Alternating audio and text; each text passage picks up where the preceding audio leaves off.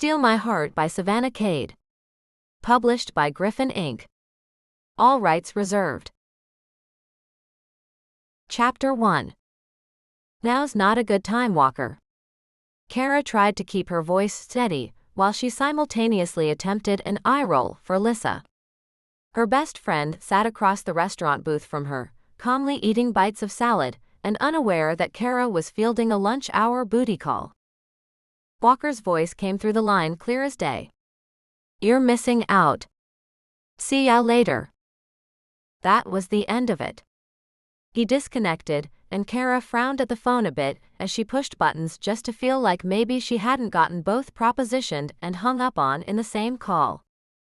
Lissa interrogated her between forkfuls of field greens. "Who was that?" Cara shrugged. "Walker. Walker Booth." "What did he want?" Cara shrugged off the question, or she tried to. Her friend knew almost everything about her life. Almost. They were eating salads with the dressing served on the side because who needed 1,000 calories for lunch? And now wasn't really the time to announce her relationship with Walker, when it wasn't really a relationship at all. Unfortunately, Lissa was smart. Cara liked that about her. Most of the time. "So, Walker Booth is your booty call?" Balsamic vinegar burned like hell when it went straight down your throat. Sputtering, Cara tried to chug some water. Then prayed her minor medical emergency would divert Lissa from her line of questioning. It didn't. When she was finally breathing normally, and Lissa was still staring her down with a look that said, "Choking won't get you out of this one," Cara shrugged again. "I guess."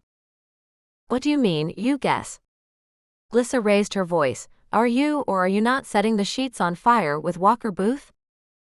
"Shut up." Cara practically hissed it. She didn't need the entire lunch crowd hearing about her sex life.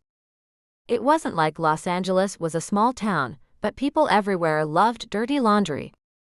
No one would think twice about being appalled that Cara was having premarital sex. Lissa looked to be gearing up to get louder, so Cara hunkered down and softly replied, "Sometimes." "When? How many times?" Lissa leaned forward on her elbows, salad forgotten for what must be the best gossip she'd heard in a while. Cara didn't think it was anywhere near that worthy, and she didn't really think Lissa needed to know. She frowned at her friend and forked a piece of Parmesan-crusted chicken that blew the bell curve on the calorie count. "I'm not giving you dates and rundowns." Then she righteously popped the chicken into her mouth. Cara stayed smug for about all of 2 seconds before she realized her mistake. "So, it's been going on for a while?" Somehow Lissa managed to pick up her fork and calmly resume eating, while Cara couldn't seem to choke anything down. If she'd only told Lissa about it from the start, it wouldn't have gone down this way. She wouldn't have been held hostage by the threat of a secret booty call. But she hadn't told, and here she was. "I guess." What does that mean? It appeared Lissa had nothing better to do than wait for Cara to cough up the whole story. "It's just, well, it's not like we're..." Sue, that wasn't working. Cara tried again. "It's not a relationship. It's just sex. When neither of us is seeing someone else." Lissa blinked and started to speak, but finally showed the good grace to use a little discretion. She smiled at the server as he came by to check on them, and she told him all was well at the table. Her smile was so serene Cara would have thought Lissa had tapped into world peace over field greens and blue cheese, but then the laser glare came back at her. "So you made this, what, contract? And neither one of you will regret it when the other throws you over to see someone else. Or you've been at this long enough that at least one of you has seen someone else, broken things off, and then come back to the booty call." At least Cara managed to get a bite in during the disbelief. When she finished chewing, she reluctantly admitted, "The second one." "What?" Lissa sat back to think about that, and for the first time Cara felt really guilty about not telling her friend. Twice she opened her mouth to say so, and twice it didn't happen because she just didn't know how to start. Did she owe Lissa this information? Was she a bad friend? Should she apologize? Lissa knew what to say though, and Cara could feel it coming. Before now she'd been getting the friendly banter, but this was becoming the cross-examination that Lissa was known for. Her friend should have put her suit jacket back on and leaned menacingly over the table, just like she did to witnesses in the courtroom. Oh crap. So you've been getting laid regularly? Kind of. Not regularly, though. She was glad that Lissa hadn't demanded just a yes or no answer. Explain. Well, that sucked, because Lissa hadn't been getting laid regularly. She'd broken up with a great guy about a year ago, because he'd thought they were casual, and Lissa definitely wanted more. Though Lissa was petite and beautiful, she didn't get asked out any more often than the average girl, and when she did, she was really picky about who got a second date. Then again, maybe Lissa had a thing going on the side too. Cara sure hadn't told anyone about Walker, had she? Walker drove me home after we were all out drinking about 8 months ago. Let's just say I wasn't making good choices. When he helped me get the key in my lock, I kind of jumped him. Lissa shook her head and sighed. That actually sounds like a pretty good choice to me. Didn't he ask you out once? Yeah, but that was like a year ago. And you told him no, right? Cara nodded, and that seemed to end the questioning. They both knew what they were looking for, and Walker Booth wasn't it. Cara continued catching her friend up on what she'd been withholding. So, after that, he ate cereal with me the next morning, then left, almost as if he had just crashed on the couch or something.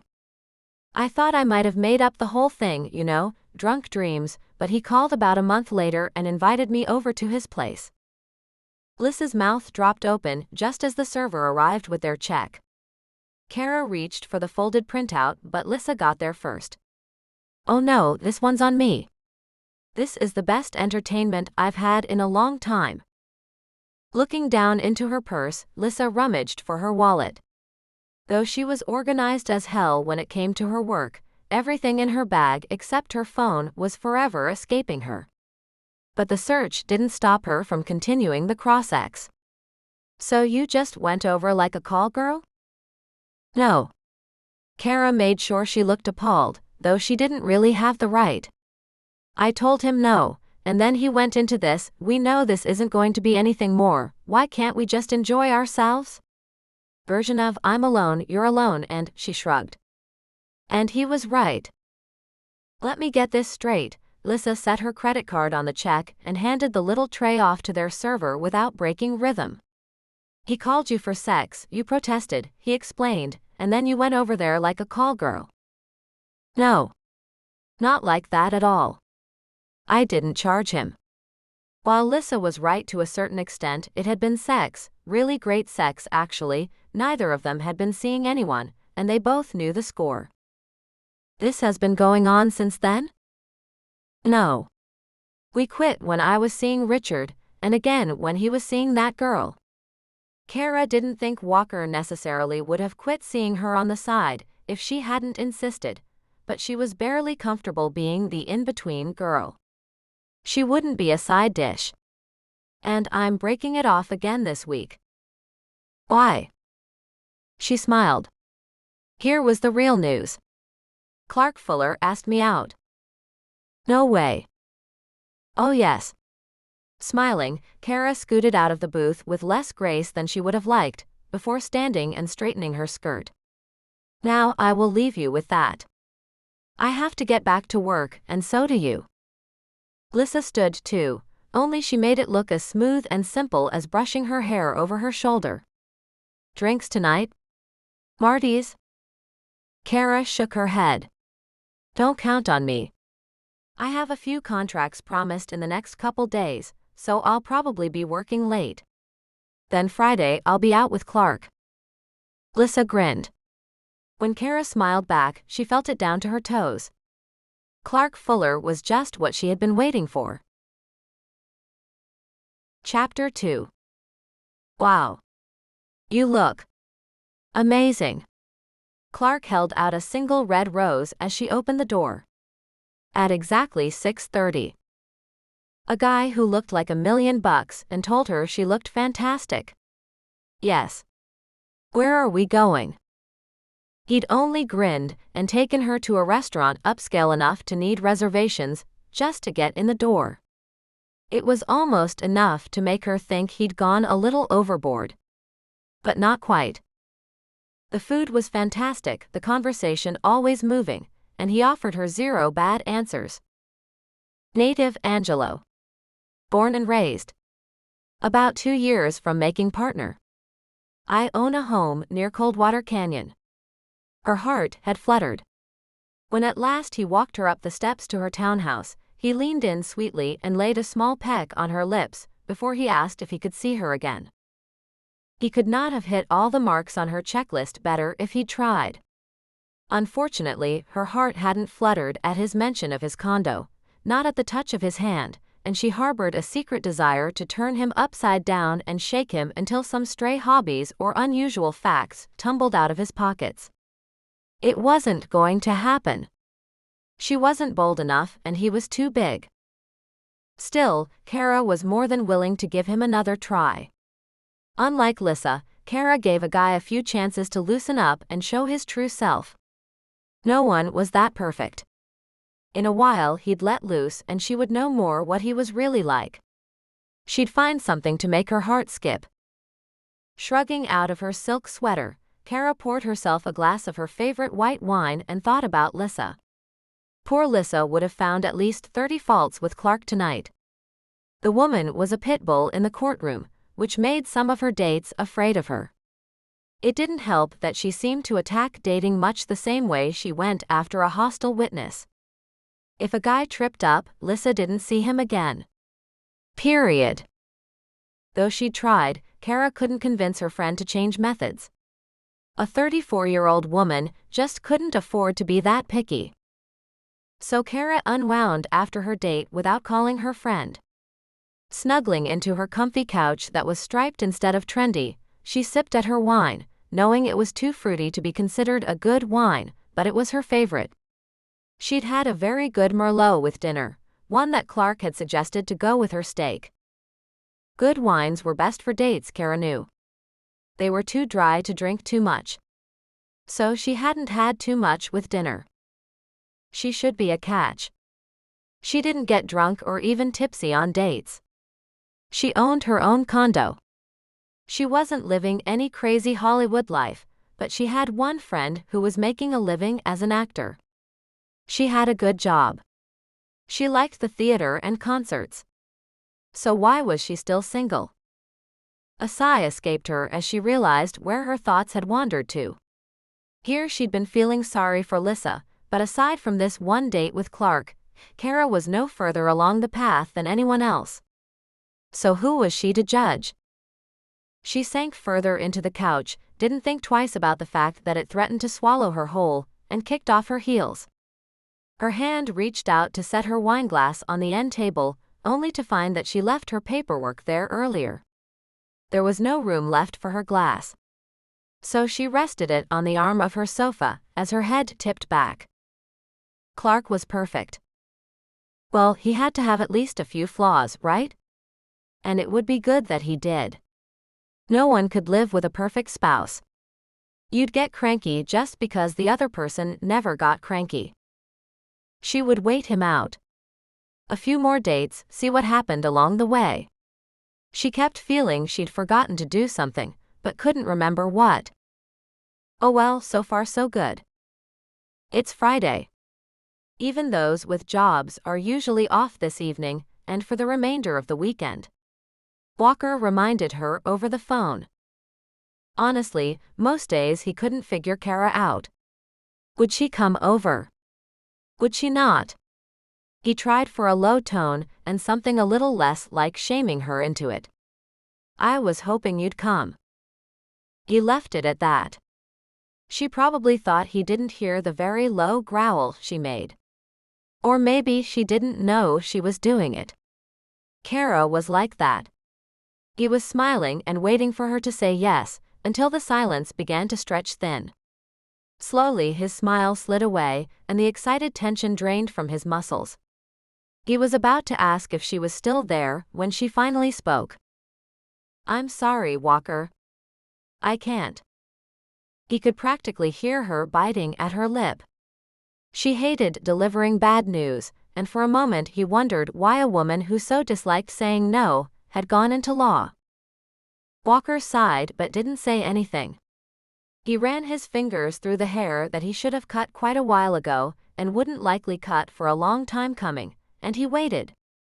When she didn't say anything, he asked, "Can't or won't?" Her breath came out in a sigh that sounded a tad melodramatic, and her laugh was a little forced. "It's not like I'm tied to something." That could be fun. Get your brain out of the gutter, Walker. It's won't. I'm seeing someone. They'd agreed they could date other people. It just took him by surprise that she was actually doing it. He hoped his voice didn't convey his shock. Who? Whom? His little grammar nerd always corrected him. It was sexy in bed. Not here. Not when she was telling him she was not only not going to see him tonight, but maybe not ever again. He tried to let it roll off his back. "Whom art thou seeing, dearest Caroline?" "I don't want to say." Nice. He shouldn't have asked. And her answer made it clear. He thought they had a good thing going. He thought they could talk about anything. But her shutting him down was just a good reason to stop seeing her, even if he didn't like the tight feeling he was getting in the pit of his stomach. He threw the curveball he'd held onto. It couldn't be true. Could it? Because if it's Clark Fuller like I heard, then you might want to think twice. How did you hear that? Where? Her answer was rapid and shocked and didn't really answer him. When he didn't rat out his informant, she tried again, more politely. "Why do you say that? Because I hear he's looking for a wife." Allah, keep your warning in mind. Not the response he was thinking she'd give him. Walker made a conscious effort to shut down the stream of questions that were making a white water of thoughts in his head. He just needed to stay upright and hang up. He should have gotten a beer before calling. Hell, he shouldn't have called at all. But he couldn't stop his stupid tongue from rolling on. "You're really dating him? Is it serious?" Yes. That one word managed to sound flummoxed. Maybe he didn't know her at all. How could he? She'd only been a friend with benefits. He'd thought there was more on the friend front of that, but clearly, he'd been wrong. He didn't know how to end this call, and Cara started talking again. She sounded like she was backpedaling and placating him. "I mean, it's not that serious between us, not yet. But I think it's best that you and I stop seeing each other. For a bunch of reasons." This time he did sigh. "If that's what you really want, Cara." "It is. Thanks, Walker. I had fun." He cut her off with another sigh, and he used his free hand to reach up and put pressure on his temples. He didn't know why he was so stressed by this. He didn't know what to say to her. Did he treat her like a friend? He'd see her around, they traveled in the same crowd. They'd broken up before, and it hadn't dug at his insides the way her words did this time. He didn't know why. Walker felt his eyes fall shut. No hot wild sex tonight. None tomorrow either. Not unless he found someone new very fast. The pit in his stomach told him that he wasn't going to do that. He shouldn't feel this bad, but he did. Maybe that's why he said it. "Don't say I didn't warn you." What kind of warning is that? Cara was genuinely confused. Walker knew what she wanted, and he knew he wasn't the guy to give it to her. This wasn't even their first time around this block. So why? This time, when his voice came through the line, it didn't melt her heart or anything. It sounded sad and resigned. "Then be good, Cara. And don't come crying to me when, well, later." Looking at the phone like it had become a strange alien being, she hung up, still wanting to say more. Come crying to you? When? When I marry Clark Fuller? Okay, that was getting way ahead of herself. But honestly. For a moment she stopped and realized that this time she couldn't go back to Walker if things with Clark went south. But that might be for the best too. She'd still see him all the time. And that was her fault for falling into bed with a guy from their tight-knit circle. Getting out now was definitely the right thing to do. And maybe without Walker there giving her mind-blowing orgasms, she'd be more motivated to get out and find the next guy. By the next afternoon, she still had yet to shake off that conversation with Walker. Lissa was coming over before Cara got ready for her date with Clark that night. In the meantime, Cara still needed a distraction. The Saturday section of the paper always had her horoscope. Gemini. Singles, Toady is pivotal on your road to becoming part of a permanent duo. That sounded good. Or not. Did it matter that they had misspelled today? Chapter 3. Esther. Walker could hear Clark suggesting baby names. Everyone in the restaurant could hear him. Clark was one of those men who thought he was larger than life. He wasn't. Fighting to keep his smile in place, Walker looked to the pair across the booth from him. Why did his business meeting have to wind up in the same damn restaurant as Cara and Clark on a damn date? LA was huge. He wanted to think the odds of this were terrible. But he'd been the one to suggest this place for his business meetup. If Cara had to. Well, Walker already knew that she would roll the chocolate lava cake on her tongue, and both of our fathers passed in the last few years. And it's their name on the firm. Melanie said solemnly, though there was a spark in her eyes. Walker couldn't tell if that was because she was just very excited to get the portraits painted, or if it meant she could relegate the old men and their ideas to a painting on the wall and finally do things her own way. He tried not to judge. He was just the painter. He should have been paying more attention so he could show them the right things from his portfolio. Close the deal. Get a retainer check. But he was trying to hear what was happening 3 tables over. He couldn't see Cara's face. Still, he was willing to bet 3 things.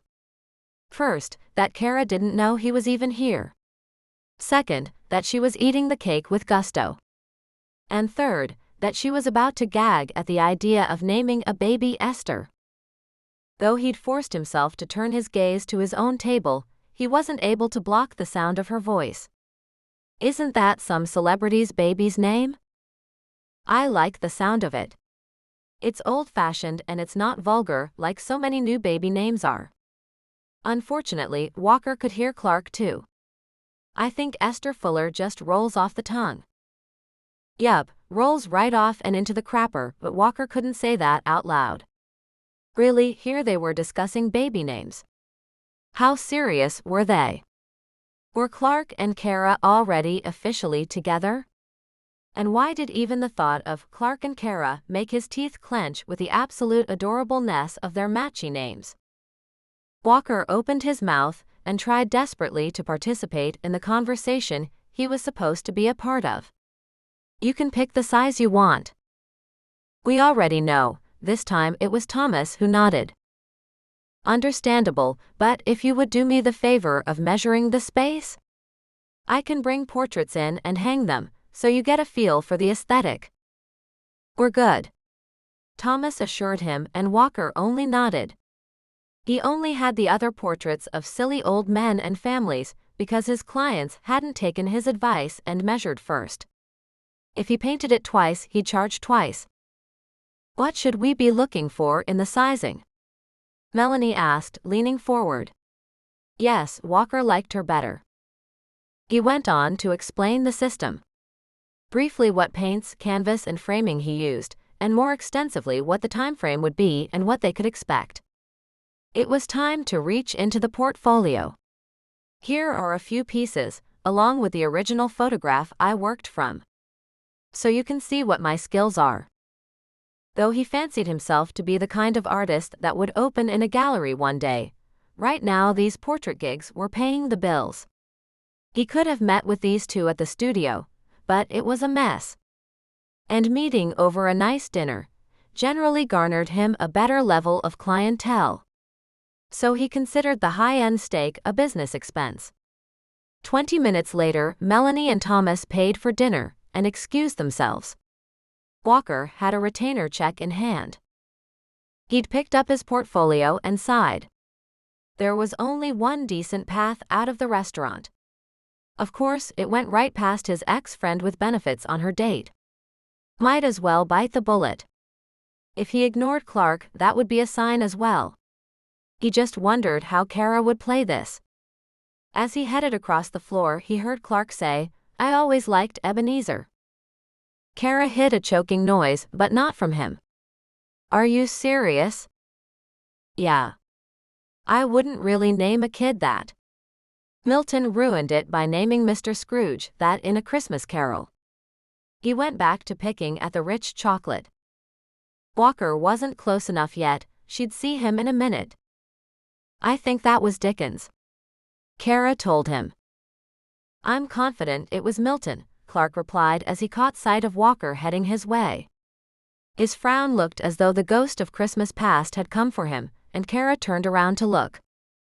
"Nope, not a ghost," Walker thought, "just your ex-lover." Clark stood and greeted him with a smile that made it clear to Walker that Cara hadn't told her new boyfriend about their past. Booth. Fuller. He did the only thing he could do, and basically ignored Cara. She'd probably appreciate it. So he clasped hands in that tight, stiff way that appeared to be a ritual going back to caveman and territory defense days. "Listen to the lady, Fuller." It was Dickens. In her mind, Cara could see the fan blades swinging and the crap flying right toward them. She took in a deep breath, knowing she'd need it in about 3, 2. Walker's smooth baritone came exactly when she expected it, but not the way she'd expected it. He grinned that bone-melting smile that always made her forget his hair wasn't cut neat like Clark's, and that he was chasing some pipe dream that wouldn't get him anywhere. It was a shame he couldn't bank on that smile. Clark scrambled to introduce her, cutting off whatever Walker might have said. "Oh, this is my date, Cara Larkin." But as Walker turned to her, she felt her heart sink. Reprieve over. Shit going to hit fan. Walker opened his mouth to speak, "Now. We've met." He gave her a brief nod, then turned all his attention back to Clark. "I'm on my way home. I have to go." He walked away as if he didn't really know her, without even the slightest acknowledgement that she'd made his eyes roll back into his head more times than either of them could count. She was torn between hating him for so cleanly dismissing her, and chasing after him to kiss his feet for not telling Clark about the two of them. Neither was an appropriate response. "Caroline? Are you okay?" "No. I think I ate too much cake." She didn't want any more anyway. Walker had ruined it even after Clark's picking at it couldn't. She snuck a glance at him as he slid into the front entrance and out of her sight. Now that she wasn't blinded by his smile, she realized that Walker had pulled his thick hair back tonight, and he wore khakis and a jacket. He also had a huge leather briefcase with him. Her musings were interrupted by Clark telling her about Walker. "I've known him a while now. He's a bit odd." Cara just nodded along as though Walker hadn't just told Clark that they already knew each other. She'd been hoping Clark would take her back to his place tonight, and so she tried to hold out and hold up, but the yawn escaped her anyway. Clark was already motioning to the server for the check. "You're getting tired. It's time for me to get you home." Well, that was a bust. She tried and failed to think of a way to get him to invite her over. She knew how to manipulate a conversation. She was a lawyer, for God's sakes. An accountant like Clark shouldn't stand a chance against her verbal wiles. As she replayed their conversation, grasping at options, she realized he simply hadn't given her an opening. Not once in 5 dates. He hadn't mentioned anything about his home, nothing about his collections or gardens or even technology that she could say she wanted to see. He hadn't once mentioned where he lived, except in direct answer to a question. And even then, he hadn't said anything other than the general area. Well then, on to plan B. I was thinking next time you might come over to my place. I make a mean chicken parmesan. There. Hook. Bait. Wait. That sounds great. He smiled, but sadly it didn't transform him into a god, not like a smile did to Walker. Clark was just a somewhat better than average-looking guy. He was in good shape, which was a huge bonus, but his dishwater blonde hair looked like maybe he'd had it highlighted, and his blue eyes didn't have sparks in them. That was okay. She could make them spark. Chapter 4. He won't have sex with me. Cara wailed it just as she realized she was sitting in the same restaurant that she'd been sitting in when she confessed to having a side thing going with Walker. Luckily, only a few heads turned to look at her funny. Jessica and Bree took it all with a practical grain of salt. Probably why they were sitting together on the other side of the booth and leaving her on her own side. Cara was obviously volatile. Jessica raised one perfect eyebrow. Why not? Cara stared at her friend. Do you think I'd be sitting here whining if I knew why he wouldn't? I have no clue. Okay, what have you tried? Bree joined in. Always the rescuer, Bree could have easily whipped out a pad of paper, settled some wire-rimmed glasses on her nose, and asked how Cara felt about her mother. It wouldn't have surprised anyone. We'll figure it out. Cara was more than certain that Jessica had reverted to her police detective on the case tone. The kind that took no shit, but wanted you to know she was your friend. Kind of. The woman knew how to do research and get people to confess to all kinds of things. Though she was more than willing to put herself in Jessica's hands, sadly, Cara had nothing to confess. She just wished she did. I have done the. She knew her eyes went upward when she was searching her brain, but she had to think. The low blouse thing with the leaning over. I've done the hand on arm. That's not anywhere near enough. Hand on arm is just an opening salvo, Cara. She glared at Bree. Maybe she was getting mad so quickly because she was sexually frustrated. I know, that's why I was saying I did it, then led to hand on thigh, breasts pressed to arm, and D. All of the above at the same time. Then what happened? Jessica now looked very confused. Nothing. Nothing at all. Cara shook her head. Aren't those the universal come hither signs? Don't men berate each other if they miss a clear pass like that? Is he in a locker room somewhere with his friends, telling him what a dipshit he is because I was all over him and he missed it? No honey, he's not. Bree put a soft hand on Cara's arm, and at Cara's how do you know look continued.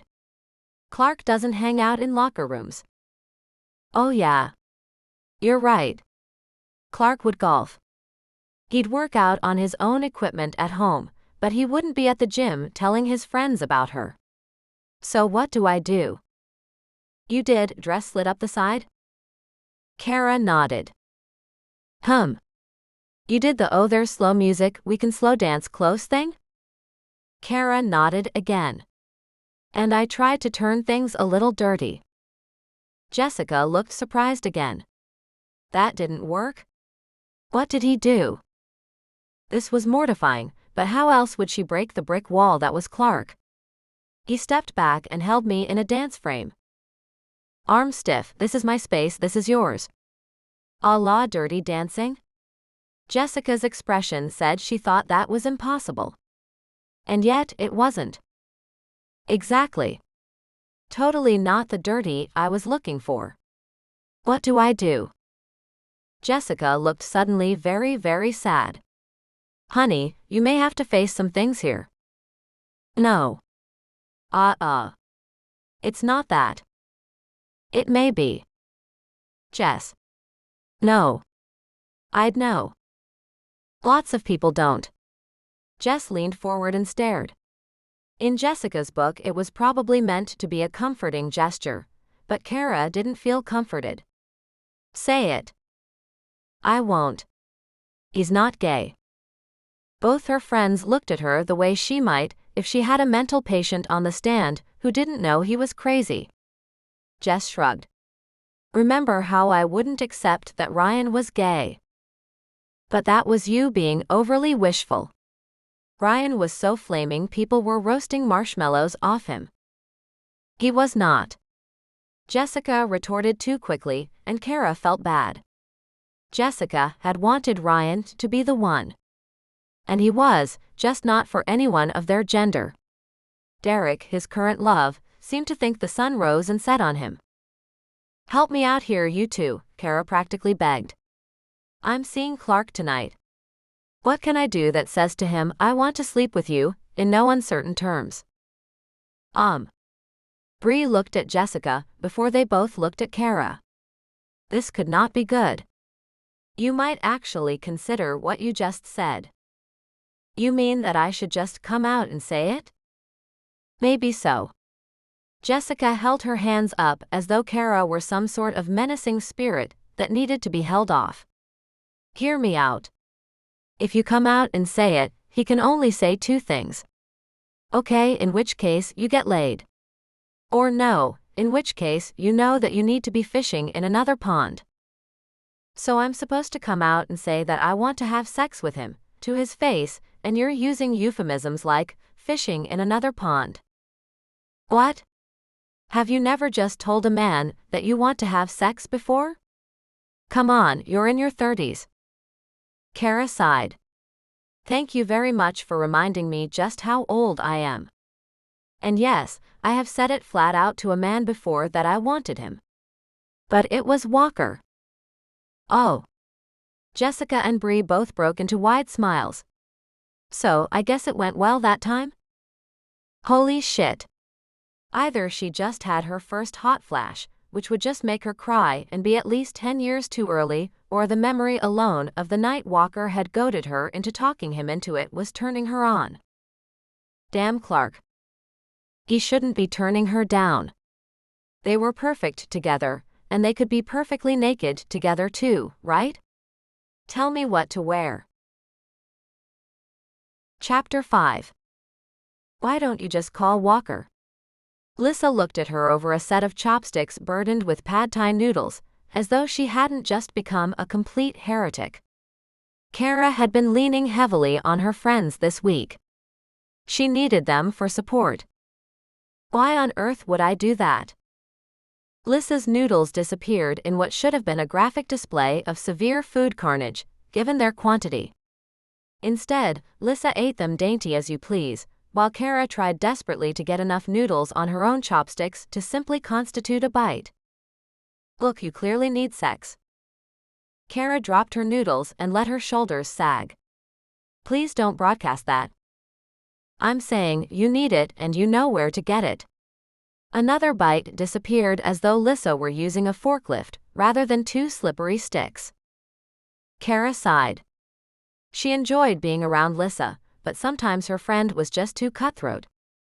Maybe Cara should have called Bree, or Jessica, or Zoe. Zoe would never have suggested she cheat on her new boyfriend.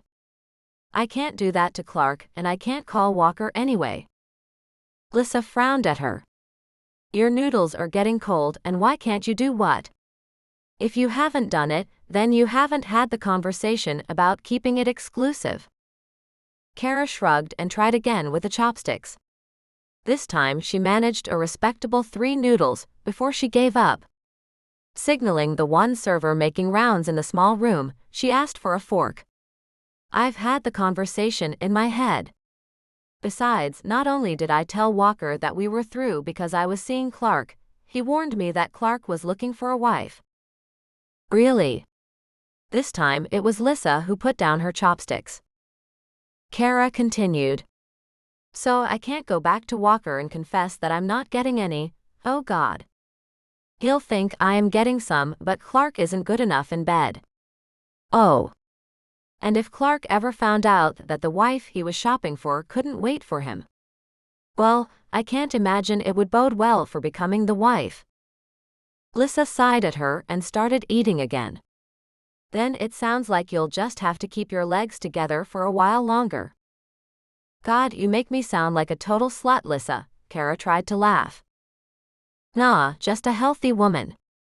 I am beginning to wonder if you shouldn't parade him in front of Ryan and Derek, and see if he passes. There's no way. Cara stopped herself as the thought passed. What? I was going to say there's no way a man with Clark's reputation could be anything other than heterosexual, but I guess that's the point, isn't it? He's all bark and no bite at this point. She pouted and rested her chin in her hand. And I want some bite. Don't we all? Lissa leaned back and pushed her plate away. Walker stood in the studio, the floor suddenly cold beneath his feet as he stepped back. He hadn't noticed the time or the drop in temperature. Every once in a while, LA liked to remind people that it could do cold. Luckily, it just didn't like to do it. The corner of his lip pulled up, and he reached over to grab the beer he'd set on the counter. He'd built the setup out of a piece of laminate surface he'd gotten on discount, and some basic shelving.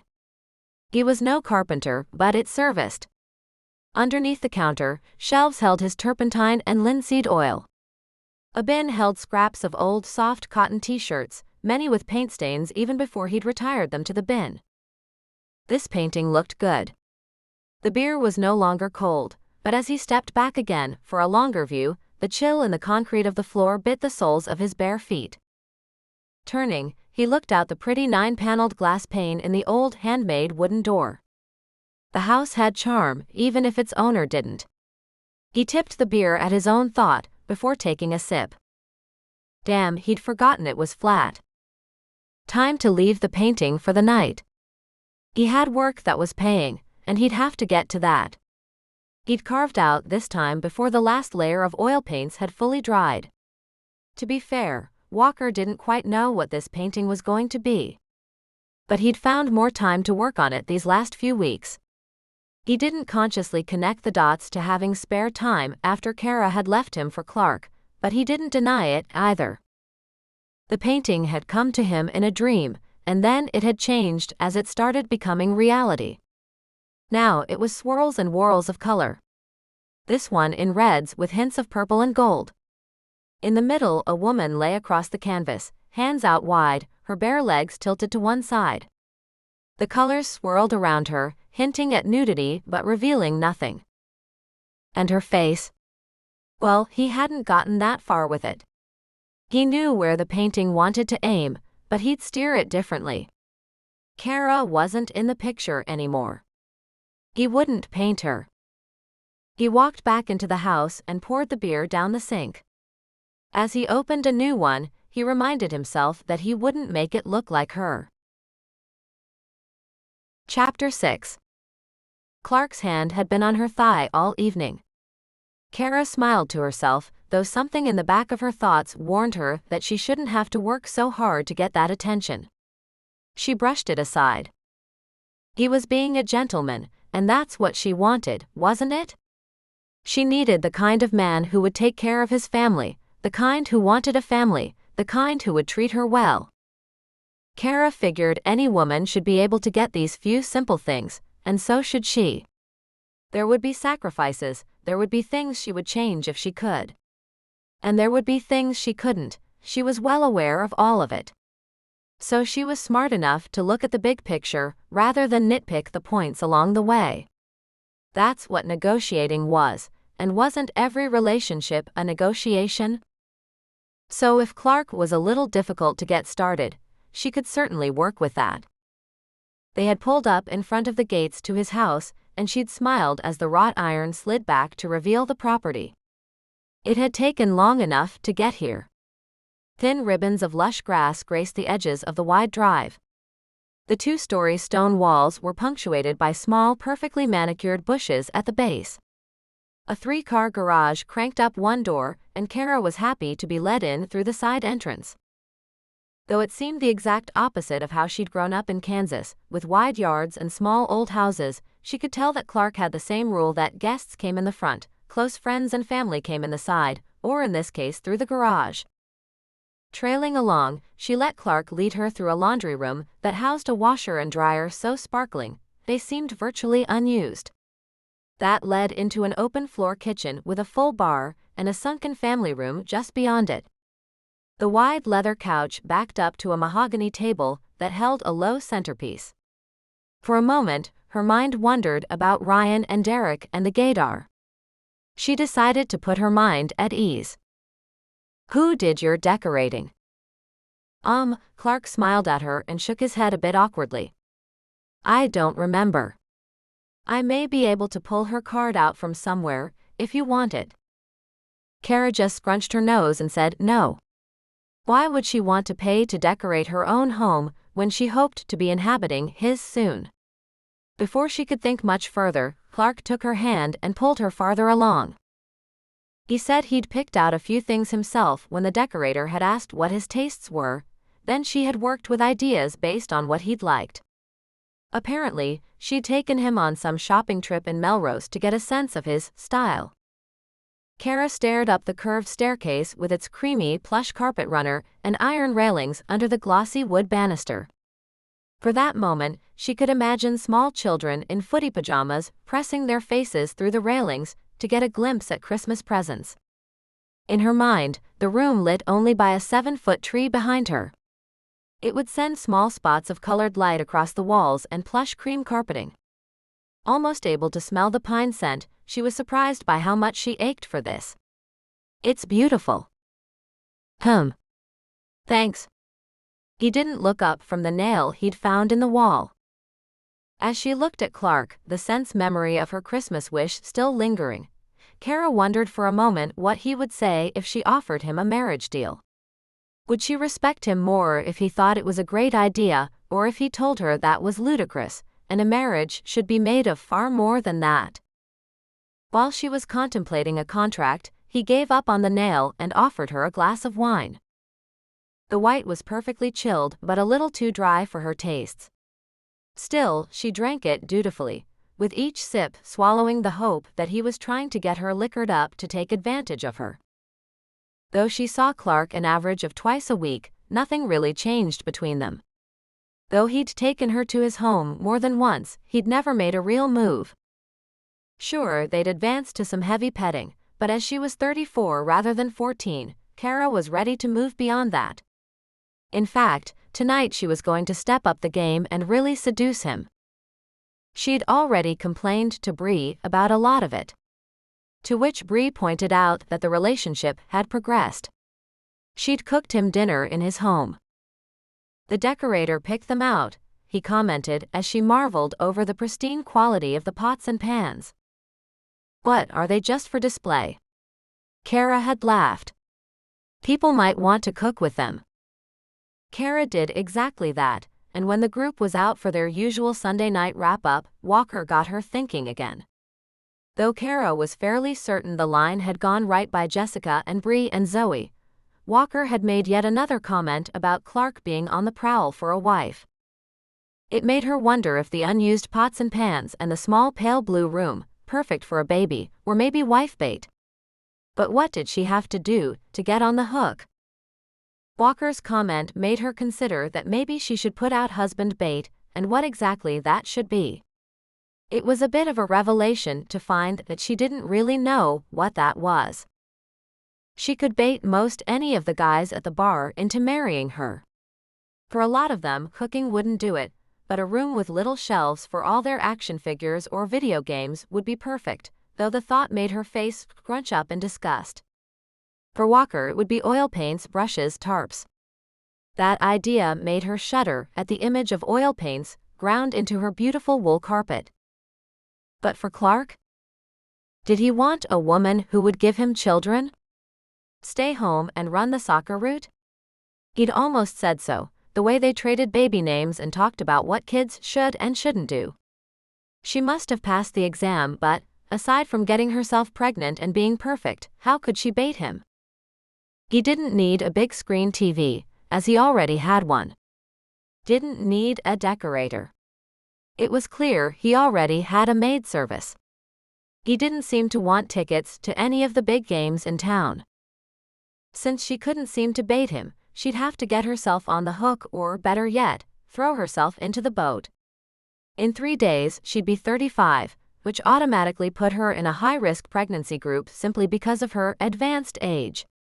Some said she'd be more likely to be struck by lightning than to get married.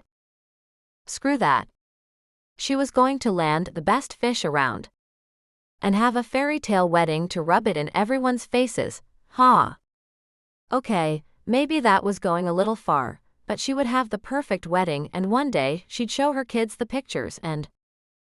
Well, tonight she'd put on a clingy skirt and sexy underwear. She had on a button-down shirt that, oh please God, let the buttons go flying. She'd need to be on her A-game. Cara said a prayer as she climbed in her car. She had her big purse with her. Inside was a t-shirt, clean undies, and a box of condoms. She prayed that she would get to use every single one of the items she'd brought. By the time she arrived at the neighborhood gate, Cara's hopes fell. She didn't know his gate code. After convincing herself she could sweet-talk the guard, she pulled up to see no one was in the little stone house. Crap. Well, she had once been a teenaged girl, surely she could stalk her own boyfriend better than this. Turning the car around, Cara circled the block and came back. It took several passes before she got lucky and followed someone inside. She mentally added "Get Clark's gate code" to her to-do list. At his house, she wiped the sweat off her palms as she took a breath and pep-talked herself once more. She'd never done anything like this before, never just thrown herself at a guy. Well, except for Walker, but by the time she'd done it, she already knew he wanted her. She'd never doubted that he would say yes. Out of excuses, she swung her car door wide and set one heeled foot onto the pavement, just in case he was watching. Did he hear her car door close? Was he coming down the stairs right now, excited to see her? Or shit, he might not even be home. The garage doors were all closed, so she couldn't tell if his car was there or not. She could see a light in the foyer, but it had been on when he'd brought her here before. So she didn't think that was a sign, one way or the other. Oh well. She'd come this far. She rang the bell. Nothing happened. She counted to 60 in her head and wondered if the neighbors could see her, and if they'd call security. Then she remembered there was no guard in the booth tonight. She rang the bell again in a last-ditch effort and waited. Nothing. Damn it. This was supposed to be her night. What did she do now? Sit here on his doorstep? Probably not. If he was out with his friends and they came back here, they'd all laugh at Clark's girlfriend waiting on the curb for him. It was a little too much like high school. She could feel her shoulders sagging as she turned to head back to her car. Halfway there, she heard the door open behind her. Caroline? A big grin spread across her face before she turned around.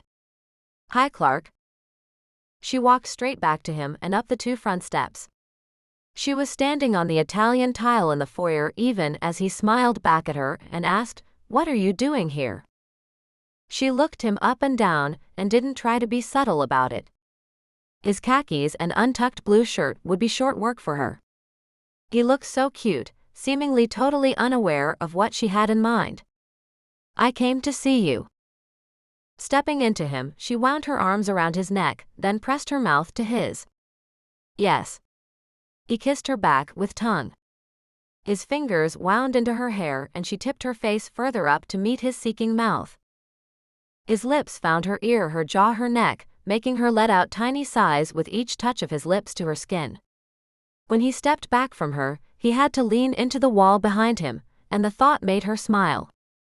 He whispered at her, "What do you want?" But Cara didn't answer, just began opening his shirt, easy work because he didn't have all the buttons done. His smile was sly, like he saw what she was doing. But he asked, "Shouldn't we wait?" Cara stopped and looked at him. "Haven't we waited long enough?" His hands covered hers, and he was making HMMMMING noise that had to be the start of something good. Cara looked up right at the same moment she heard it. "Clark?" The feminine voice was like cold water. A woman hung over the railing, laughing. As far as Cara could tell, the brunette was wearing only a pair of black underwear, but as the railing was in front of her, she couldn't be quite sure she was even wearing that much. Her brain couldn't quite process the tousled black hair the woman flipped back over her shoulder, or the fact that the other woman was at the top of the stairs, while Cara was at the bottom. Cara spit out angry words. "Who are you?" A giggle was followed by just 2 words, "The decorator." Cara stood rigid and blinked blankly as the decorator filled the space with an airy lily of a question. "Are you the girlfriend?" With a sick sense of certainty, everything clicked into place. Cara looked at Clark. His eyes were closed and he looked frustrated.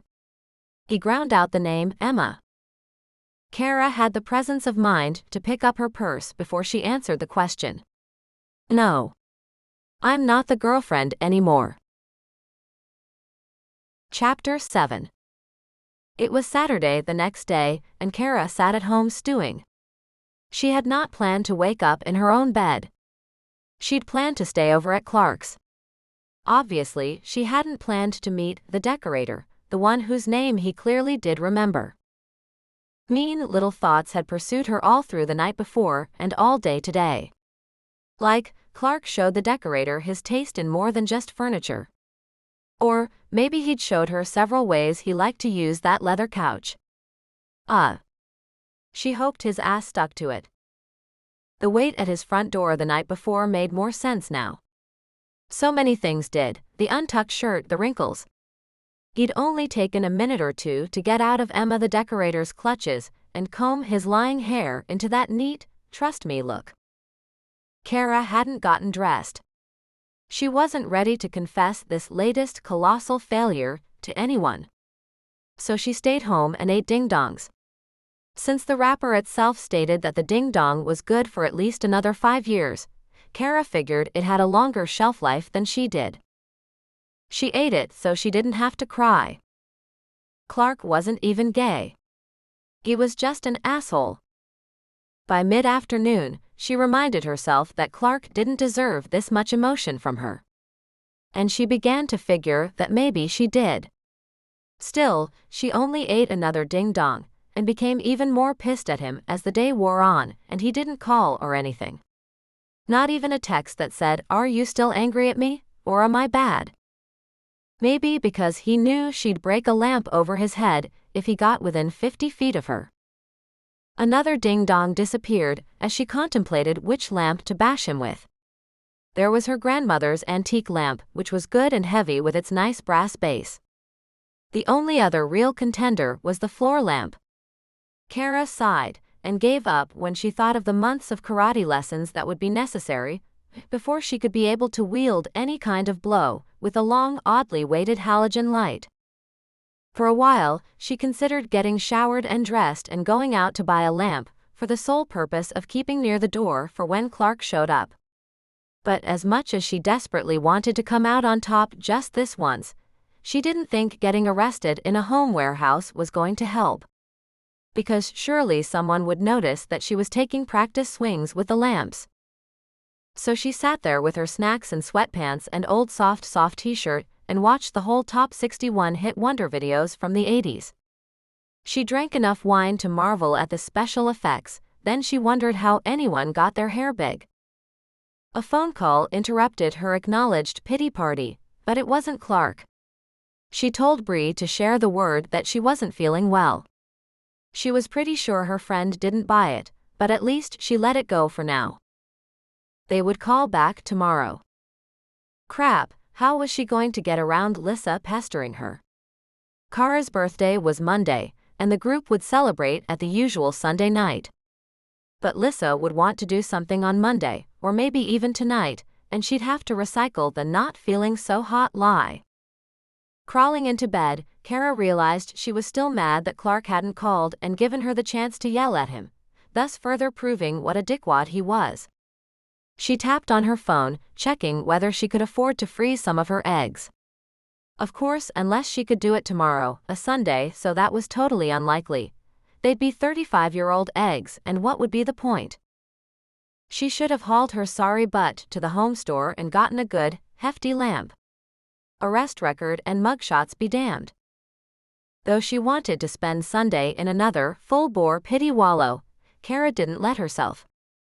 She showered, dressed, and then decided a jog to work off all the ding-dongs from yesterday was a good idea.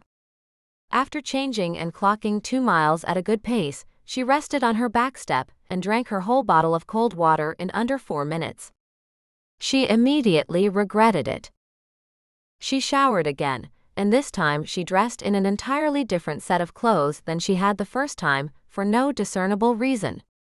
Cara was ready and trying to figure out what to do with the rest of her day, when Lissa called at 11. Breakers. Really? Breakers on a Sunday night? Cara asked back. That place was always fun, but always a crowded mess. Only so many places you can get all those hard ciders on tap, girl. Okay. Breakers it is then. She wanted to ask if Lissa had invited other friends, or if it would just be the two of them. Just Lissa would be a lot easier to handle, but Cara didn't want to interfere. If Lissa had gone to the trouble to set it up, then Cara would be grateful. She just didn't think her other friends would deal with Lissa very well. But then she had another thought. What if Lissa had invited Clark? Liz. Wait. Is it just us tonight? Sure. Cara wasn't certain what to make of that. There could be no surprise parties. Though it would feel wonderful to dump her booze over Clark's head, it would be a waste of good cider. Lissa, really? Did you invite anyone else along? I can't have a surprise party this year. This time the tone was genuine. Of course I didn't. It's just us. Oh, did you make plans with Clark? How did Friday night go? I assumed that was why you weren't feeling well yesterday. Not so much. Here it came. Clark's an ass of epic proportions. I'll tell you about it later. Oh no, you won't. I'll be there in 10. With that, Lissa hung up and Cara was no longer left wondering what to do with her day. It turned out she had only 8 minutes before Lissa's car reached the curb. Cara opened the door as her best friend jogged up the back steps in her cute little sneakers and jeans, but she didn't say anything. Not yet. Even when Cara stayed silent, Lissa didn't press. She just peeled down the zipper on her hoodie and tossed it over the back of a chair before making herself comfortable on the couch. Taking a moment to settle herself, Cara tried to gear up for one very embarrassing confession. She figured she already looked like a total idiot, so she started at the beginning. I wore that button-down shirt. The one where the top button is only halfway between my boobs. That one. She didn't leave anything out, even the box of condoms still in her purse, still unopened. She told everything. Lissa was righteously outraged for her. Clark is a complete ass. Oh my God. Screwing the decorator of all people. At least the validation felt good. Lissa probably felt Cara's pain personally. More than one man had dated her friend and kept someone else on the side. Maybe it was because in LA you never seemed to run into the same people twice, so you could keep 2 separate crowds of friends. Hell, Cara was doing that. Or maybe people everywhere were total jerks who had no comprehension of monogamy. You know, I can't even really be that upset with him, because we never had the talk. We never said we'd be exclusive. Cara did see the logic there. Not like that made everything fine, and she was definitely done with Clark Fuller. Maybe he really thought it was okay. Lissa interrupted her. Stop right there. If he truly believed what he was doing was kosher, he would have told you he was still seeing other people. He wouldn't have hidden her upstairs when he answered the door Friday night, and he would have said, "Look, someone's here."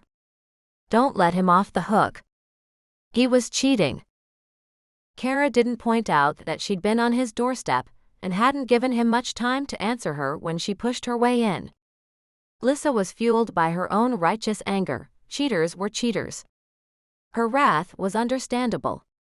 She'd come home one day at age 26, sparkly new engagement ring on her finger, and walked in on her fiancé, his naked ass in the air over the girl who lived down the hall. Lissa said her only consolation was that she interrupted them, and she didn't think they'd ever finished. Well, that and hawking the engagement ring he'd spent all his savings on. Lissa had moved in with Cara for 3 months then, and ever since she'd towed a hard line on liars and cheaters. Cara couldn't blame her. Even more, Cara hated that she was defending Clark. After 4 months, he should have said something if he was still seeing other people. He shouldn't have put himself in a situation where a naked woman could hang over the balcony and ask if Cara was the girlfriend. But that line of thinking would get her nowhere. She and Lissa ranted for a bit, then declared the topic of Clark off limits for the rest of the day. A mere 15 minutes later they declared all men off topic, then consoled themselves with lunch on Melrose, and followed it up with several hours of retail therapy. Cara spent half her month's savings, even though she knew she shouldn't do it. But it did take her mind off the ending of what she had truly believed was the beginning.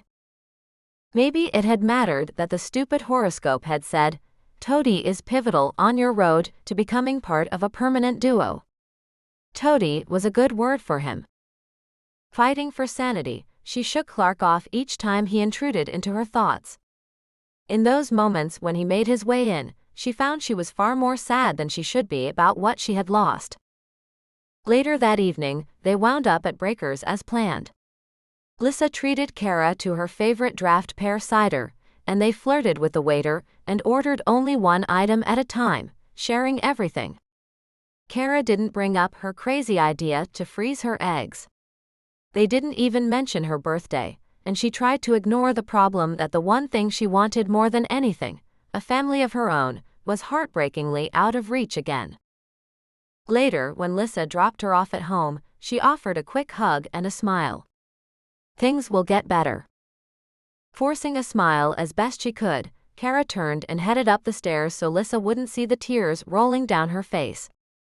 When did they get better? When she completely gave up on being part of a unit and carved out a solo life for herself? Lissa was 2 years older, and though she dated, it seemed she had pulled the plug on her own plans. Cara remembered that Lissa had been the biggest dreamer of them all. They'd been bridesmaids together more than once, and Cara had known exactly what it was her friend had wanted. What they both wanted. Wandering into her back room, she began to parcel out her new things. Then she washed her face, brushed her hair, and was heading to the kitchen when she heard a knock at her front door. Thinking Lissa had gotten a bag mixed in with hers or vice versa and come back to swap it, Cara threw the door wide open. But it was Clark standing there on her front stoop, hands shoved down in his pockets. "Hey, Caroline." She didn't say anything, so he did.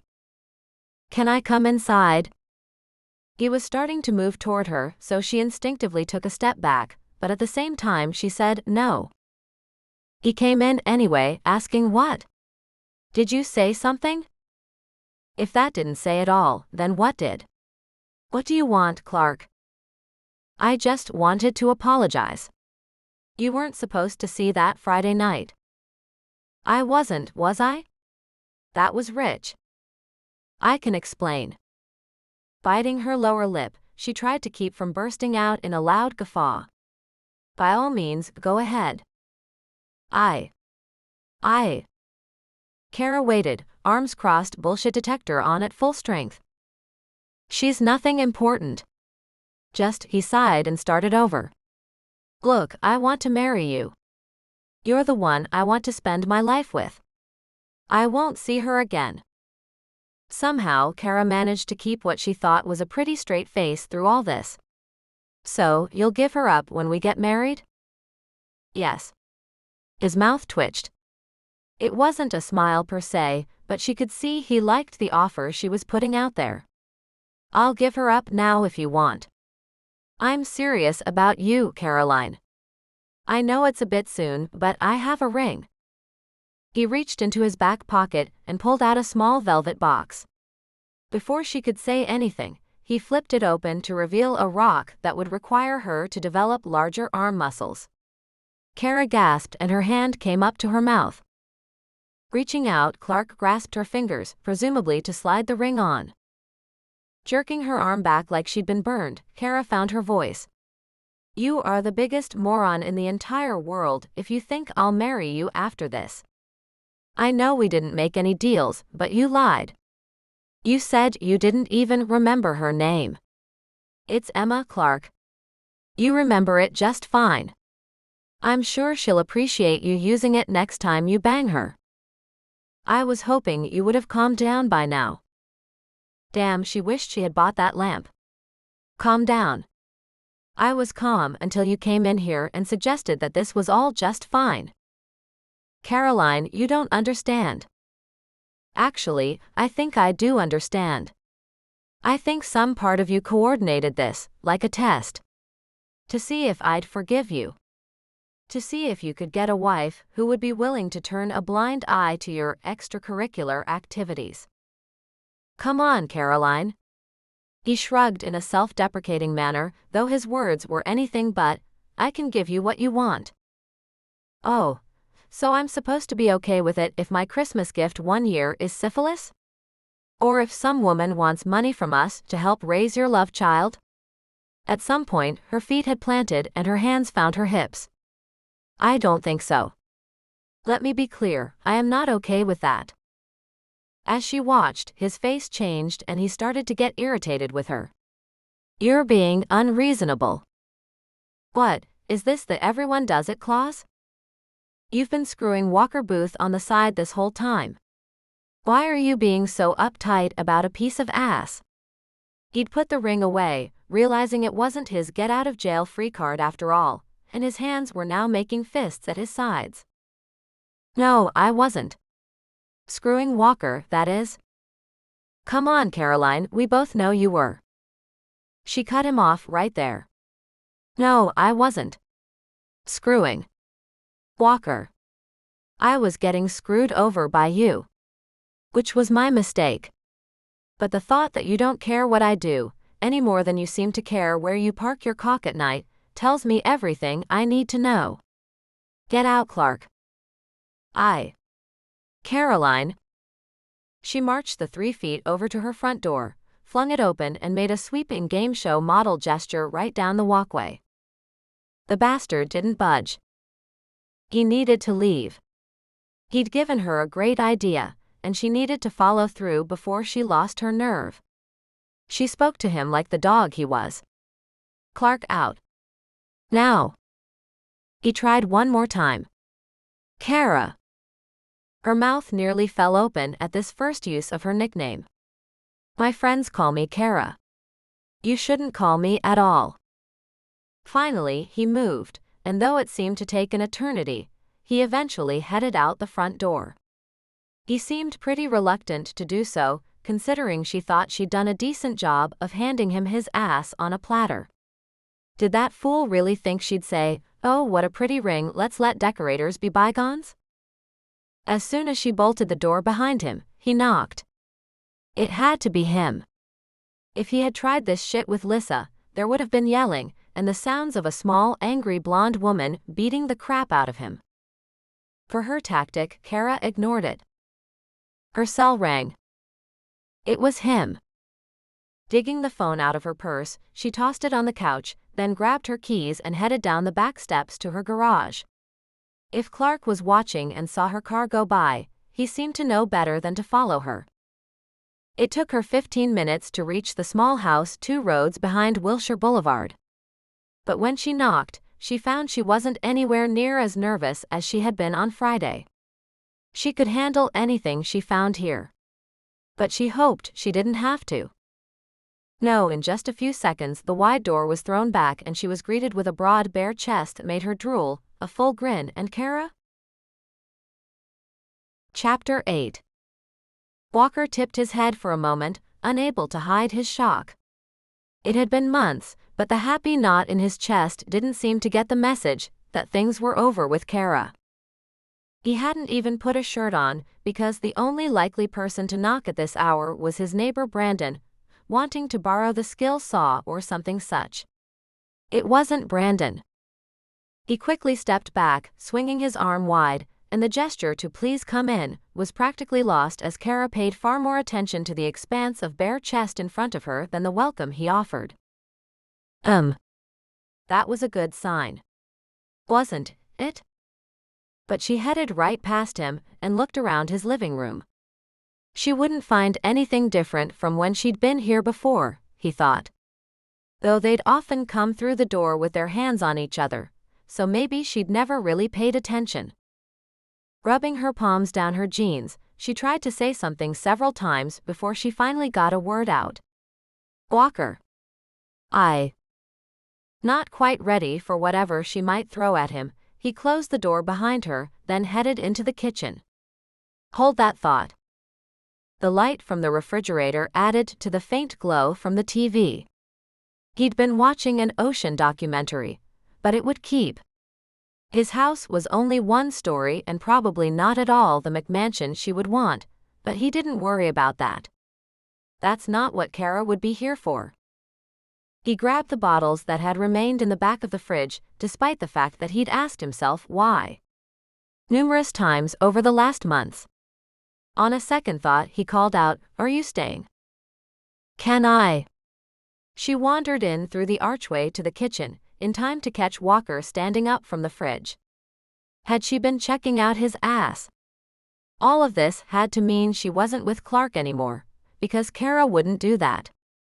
The amount of relief he felt at the thought was more than a little disturbing. Friends with benefits, he reminded himself, one benefit being that he didn't have to care or worry or play games.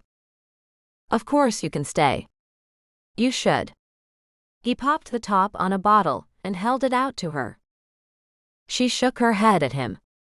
I don't really drink beer. Cara. He pushed the bottle at her. It's a cider. Really? Her hand closed around the cold glass and he watched her eyes fall shut as she sipped at it. Oh my God. It's really good. Yeah, it was. He clinked his own bottle against hers. Happy birthday. He watched as she almost choked mid-sip. You remembered? Hey, slow down and enjoy that. You only get one. Only one. You're a bit of a lightweight, Cara. His free hand came out and grabbed hers, tugging her back into the living room. It shouldn't be this easy. And it shouldn't feel this good. But it did. He plucked her purse from her shoulder and set it on the table by the couch, pulling her into the deep sofa, settling her next to him.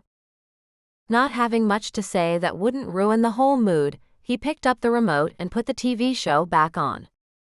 The bar at the bottom only showed 10 minutes left. He could sit here with her for 10 minutes and wait to hear what she had to say. But it wasn't that easy. His arm ached to slide around her shoulders, and after a few minutes Walker gave up resisting. He tucked her alongside him. Cara was sunk into the deep couch and probably couldn't have dug her way out if she'd tried. Her t-shirt felt soft against his bare skin, but Cara had always felt good against him. Simple. Easy. Right.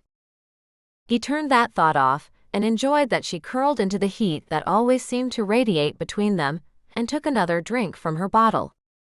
His arm tightened involuntarily, and she had to feel his face turn into her hair. He should have stopped, but what would be the point? The shell of her ear was so tempting.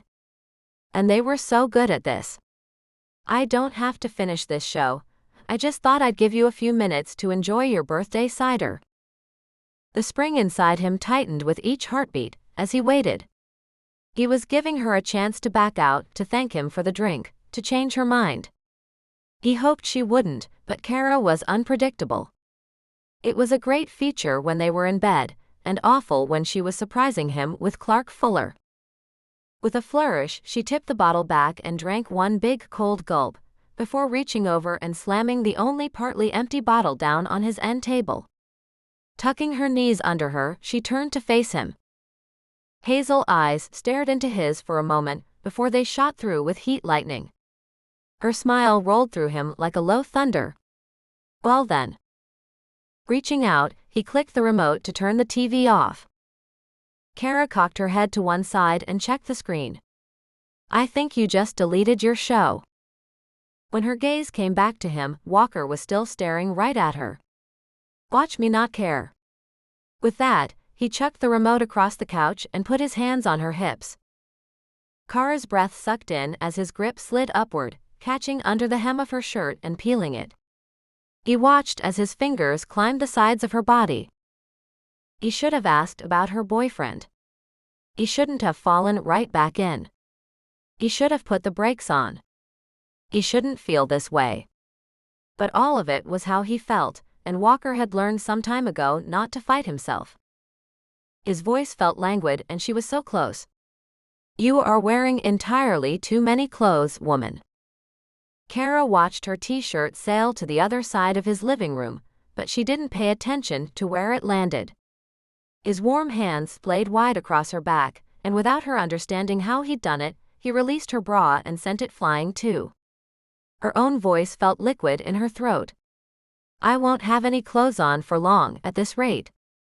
He replied by plastering himself to her bare chest to bare chest, and settled his mouth at the side of her neck. For a moment his tongue was a shock against her skin, but a sigh from him and another kiss against her shoulder had her sagging into him. Unable to fight any of it, and not really wanting to, Cara let her body float away in the cloud of need and lust this man always inspired in her. His mouth was hot and wet against her skin in too many places to count, and though she wanted to lean back and let him do all the work, she couldn't seem to stop her own hands from touching every surface of him. His abs slid by under her palms, warm smooth skin over solid muscle. When her fingertips passed over his flat nipples, she felt the effects, his breath sucked in on a quick gasp as his lips forged a trail over her collarbone.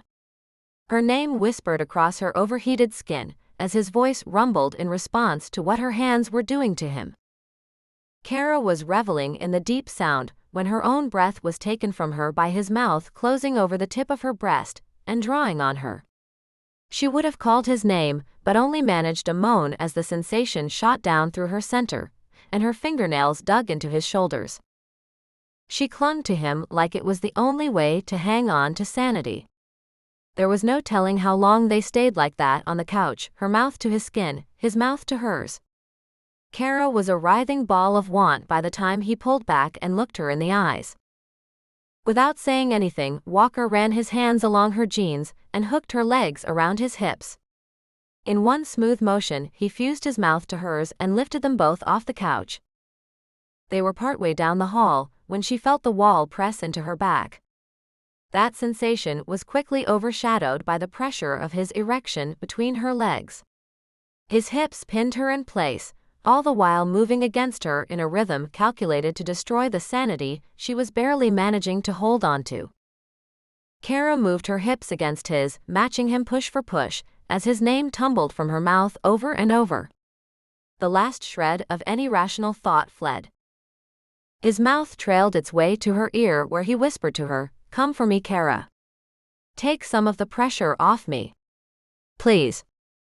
If that hadn't done it, his hand sliding up and over her hip, along her ribs, up to cup her breast and rub his thumb along her nipple set her off like a rocket. She bucked against him, the pressure of him hard between her legs exploding in release right there in his hallway. Though he pulled his head back and watched her from beneath heavy lids, his hands and hips never stopped plying her, Walker's deep eyes missing nothing. She was both boneless and breathing heavily when he lifted her again and aimed for his bedroom. Ever so gently, he laid her down on the comforter, but then he was all hands and limbs and mouth again as he pulled off her shoes and stripped away her jeans. He briefly reached into his nightstand drawer before hooking his thumbs in the sides of his own sweats and peeling himself naked. Laid bare, Walker Booth was a beautiful sight, and Cara felt her breath hitch as she looked at him. She should have cared that she was completely naked, and that there was a light on back here somewhere exposing every single inch of her. But she didn't have the energy to curl up and hide, and the open want in Walker's eyes pinned her where she was. Cara watched as he took several deep breaths before he finally moved, placing one knee on the bed between her legs and crawling over her. Though he had her caged on his bed, he wasn't making skin-to-skin contact with her anywhere. She watched with her mouth partly open, probably drooling as his hands deftly rolled the condom on. Then he lowered himself, fusing his skin to hers. He pushed into her, sliding as she arched up to meet him. The friction left both of them unable to breathe from the pleasure of finally being connected. They pushed and pulled against each other in a rhythm that was both familiar and frantic. Cara fought to be closer to him, even knowing that was next to impossible. Her nails clawed at him until he reached out and caught her hands in his own. Lacing their fingers together, he pushed her down into the soft bed and sent her over the edge one last time. Deep brown eyes watched as she came apart. At least they did until his own orgasm took him over, and he cried out her name before practically collapsing on top of her. Cara had no idea how long she lay there, pinned beneath him. But she wasn't complaining. Her heavy breathing eventually righted, and her eyes got heavy, but the contentment didn't leave. Later, he rolled off her. "I'm sorry. I've got to be so heavy for you." A laugh burbled out of her throat. "Now you apologize for that? It was so long ago." "Really? I'm just now able to form words." He grinned at her as his arms snaked out and wrapped around her. Settling her next to him, he turned his face toward her hair. She was thinking about what a mess it must be when he spoke again. "I like your birthday. You should have them more often." Though she laughed, she disagreed. "I don't think so. I'm getting older fast enough, thank you. You, my dear, are still a spring chicken. Don't worry about getting old." His fingers rubbed along her arm and Cara could tell he believed what he was saying, which just went to show how little he understood. "I'm old. I just turned 35. 35 is not old. Certainly not on you." She could feel his smile in her hair. "Yes, it is. As of this morning, all my eggs are mutants, and my chances of getting pregnant just dropped drastically. Oh, and if I do get pregnant, I'll likely have a baby with some kind of birth defect." As the words left her mouth, Cara felt the mortification set in, and she went still. She couldn't believe she just showed up for a booty call, then told him about her fertility worries. Good Lord, he probably thought she was here to steal his sperm. She'd heard of women doing that. But as usual, nothing seemed to faze Walker. "All that happened today? This was a really big day for you." He nuzzled her hair and kissed her temple. It was sweet and tender and consoling, as though he actually understood even if he'd made light of it. Cara leaned into him, taking the comfort, only to find him slowly changing tactics. His hands came up on either side of her face, and he held her there while his mouth came to hers, then searched every inch of her. In the few flashes of thought she managed while he kissed her senseless, she noticed that he had grown hard again. It didn't even occur to her to refuse him, or even to question it. Walker wanted her. And whoever Walker wanted was lucky. It was a long time later when Cara was lying in his arms again. This time Walker had pulled the covers up, conceding to exhaustion. She figured they were entitled to that. When she'd first shown up and he'd asked if she was staying, Cara had just assumed that he meant for sex, but it seemed now he meant overnight. They'd not stayed overnight with each other before, but his arms were wound tight around her with no indication that he was going to move anytime soon. Though they lay like that, motionless in each other's grasp for a while, neither of them was actually fading into sleep. Turning her face to his shoulder, Cara kissed the skin she found there, then gently bit into the muscle underneath, a smile on her face. "Thank you." "Thank me." "I don't think so." Walker rallied some strength and laughed hard enough for her to feel it through his entire body. "If you aren't willing to have more birthdays, I'm more than happy to help you celebrate other holidays." Cara laughed too, and gave up trying to thank him for turning around a truly miserable weekend. She was shaking her head at herself when he spoke again. "Can I ask you a question?" "Sure." She kissed his shoulder again, loving the feel of his warm skin along her lips. "Is Clark not putting out? Is that why you're here?" She almost blurted out, "Oh yeah, Clark's putting out, just not with me."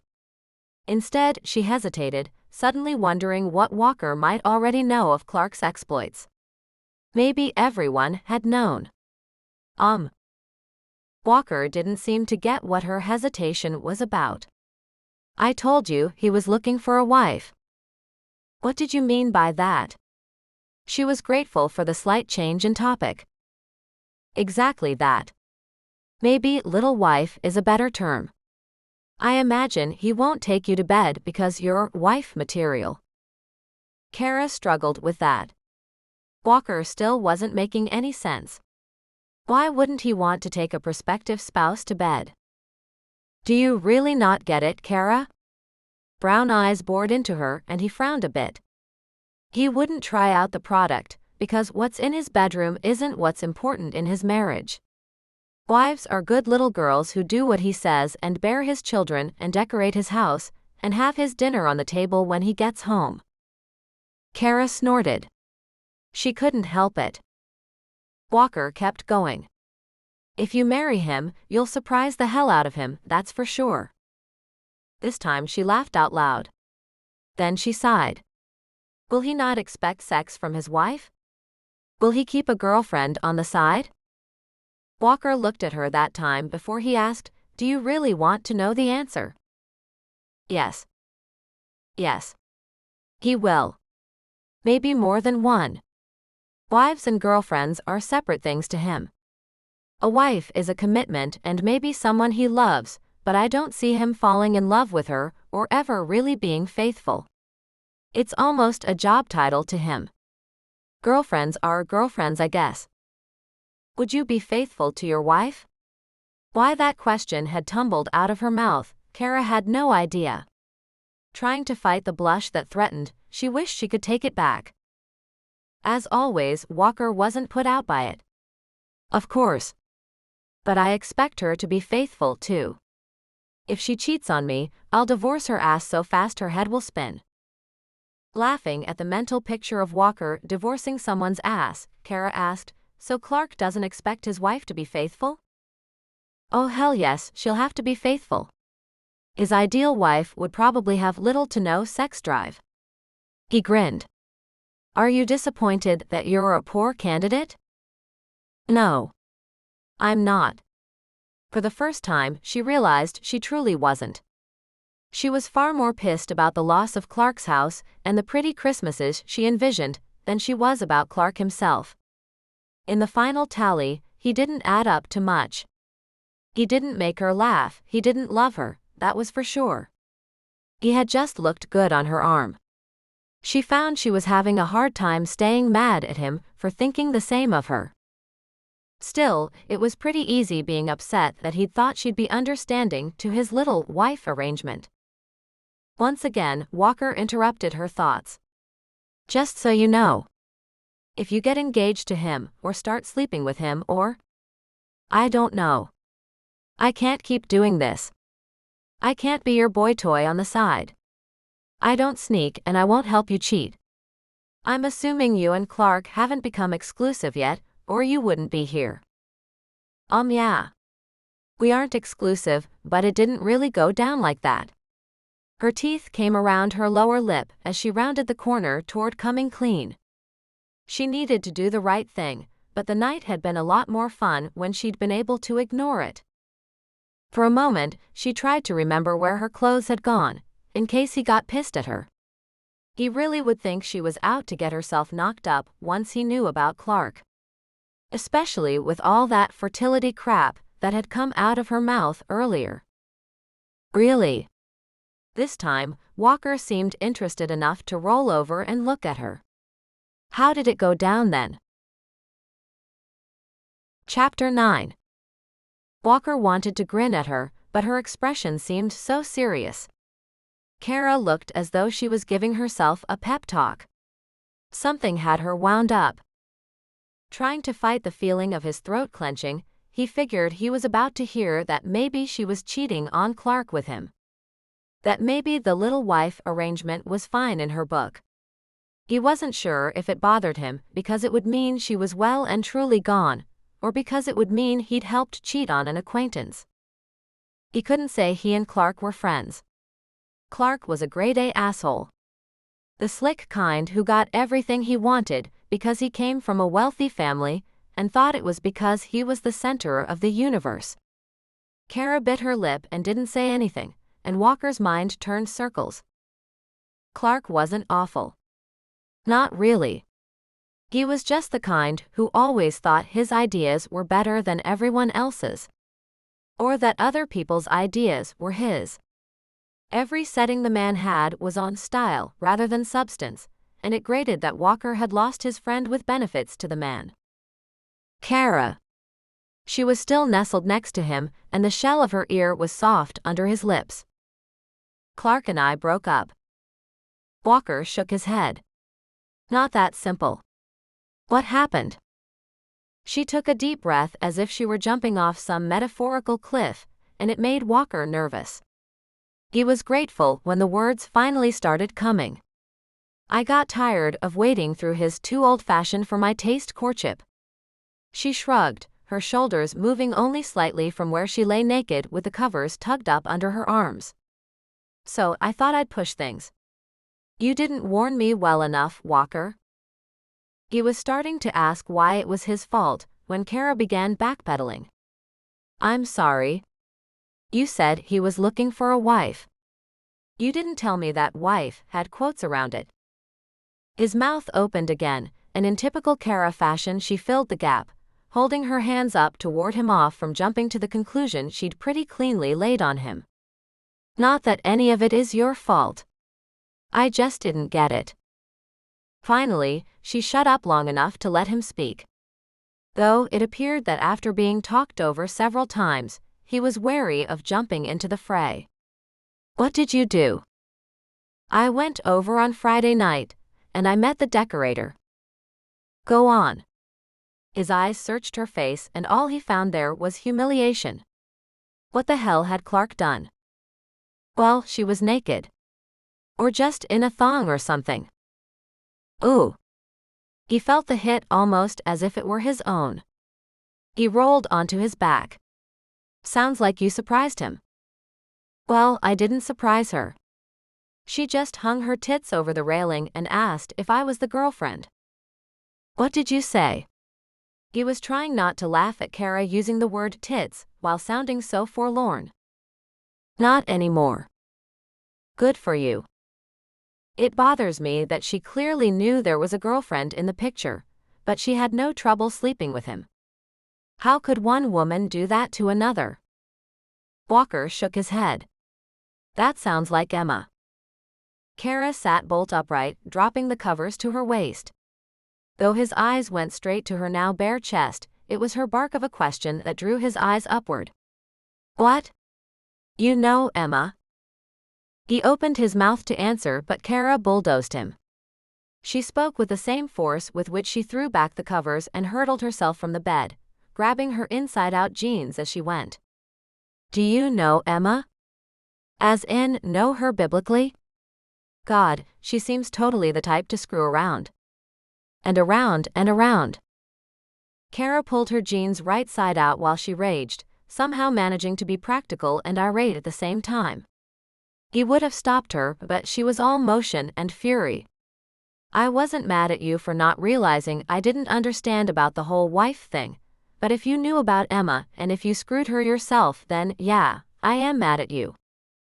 She'd managed to get one jeans leg on and was hopping into the other when she was finally still enough for him to tackle her onto the bed.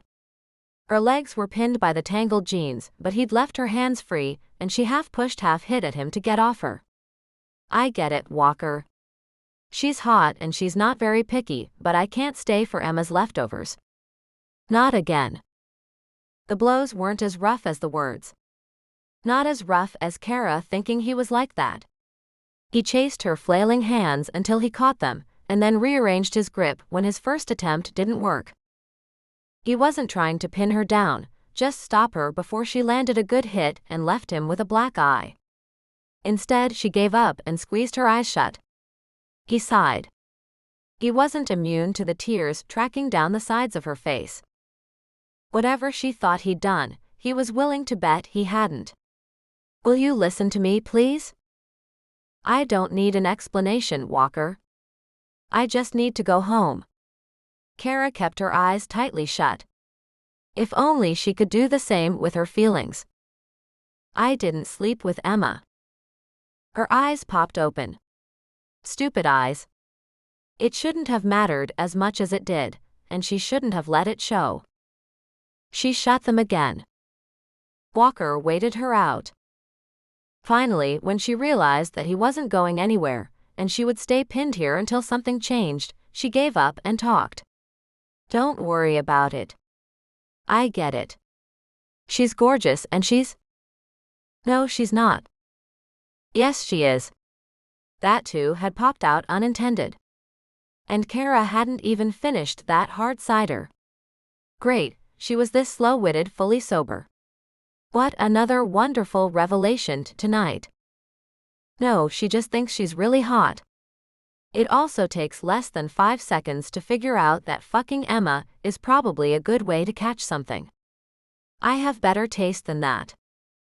She felt his grip release on her wrists, and she pulled her arms back down to cover herself. Not that she could really accomplish that, since her jeans were only halfway up her legs, and she'd been so mad when she was pulling them on that she had inadvertently decided to go commando. Her arms barely made it across the front of her chest, and Cara tried to lock them there as she turned her head to the side, trying to brush off the tears that were there. Honestly, she wasn't sure why they came. Walker hadn't slept with Emma. She believed him, and for some reason the relief of that was overwhelming. So she lay still, waiting. Waiting for Walker to get up, so she could finish putting her clothes on and go home. She wanted to sit on her couch and contemplate how she had royally screwed up her birthday weekend by showing up at her boyfriend's house unannounced, only to find him screwing Emma. Then she turned up at another man's house and screwed it up too. Did she never learn? Still, she waited. Though Walker had released her hands, he hadn't moved from where he pinned her half-naked across his bed. Cara gave in. Walker. She was going to say more, but quit when she heard her own voice in her ears. It was shaky and scratchy, and sounded about one good breath from breaking. Though she had squeezed her eyes tight against the side of him, she could feel what he did. First one arm, then the other was gently but firmly peeled away from where she had wrapped them across her, leaving her exposed again. Warm breath fanned across her neck before his hot mouth closed on her skin and began tracing a path along her collarbone. Telling herself that she wouldn't just yield to him, Cara held herself stationary, not moving or breathing or moaning like she wanted to. Playing rabbit worked until his mouth closed over the tip of her breast, and she couldn't fight it anymore. Her breath sucked in and she heard Walker's low chuckle. She would have been mad, but it was hard to stay angry with her back arched and her head thrown back. A few minutes later, she whispered his name in a rough tone that begged for more. She'd had her jeans peeled away for the second time that night, and his hand was doing something that made her every thought incoherent. About 2 minutes later, it made her come. When she took a breath again and opened her eyes, Walker was hovering above her, grinning. Fine, if that was how he wanted to play it. Bracing her hands flat against his chest, she whispered a breathy thank you, before giving him an unexpected shove and sending him toppling backwards onto the bed. "Cara!"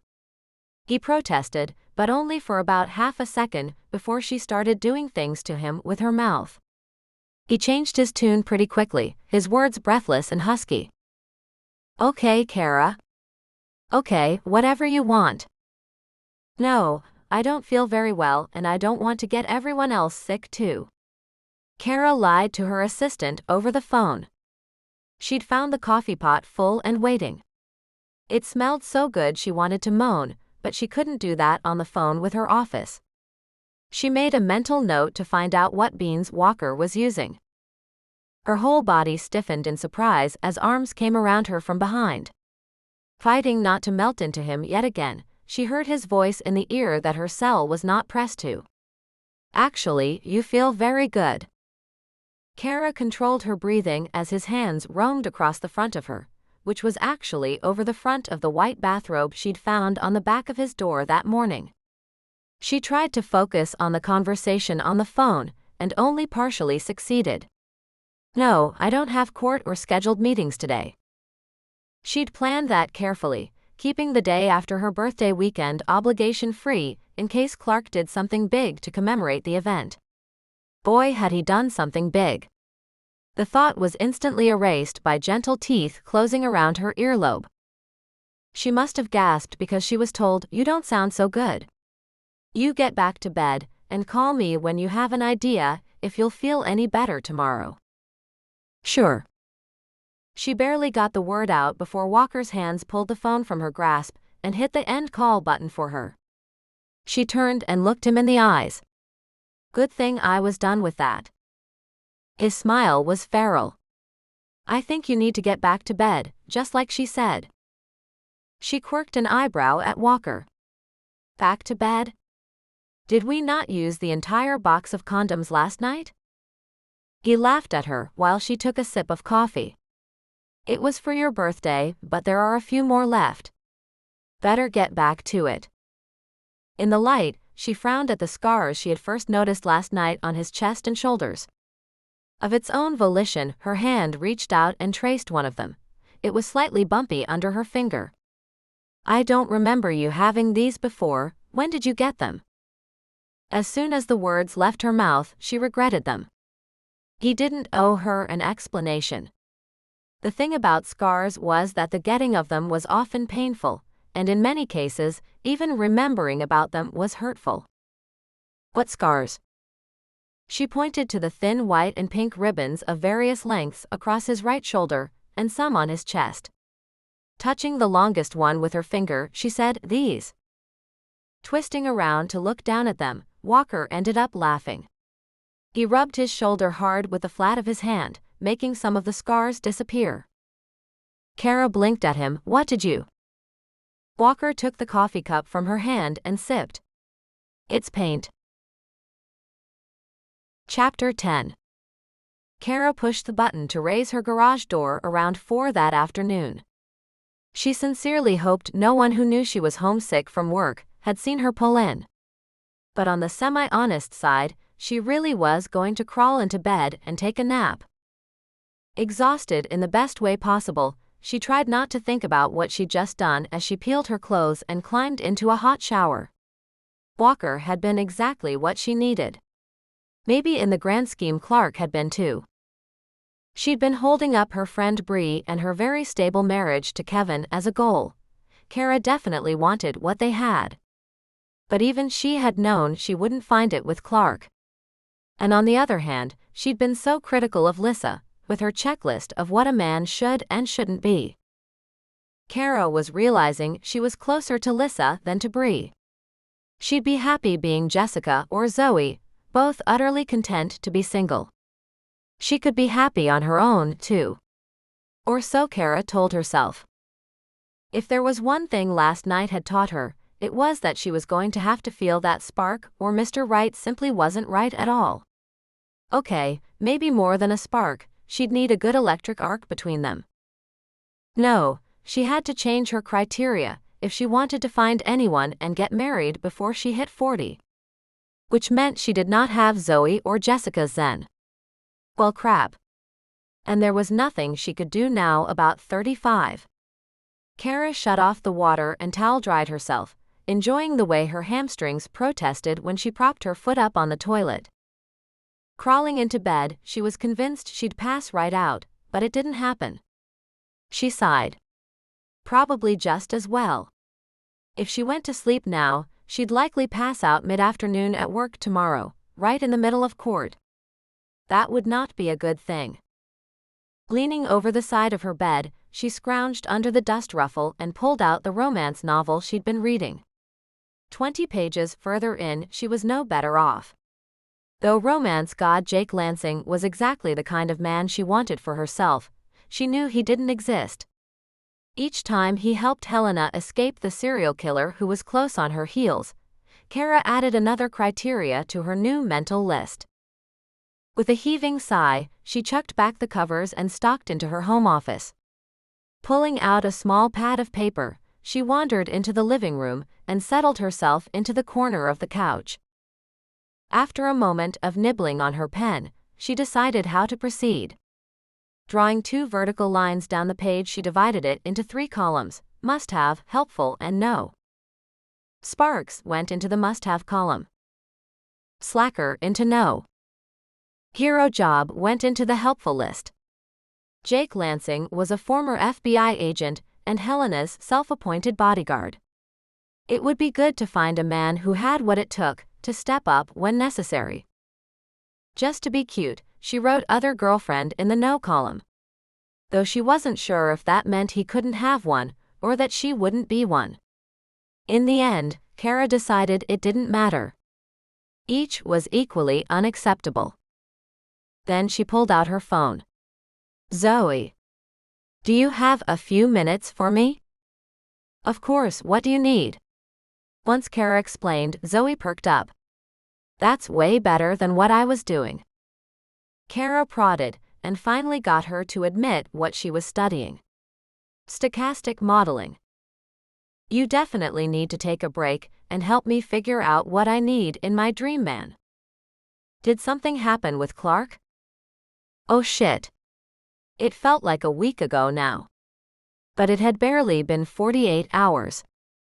Well, Cara found that the retelling wasn't as bad as the first time. Whether that was because it was the second time, or because it was buffered by hot sex with Walker, she didn't know. She didn't tell Zoe that part. The decorator. No. Zoe's outrage was appreciated. Yes, so I'm making a list. Help me? Zoe quickly added, emotionally mature, to the must-have column. Then Cara added, good job, to the same. I have a good job, and so should he. Definitely, Zoe replied before saying, wants kids. You want them. He needs to. Good point. Cara added, wants kids soon to helpful, though Cara admitted that sometimes kids just happened when you got married. Oh wow. I didn't put cheating in the no column yet. That's a must-have. Agreeing with her friend, Cara quickly added it. They talked for another 30 minutes, adding a few more things to the list and switching topics like they were surfing TV channels. I have to go, Zoe finally admitted. Stochastic measurements requires me to be prepared for tomorrow. I admire you, Cara said softly. You seem so sure of yourself. So set by yourself. You don't need anyone. Zoe didn't contradict her, but her answer was surprising. I think you saw your mother want a man she didn't get. I saw mine get every man who walked by. And they were all shit. That's why I feel the way I do. Interesting, Cara mused. What Zoe said rang true. They'd both grown up poor. But Cara's mother had scrambled to pay every bill and keep Cara fed and safe. Zoe's mother just invited men in to do it for her, from what Cara had heard. Both she and Zoe had climbed out of their hard upbringing. Cara's mother had supported her becoming a lawyer. But Zoe was pushing through her advanced degree in chemical engineering, all on her own. Her mother, when Zoe talked to her, only wondered why she was working so hard when she should just snag a man. Though Cara thought about her friend's words long after they'd hung up, it didn't change the fact that she desperately wanted a family of her own. Later, she turned on the TV and nuked a frozen dinner, and added "likes to cook" to the helpful column while she forked up a low-fat and low-flavor pasta dish. When she finished, she double-checked her list and realized that she was closer to becoming Lissa than she wanted to admit. But her list was better for her, Cara thought. She'd needed it to get more organized. She was always better with a plan. Her categories weren't as strict as Lissa's by any stretch. Lissa had specific professions listed, for God's sakes. No, Cara felt she had taken what was good about the list idea and put it to use. And her list wasn't crazy. Zoe said so. Carefully tearing the page from the pad, Cara tucked it and the pen into the drawer of the end table. That way, it would be there when she needed to add to it. Jake Lansing, fictional defender of the innocent, might not be out there, but Cara knew that her perfect someone had to be. She had to keep the faith on that. On that dose of extra belief, she yawned and hauled her tired butt off to bed. For 2 weeks, Cara suffered through everything Clark could think of to get her back. But she sat back and smiled as she rebuffed effort after effort. Flowers arrived on her doorstep with shocking regularity. There was now a small cluster of tiger and calla lilies tied with deep red ribbon by her bed. 3 long-stemmed red roses graced her bathroom counter. A huge bouquet held court over the dining table, its riots of purples, blues, and whites offset by the peach tablecloth she had spread out under it. Each bouquet arrived with a note beseeching her to call. Could she please text? Would she just communicate in some way? Would she have dinner so he could apologize? No, she didn't think so. Besides, why would she go out to dinner when a dozen Christie cookies had just arrived? A box of some truly decadent chocolates showed up on her doorstep a mere 3 days before. The dark chocolate hazelnut truffle had been to die for. Bree had come over and they'd laid waste to most of the box while mocking Clark and his decorator. A delicate platinum chain arrived with a sapphire pendant. Cara didn't call. Bree had been there when she got the matching earrings. Cara opened them in front of her friend, and her mouth fell open. I should just return everything, right? Bree had raised one eyebrow. I don't know. A gift is a gift. Do you think he'll get mad about it? Hey. Maybe there's a matching bracelet on its way. You're saying if the man is dumb enough to think he can buy me back, then I should let him? I'm not saying that, but I'm not saying it. Bree sat on the couch next to her while they watched the latest reality dance competition. Her friend's feet were tucked under her, and her eyes were riveted to the screen as the girl who was dancing contorted into some odd shape and rotated about 100 times. Bree didn't look away as she asked, "Is there another raspberry cream?"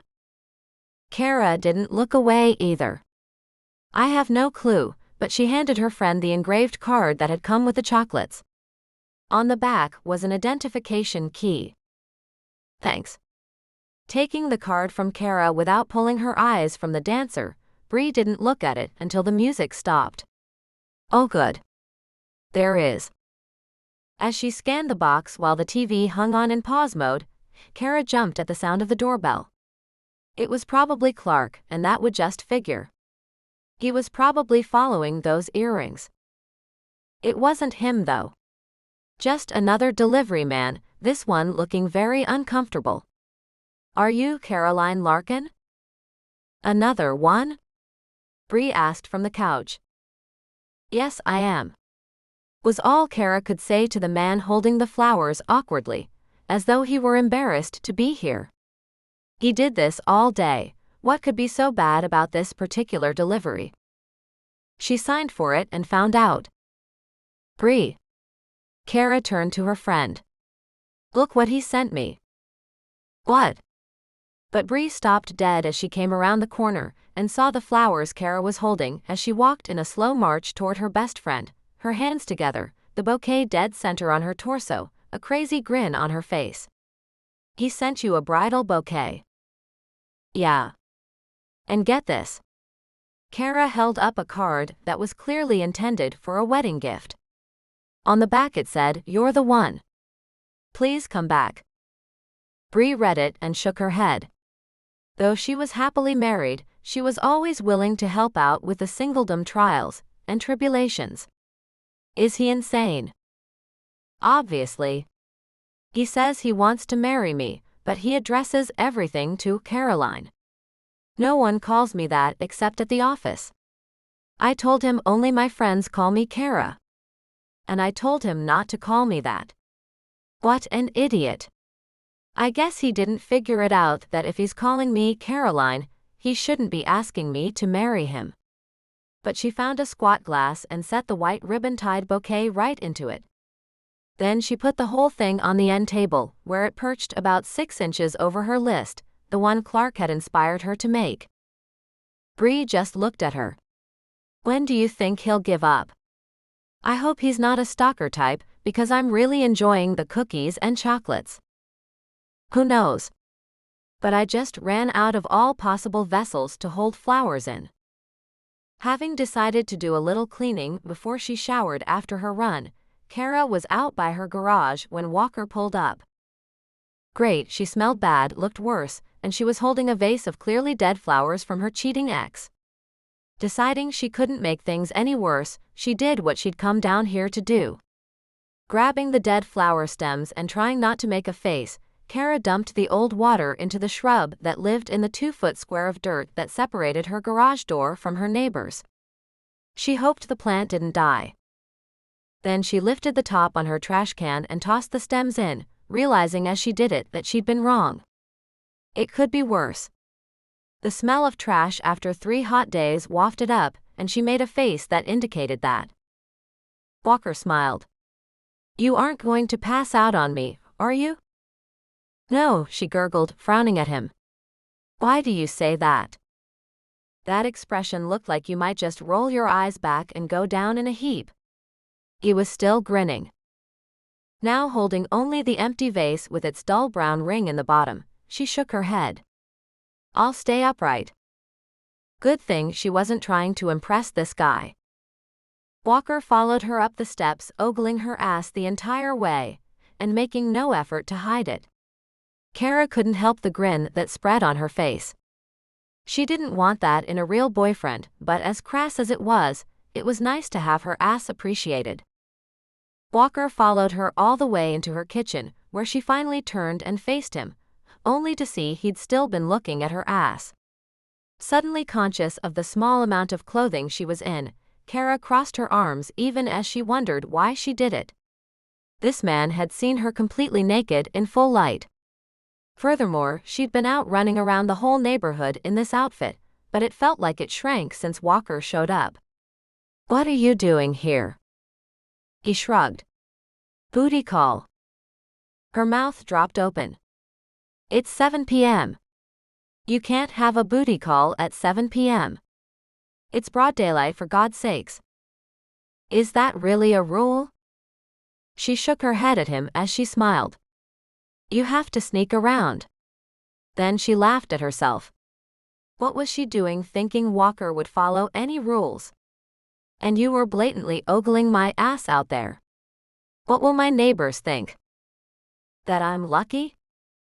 Or about to get lucky, but she didn't say it out loud. Walker looked at her as though she were nuts. What would you rather I do? Act the perfect gentleman and never let you know that I like what I see? You'd be upset thinking I didn't like the looks of you. There are more gentlemanly ways of going about it. Though why she tried was beyond her. Yes, madam. I find your bosoms quite enchanting, and you have a dear face too. Yeah, that wasn't it. I have to go take a shower. She turned on her heel and shook her head to herself all the way up the stairs as she left Walker standing in her living room. Peeling her clothes and climbing into the shower, she wondered if he'd left yet, and what she'd expected as she'd walked off and left him there. A few minutes later, when the shower curtain pulled back and he stepped in to join her, she realized that this was what she'd hoped would happen. Chapter 11. What is that? Walker looked up at Cara to find she asked, but didn't give him her full attention. The other half was still trying to read the box in her hand and figure out how long she should bake the Parmesan-crusted tilapia. Blue cheese. So she set the oven, then put on a pot of water for the pasta before she turned back and looked at him. Blue cheese? Yes, it's a kind of fermented milk product. Related to Roquefort, he snarked. He probably deserved the dirty look she threw him, but he continued chopping. We also have Roma tomatoes, roasted pine nuts, craisins, a bag of mixed lettuce, because that's a thing, and this dressing. He held out the bottle to her. At least she was impressed. When did you learn how to chef it up? He set down the knife and turned around to grin at her. Never. So how come you know how to whip up the Uber salad? He went back to chopping tomatoes. You won't like it if I tell you. He tried to change the subject. Are you going to put salt in the water? No. She sighed and added a teaspoon of olive oil to the pot instead, and didn't let him get away with a subject change. So why do you know how to make this fancy salad? He hoped she couldn't see his cringing grin. And he tried not to answer, but Cara waited. It's from the panty-dropping cookbook. Are you serious? That exists? He laughed. Yeah, it exists. The recipes are even guaranteed. Cara's head moved forward and her jaw dropped. How can they possibly guarantee that? Walker didn't turn around, but didn't stop grinning either. They said if you make 3 of the recipes and don't get any, they'll give your money back. That's disgusting. Luckily, she didn't put any heat behind it. It sounded as if she was trying not to laugh herself. Last week, he'd called and convinced her to go running with him instead of alone. She agreed reluctantly, but later admitted he'd been right. The change of scenery had been great, and he'd provided a good challenge. They'd showered together at his place, scrounged up some food, and she'd pulled a hard cider out of the fridge while he'd had a beer. After a movie on TV, she'd simply gone home. It surely wasn't a date. They'd gone to see the new superhero flick at the theater with Zoe and Noah. Also, not a date. Earlier today, he'd called to ask what she was doing. The answer had been relatively nothing, and somehow this had come about.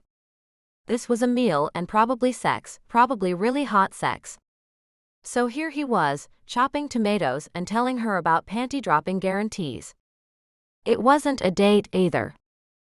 Wine glass in hand now, she turned back to Walker. Why are you making panty-dropping salad here?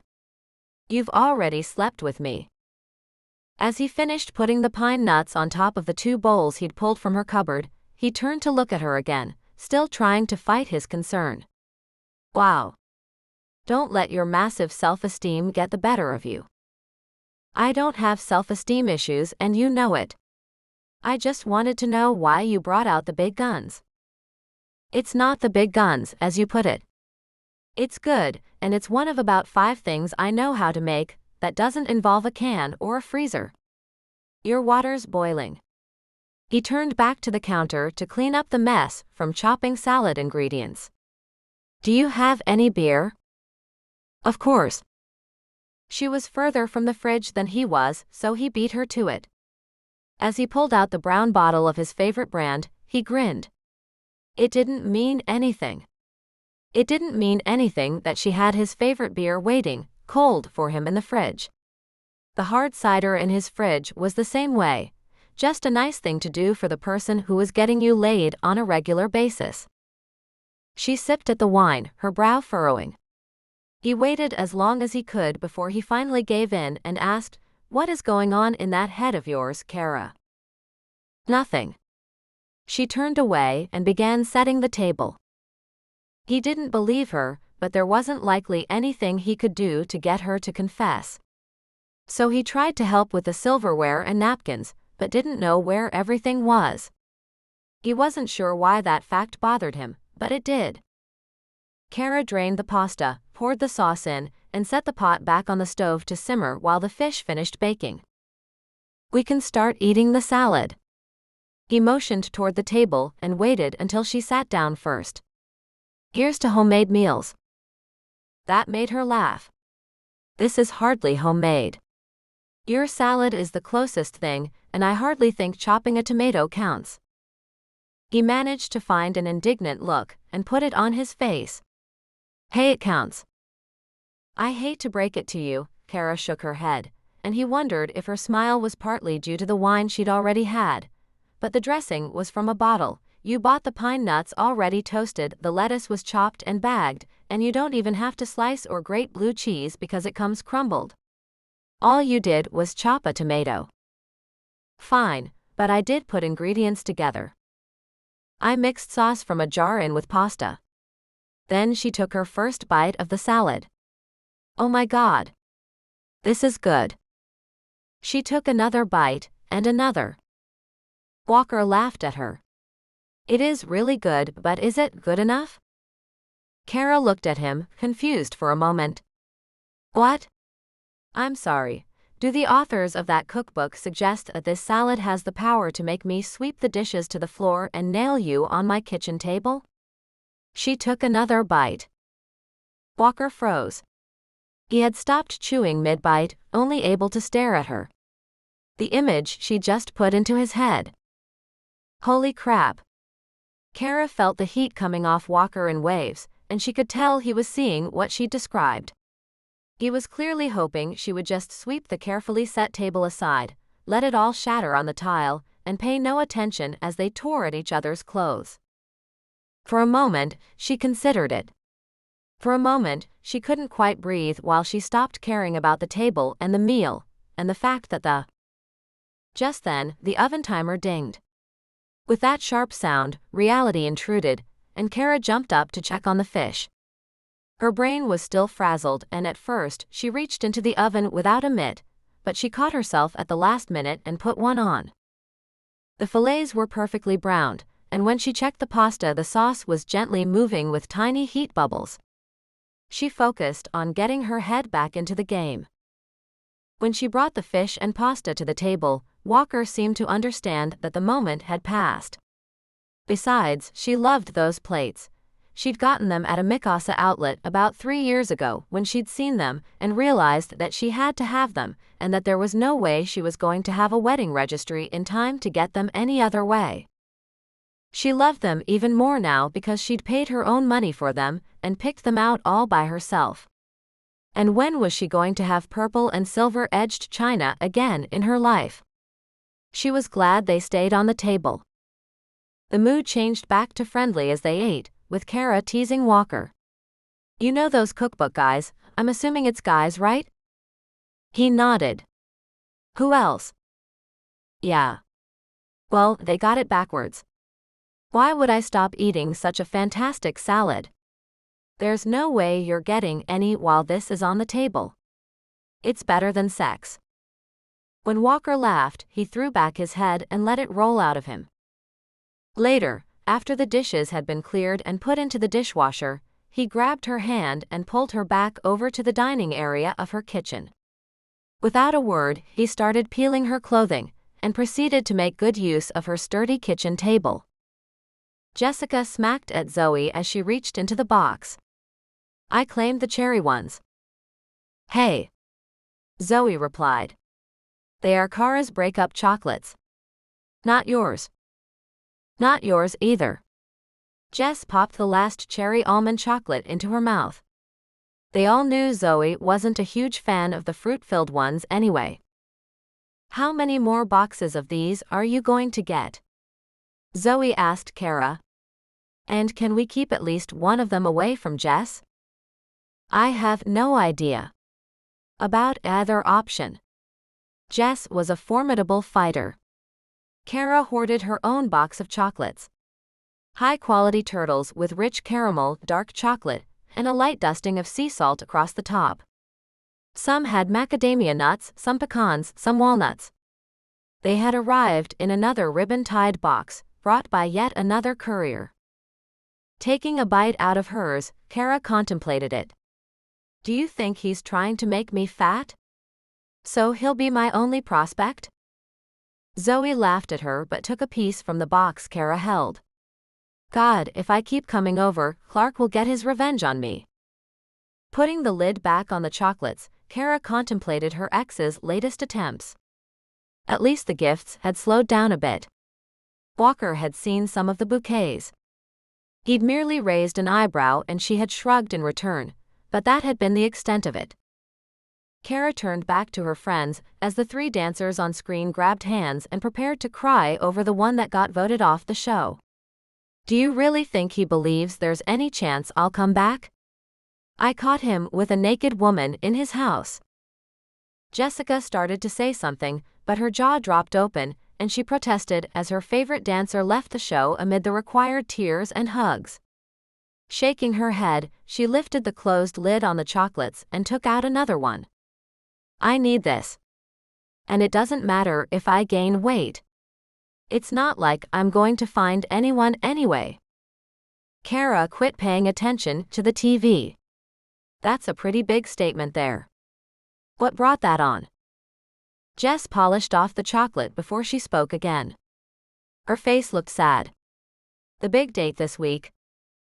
Not good. The worst. It took a full minute, another chocolate turtle, and a please take those out of my reach, before Jess continued.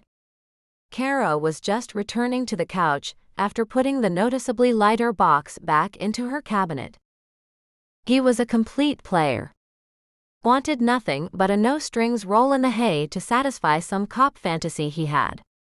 I might have done it, he was hot, but he knew he was hot. Which made him so not hot. Does that make any sense? Sadly, yes. Cara had encountered just that kind of guy before. I always figured part of being a good player is not to come across like one. Jessica almost cracked a smile. Almost. He did not have that part of it figured out.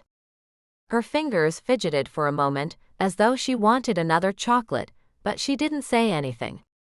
Once he found out that I wasn't fawning over him, he didn't seem to care that I was even there. Everyone says they want an independent woman, but what they really want is someone to tell them they are awesome. Which he wasn't. Zoe supplied. Was he one of those? Cara pitched her voice lower. No one appreciates me, they don't know greatness when they see it types? Oh God, yes. I smiled and nodded until my cheeks and neck hurt. Jessica looked off to the side in a telling gesture. The worst part was that he stood up after the check came and acted as though I wasn't good enough for him. Cara shook her head. This was as good a reason as any to avoid dating for a while. You're better off without him. You know that, right? Jessica looked her in the eye.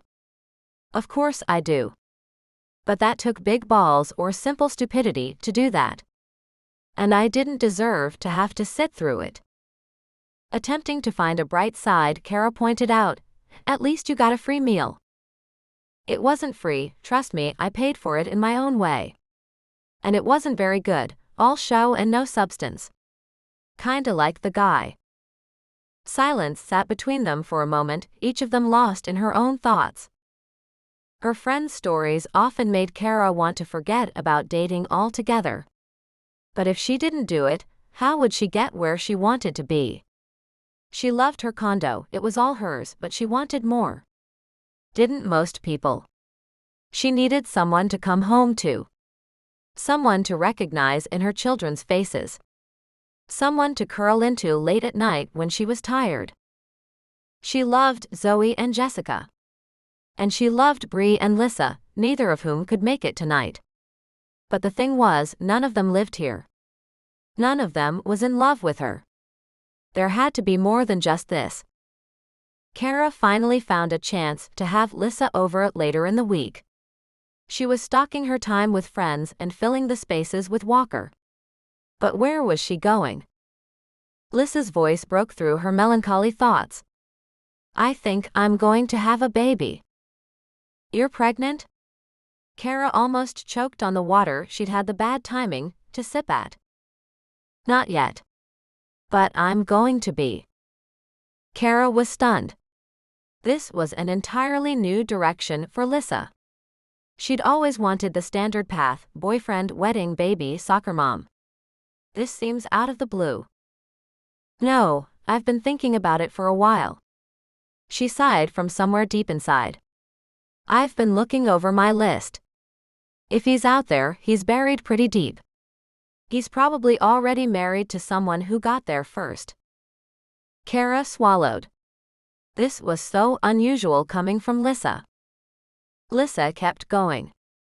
If I find him, chances are I'll be 50. I'm not getting any younger. If I'm going to get pregnant, it needs to be soon. I have a good job. Great income, fantastic benefits. Cara couldn't help just sit and listen. She had no clue what to say that might be helpful. I think it's that old adage that a woman over 40 is more likely to get struck by lightning than get married, or she's more likely to be killed by a terrorist. That's BS, and you know it, Lissa. There, that was something to add to the conversation. Maybe it's not true, but I think it's true for me. I've been dating like it's the lotto. I'm not winning, and I'm not going to. Lissa, her heart ached for her friend, but Cara didn't know how to make it better. Will you help me? I really want to do this. How? She was still at a loss. Be my friend. Support me. Help me make decisions? Of course. As she spoke the words, she saw her friend's load lighten. She knew Lissa, had known her for a long time. Lissa had already made up her mind. Maybe it made sense, though it was certainly a shock. This might be the best thing. Cara spoke up one more time. Anything you need. Chapter 12. Cara accompanied Lissa to the Aube about a week later. Her friend was so nervous that Cara had to drive, and she tried to keep up some steady chatter on the way. Lissa had gone to the doctor the past Tuesday to endure a standard battery of tests. Even though there was no indication that anything would turn out in any way other than perfectly normal, Lissa was petrified. Did I tell you what Clark did this week? Cara figured this would get Lissa's mind off her tests. First he sent me a bridal bouquet, then he sent me a plane ticket. A plane ticket? What? Lissa gaped. Good, it worked. Yeah.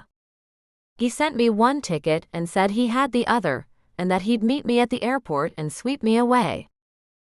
Oh my God. It was a good thing Lissa wasn't driving, because she had turned in her seat and was staring at Cara, still open-mouthed. Glancing at her friend, Cara nodded before pulling forward with a break in the traffic. UCLA Medical Center was not the easiest place to get to during the day, which meant not during any of the hours the offices were open. With most of her mind still on navigating the crowd of cars swirling around the campus, Cara told what she knew. It came in the mail and it's for next week. He's crossed the line into stalker now, hasn't he? Cara blinked and thank you waved at a driver who had grudgingly let her in front of him. Wow, I guess he has. Does he really think I'll come around? Lissa quirked her lips and Cara knew what was coming. Do you want my honest opinion? Of course. Cara started the tight turn that would take them under the building and into the parking structure. I think he doesn't like to lose. And with you, he came out the loser. God, that does make him sound like a stalker. She took the ticket the machine spit out and began the slow prowl of the lowest floor. I think you also messed up his plans. He planned to marry you. Knowing Clark, he may have even told his friends that you were the one. Ha! More like he'd tell them I was the lucky girl who would get to marry him. Cara shuddered at the thought. Okay, that's even creepier. So what do I do? As tempting as it is to keep it, you have to return the plane ticket. Lissa pointed to a car backing out of a spot. But remember, you don't have to return it in time for him to get a refund, either. Cara laughed out loud and pulled into the spot. You have an evil streak, don't you? Evil. Since when is it evil to extract the price of a plane ticket that a wealthy enough man bought voluntarily, when you caught him in flagranti with his decorator? They weren't in the act. Close enough. Lissa climbed out of the car, and as Cara watched, she started to look around nervously. Lissa, there's no reason to think anything will be wrong. Shaking her head like she didn't believe it, Lissa marched down the aisle to the garage elevators. Cara trailed behind. You've never tried to get pregnant before, so there's no evidence that there's a problem. While I appreciate your reasoning, no amount of logic is going to work on me right now. She took a bracing breath as the elevator arrived. Let's just get this over with. 2 different elevators and a long walk later, they were in the office on the 4th floor waiting in line. The front desk was a hive of activity. 3 women and 1 man, all in purple scrubs, handled computers, phones, and patients. Lissa put her name on the list, just as one of the purple-clad desk workers looked at Cara funny. You're Caroline Larkin, right? Cara nodded. She held up a postcard. I was just addressing this for you. You're due in for your annual checkup. Are you here for that today? The girl, Marissa by her name tag, was frowning at the schedule she pulled up on her monitor. Cara shook her head. Marissa smiled. Would you like to be? Not really, Cara thought. No one likes their annual checkup. After a small laugh, Marissa spoke again. Just get it over with. It was Lissa who brooked a protest. I brought her here to provide moral support for me. I'm getting my test results. But 3 minutes later, Marissa had it all worked out. Since Dr. Dellen was at least 30 minutes behind schedule, and Dr. Breen had a cancellation, it wouldn't keep Cara out of the moral support category, and before she knew it, she was being weighed and asked to pee into a cup. The whole time she chanted to herself, get it over with. She would get another year now that she wouldn't have to worry about this. Her blood pressure was probably high, she hated seeing the doctor. Half an hour later, she was back in the waiting room with Lissa, and found that in her absence, Lissa had worked into a near panic, and had also started reading the baby magazines in the waiting area. Another half hour passed, and Cara decided to get a new doctor. OBs always had to deal with babies and delays. She needed to find a doc who ran on something resembling a schedule. She tried to read one glossy magazine-looking thing, but it was all ads. Lissa looked so wistful the whole time that Cara's heart went out to her. She really hoped all would go well for her friend. It seemed forever before her friend's name was called, and to her surprise, Lissa pulled Cara by the hand behind her. You want me in there with you? Of course. It's just a sit-down in the office to go over my results. Unlike you, I get no exam today. Don't remind me. She walked into the back of the office suite for the 2nd time that day. The staff looked at the 2 of them holding hands, and Cara almost laughed. They must think we're lesbians, and if they know about Lissa's tests for artificial insemination, they must be sure of it. She was getting ready to say something to Lissa when she caught a "what a cute couple they are" look from one of the techs. She just smiled. Even once they were seated in the office, Lissa still held tight.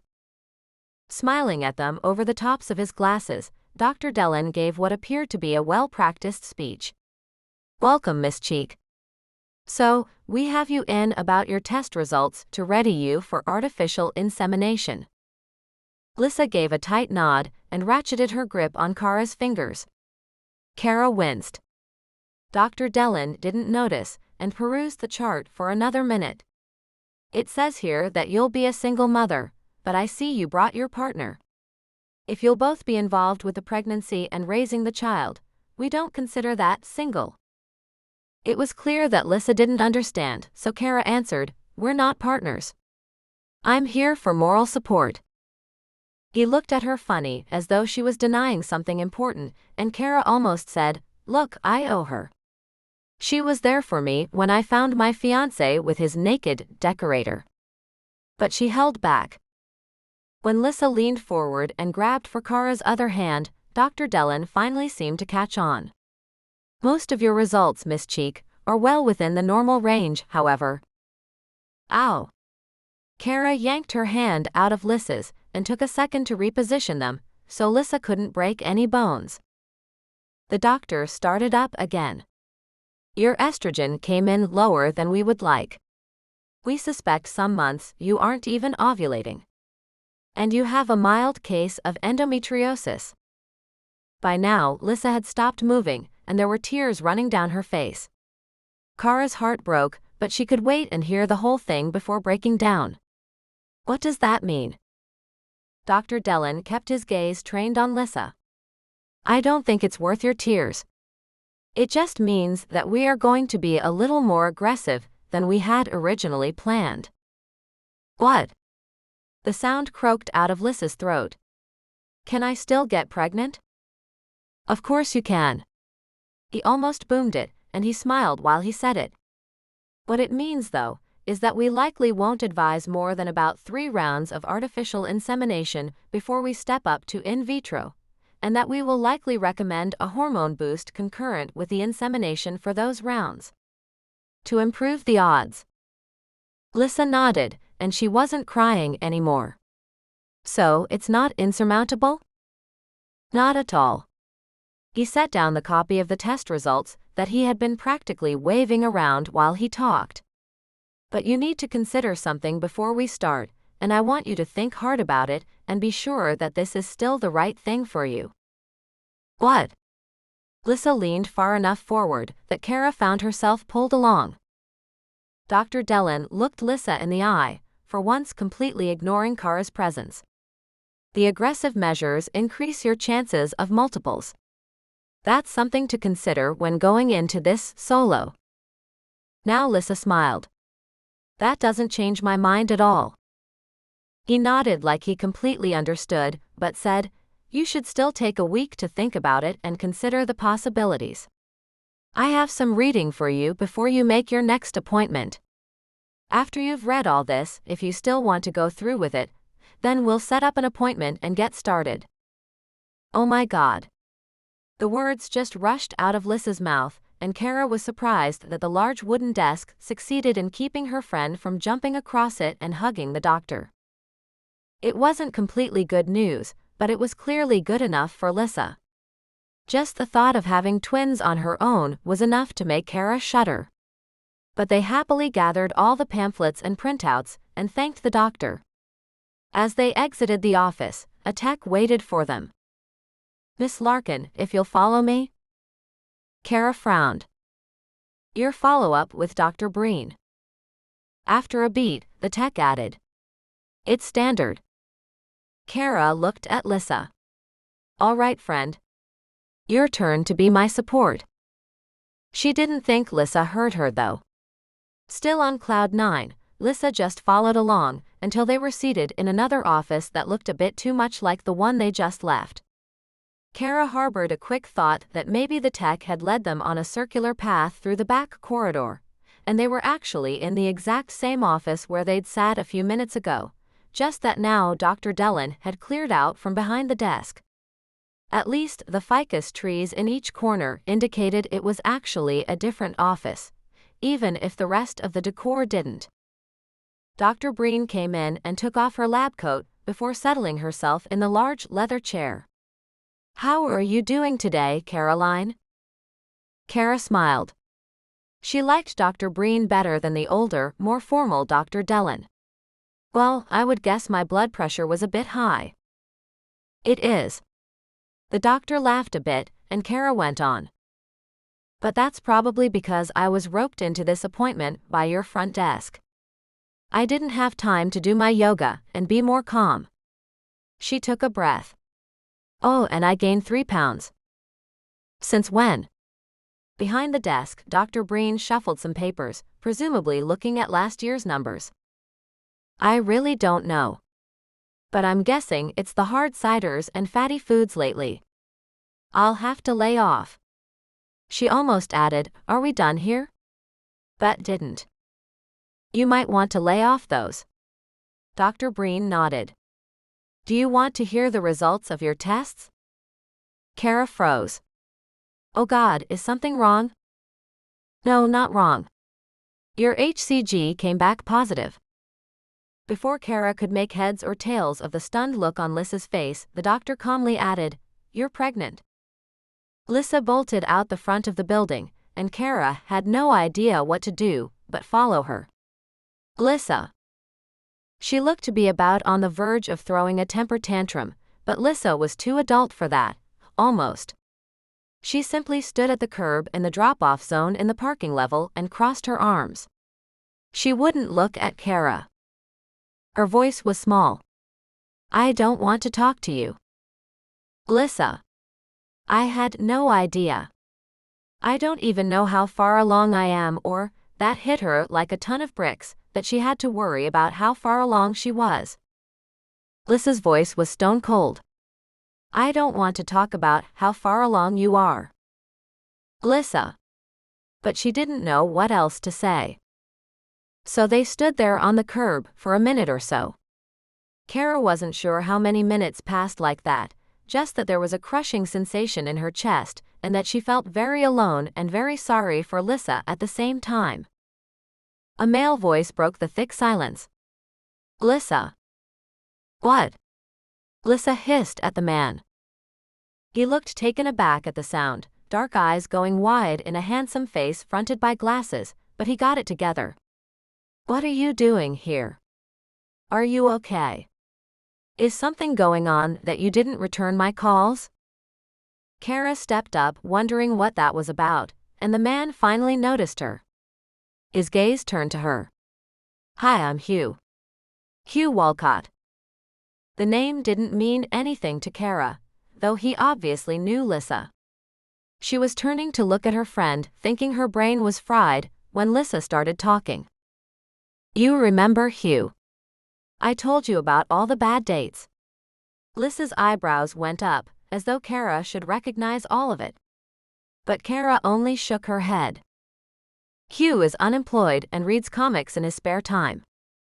He lives at his mother's house. Lissa's tone was vicious. Hugh stepped back like he'd been slapped, and Cara realized her brain did work, if only just a little. She'd never seen Lissa be so mean. Cara nearly gasped, suddenly embarrassed for Hugh.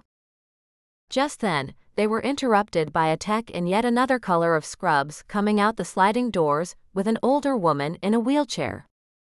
The woman looked at Hugh and called out, Henry. Hugh stepped up and helped her up out of the seat. Hi, Mom. What are you doing here?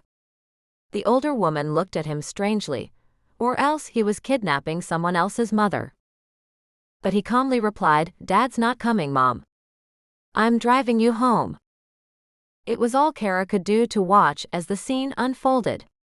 She couldn't process anything yet. Her brain was still digesting the idea that she was pregnant. Hugh helped the woman into the front seat of the old car and belted her in. And while Cara watched, Lissa turned red eyes at her and said, Go home. Cara didn't move. With halting words, Lissa asked Hugh if he would give her a ride. After the earlier vitriol, Cara wasn't surprised when Hugh didn't answer, but she was a bit shocked to hear her own voice. She's not usually so mean. She's had a really bad day. Hugh looked back at Lissa, even as he sighed, and opened the back door of the old Chevy boat he was driving. Lissa turned and sent one sharp look at Cara. I can apologize for myself. Then she closed the car door and looked straight ahead. As Hugh opened the driver's side door, Cara heard her say, I'm really sorry about what I said. Then the rest got lost in the sound of the engine being started. When they were gone, Cara sat down on the curb by herself and waited until her hands stopped shaking before she went down into the parking garage and drove home alone. Chapter 13. Cara found herself opening the back door to her condo, without any real recollection of how she'd gotten there.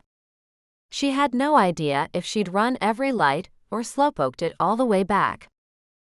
Opening the fridge, she automatically reached for the hard cider Walker had left her. The cap was off and the bottle ruined before she realized she couldn't drink it, not for another 9 months. Tears leaked out of her eyes as she poured it down the drain. God, what was she going to do? Trying again, she grabbed a Coke, then thought better of that too. She blinked into the cold white space. There was nothing here she could drink. She had wine and beer and Diet Coke and 2 Monster energy drinks. That couldn't be good for a developing baby, could it? But she didn't know. She didn't have any juice or milk, and all that was left was water. But even as thirsty as she was, she just couldn't bring herself to do it. Inside a moment, she was sitting cross-legged on her kitchen floor, arms wrapped around her stomach, fridge still open. Time to do a serious tally of her options, even if that meant doing it from the kitchen floor. Pushing the fridge door closed with an absent swing of her hand, Cara took a deep breath and started taking stock.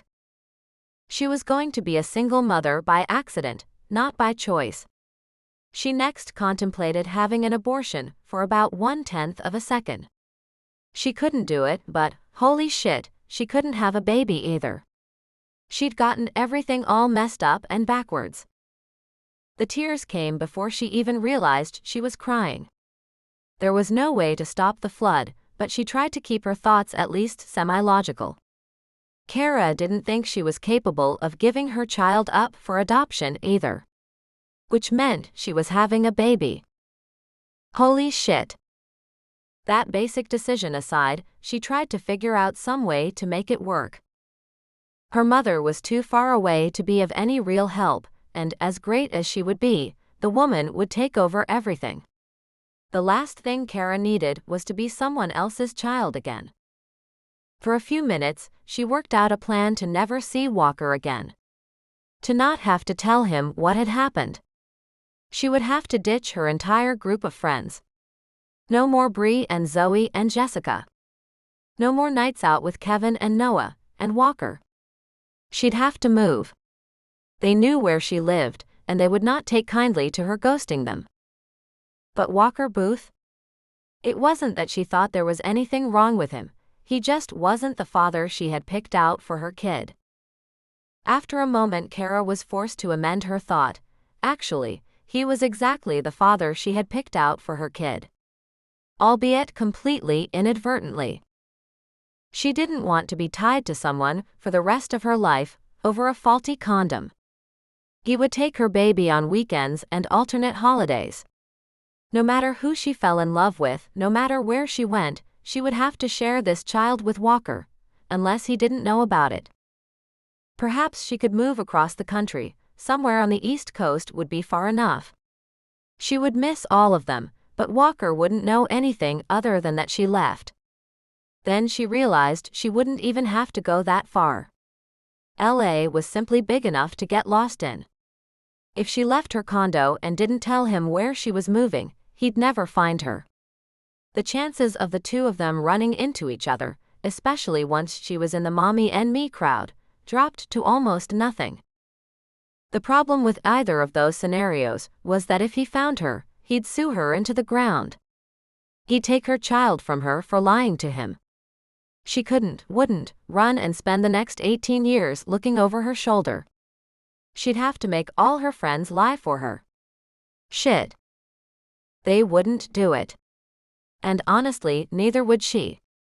Though she didn't dislike Walker at all, truthfully she adored him, but he wasn't father material. But there were no other options. She'd have to tell Walker about the baby. And he would have to step up or step off. At least they weren't in love. Maybe they could come at this like rational adults. She was a lawyer. She should be able to argue him into the ground and make him see why he should do things her way. Maybe this didn't have to tear them both up inside. Besides, she didn't see Walker as being passionate in his anger, or anything like that. He'd concede. He had to. First, she had to figure out how to tell him that she was pregnant. Her mouth quirked as her brain wandered through a litany of all the wrong ways she could do it. Balloons. Voicemail. Strippergram. Text. Just letting one of her friends slip with the news. Ouch. She'd heard of people getting dumped by text, but she hadn't heard of anyone announcing they were pregnant that way. Social media? Cara's face scrunched up.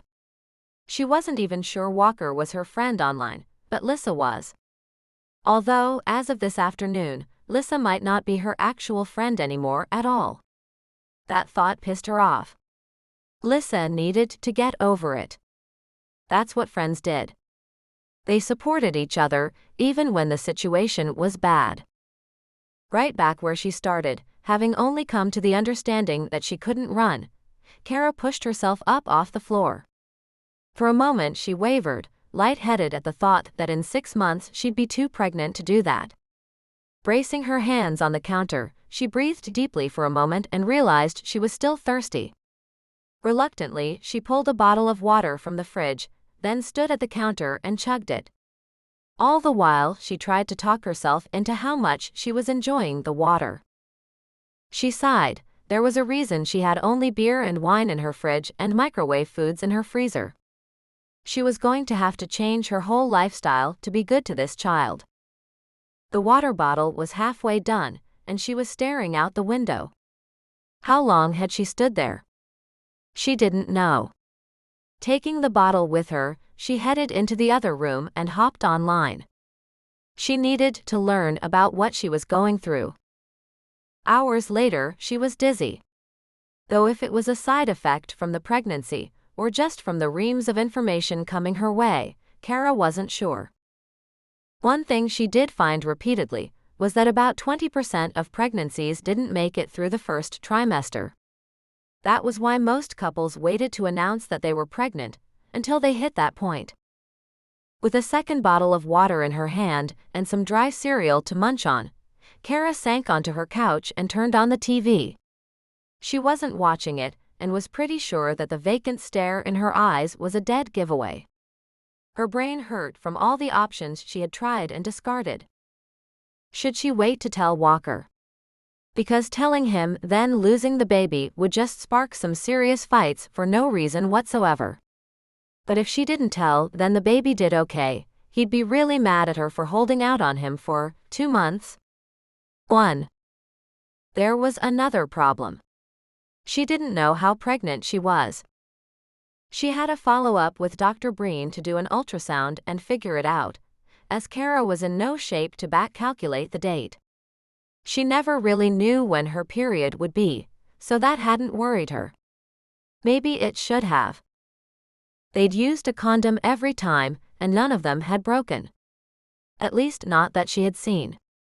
Walker hadn't said anything. Had he hidden a broken condom from her? Had he not been paying attention? Cara shook her head. No good could come of that kind of thinking. There was no reason for Walker to lie or not tell her. She could have gotten a morning after pill, and they could have avoided all this if she had known at the time. But there was no they. Not yet. Not until she told him. She needed to tell him. Soon. The odds of losing the pregnancy were only 20%, which meant she would most likely have a child with Walker in less than a year's time. Starting off an already precarious situation by withholding important information would only make things worse. She needed to tell him, and soon. Having made her decision, she was ready to march over there right now. If things went horrible after that, then at least she could say she'd done the right thing. Cara pushed herself up off the couch and blinked at the wave of dizziness. She was starving. Was that because she was pregnant? Or because a good portion of the day had passed? It had grown dark outside while she wasn't paying attention. Looking out the window, her eyes grew heavy as a wave of exhaustion passed over her. Was the loss of time a symptom? Or was it because she had spent her day in shock? Suddenly, telling him now didn't seem so smart. She couldn't drive like this. And if she called Walker to come over, then she'd be asleep by the time he got here. Then he wouldn't be safe driving home, as he'd be the one in shock then. Cara glanced at the clock and jolted. 3:12 a.m. Holy crap.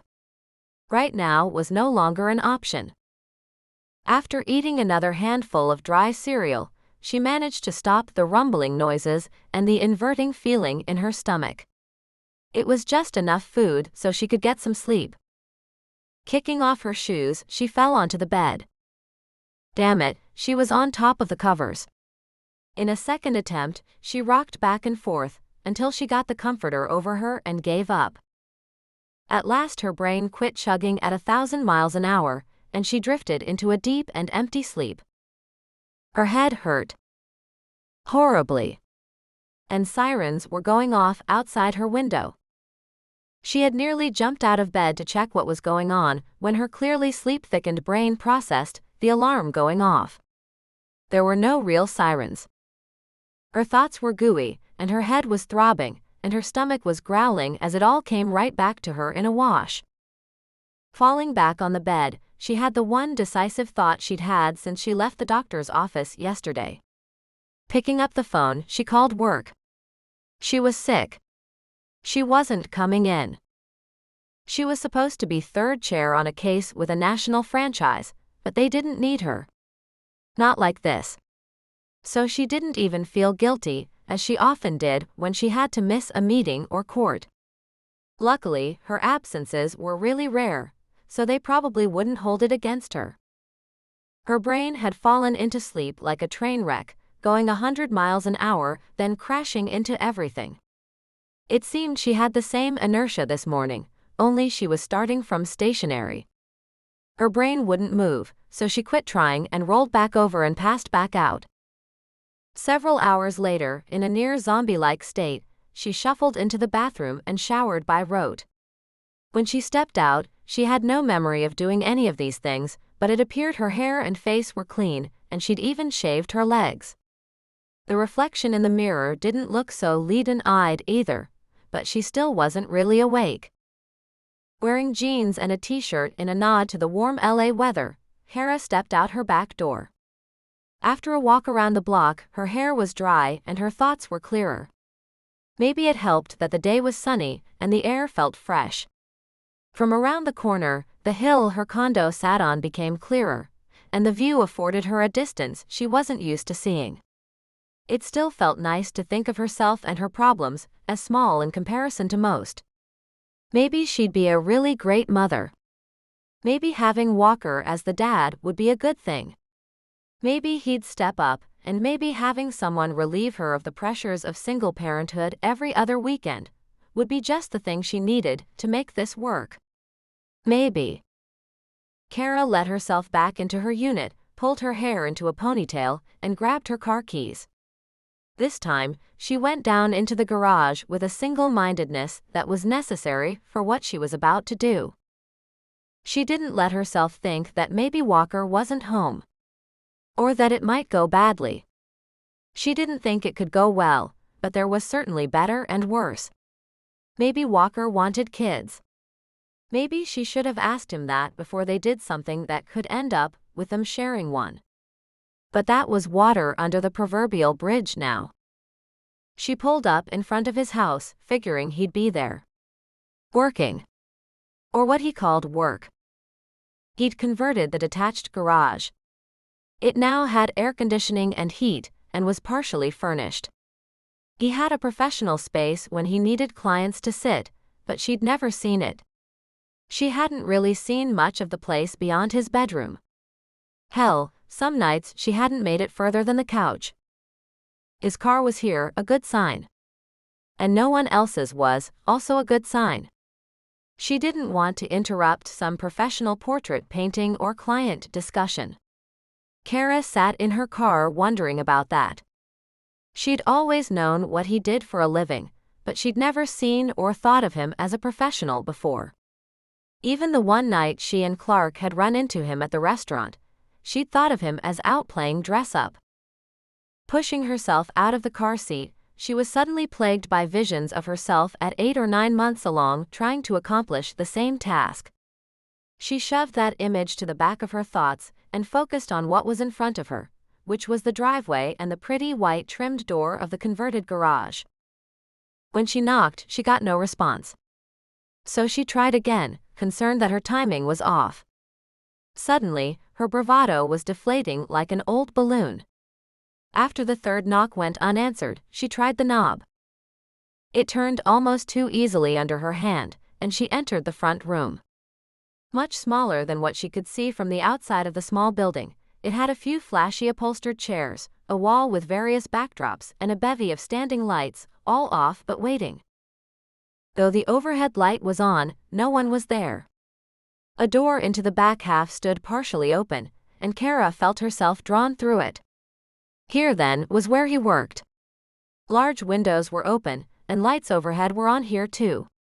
It was a little warmer and a lot more disorganized back here. There was a long counter with paints and various palettes. Tubes of color in varying sizes were in states of being squished or rolled up. Canvases were propped against all the edges of the walls, most facing away from her. Her vision was drawn to 3 easels that were set up against the far wall. One canvas was a stark white, and another drew her attention with the emerging shape of a family sitting on a split-rail fence in a field of blue wildflowers. Even as certain pieces faded down to pencil scratch or showed the white canvas below, the family seemed alive and vibrant, the mother beautiful and carefree, the father handsome and proud, the 2 boys boisterous but happy. A photo was propped nearby of the same family. In the photo, the father wasn't quite so dashing, the mother smiling but a little harried looking, the children not quite so perfect. Cara squinted at the painting. She couldn't put her finger on it. It was clearly the people in the photo, not just by hair color and clothing, the faces were the same. But Walker had made them just a little better in the telling. It was then she glanced at the third painting, and blinked. Wild sloshes of red and orange made a sea of color on the canvas, and from them pieces of a woman emerged. It was beautiful and fierce and stark all at the same time. White lines were scratched into the painting as an afterthought, and they made no sense to Cara. There was almost a story in the reds and golds, but the lines broke it up and, somehow pulled the whole thing together. Clearly, she wasn't an artist. "What are you doing here?" Stunned, Cara flew around to face him. Walker moved toward her fluidly, one hand holding a long-handled brush, the other rubbing at the bristles with a filthy rag. A not quite unpleasant odor wafted to her. He wore cut-off jeans and a white button-down shirt, both covered with smears in too many colors to count. His hair was wild and out of place, but only served to remind her of how he could make her feel. From what she'd read yesterday, she could chalk that up to hormones. Then again, wasn't that what had gotten her this way in the first place? Her mouth worked and she found she couldn't really speak. At his smile, she felt it again, that spike in heat that she always seemed to get from him.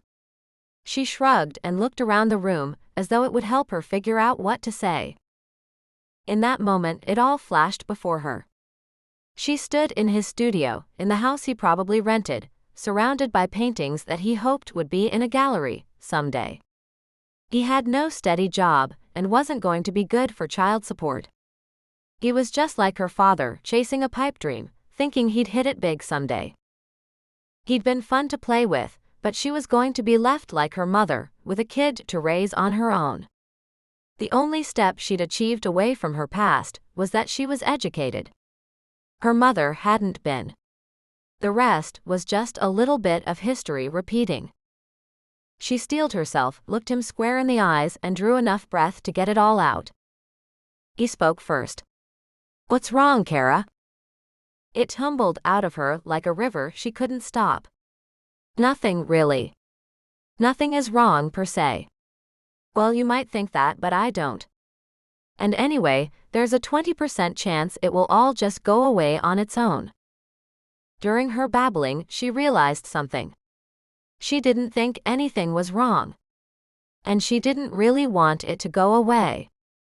"Walker, I'm pregnant." Chapter 14. I'm sorry. Did you just say you're pregnant? Walker couldn't help but stare at her, as if she'd said she was going to move to Zaire and raise sea turtles. Yes. Her voice sounded remarkably stable, given the way his world was spinning right now. Finally, his hand stopped moving. The rag he had been using to clean the paintbrush stilled as he realized what he was doing. Walker turned and set them both on the counter beside him. Then he swung back to face her as a thought hit him. You don't seem all that upset by this. He had no idea how to process any of this, but he did remember she'd come over on her birthday, talking about her eggs and how her chances of getting struck by lightning were better than her chances of getting pregnant. Had she gotten pregnant on purpose? I've had almost 24 hours to get used to the idea. But it was a shock to me, too. She seemed to brace herself, as if she knew what he was about to say before he did. He was surprised and pained by the words that fell out of his mouth, almost against his will. Are you sure it's mine? The small pinch at the edge of her eyes, the tick in her jaw, and the way her shoulders stiffened told him he'd scored a direct hit. He hadn't meant to. He told himself she shouldn't be hurt by it, that it was a legitimate question. But he still felt bad. Even if he had needed to know, he could have been nicer. But he wasn't firing on all cylinders right now. Yes. Walker, I told you I wasn't with anyone else. That was always our agreement. I stuck to it. He looked her in the eyes, certain his own were troubled too. Turning away and bracing his hands on the counter, he asked the other question he had to ask. He shouldn't be asking now, but he couldn't help it. Did you do this on purpose? Walker, look at me. He didn't. Silence hung heavy in the air until he turned around and met her gaze.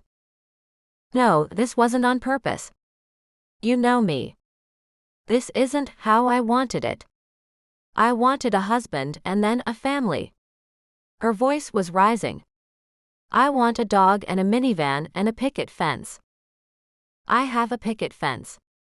It was a dumb thing to say, but Walker had the feeling he wasn't going to say anything smart or enlightened for a while.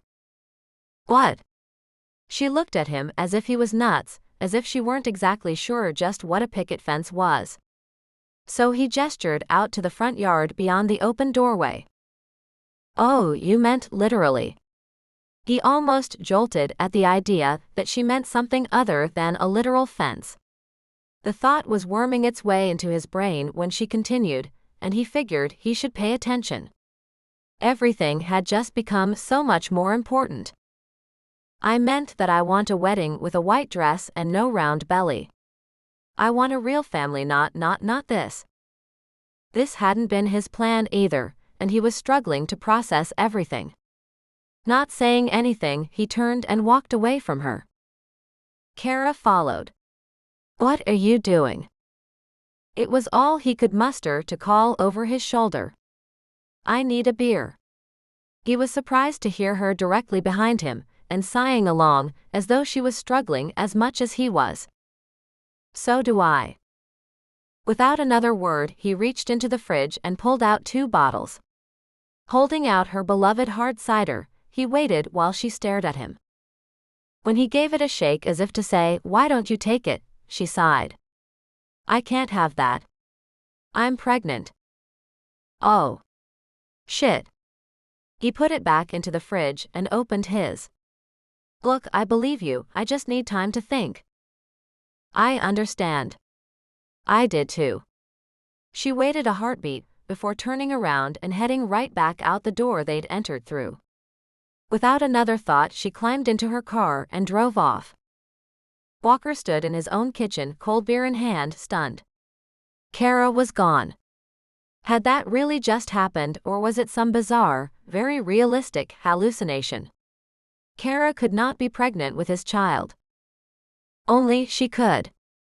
There were very real possibilities that they'd done everything right, and this still happened. He couldn't say his mind had been on birth control when he was with her. If she told him they'd completely missed the boat a few times, he wouldn't be able to argue. There was just something about her that grabbed him and held on tight. She made his head spin and his blood rush. And she just made him a father. Cara drove aimlessly, at first taking Mulholland and enjoying the sights. Then she hit up a baby store that she couldn't afford and bought her first baby item, a Winnie the Pooh onesie.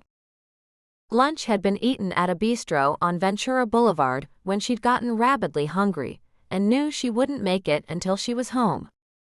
Exhausted before she'd even gotten to her own driveway, she'd barely made it upstairs and fallen on her bed, much as she'd done the night before, and passed out, only to be awoken by the doorbell.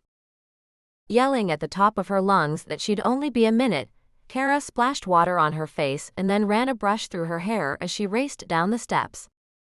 She tucked the brush into the drawer on the side table just by the front door and threw it wide. It wasn't Walker. Clark stood on her doorstep with a slight smile on his face and another bridal bouquet in his hands. He walked in, taking advantage of her startled state. When he pushed the flowers into her hand, he asked, "Did you get the plane ticket?" "Yes." She looked at him with new eyes. What had she ever seen in the pretty, awful, oily creature before her? Before she could speak again, he did. "Before we get on that plane, I want to have this sorted out. You can't know how sorry I am." Actually, Cara thought she had a pretty good idea of how sorry he was, and what he was sorry about. He might actually be sorry that she'd caught him, or that she didn't agree with him, but it wasn't that he'd done it. She didn't get a chance to say any of that. "I hope you like the flowers." He made himself at home on her couch. "I do like the flowers." "Of course you do." That seemed to be all he needed. "I knew you'd forgive me." Her head finally screwed on straight with that ridiculous remark. "No, Clark, I don't forgive you. I may like flowers, but they're just innocent plants who don't deserve to be another victim of your stupidity. I think you should get out of my house." Despite what she'd said about being a friend of the flowers, she gestured with them just a little too harshly, and a few petals fluttered to the ground. "Love, you don't mean that." He stood and walked toward her as though to take her in his arms. I am not your love, and yes, I do mean it." She used her hands and therefore the poor flowers to push him away, sending even more petals raining to the ground. "Get out of my house." He started to move toward the door but didn't stop smiling. "There's a note on the flowers. You should check it out. I think you'll change your mind." Cara didn't think so, but as she stood in the doorway, to be certain it shut firmly behind him, he leaned over and kissed her on the cheek. For a moment, she wondered why she'd even let him.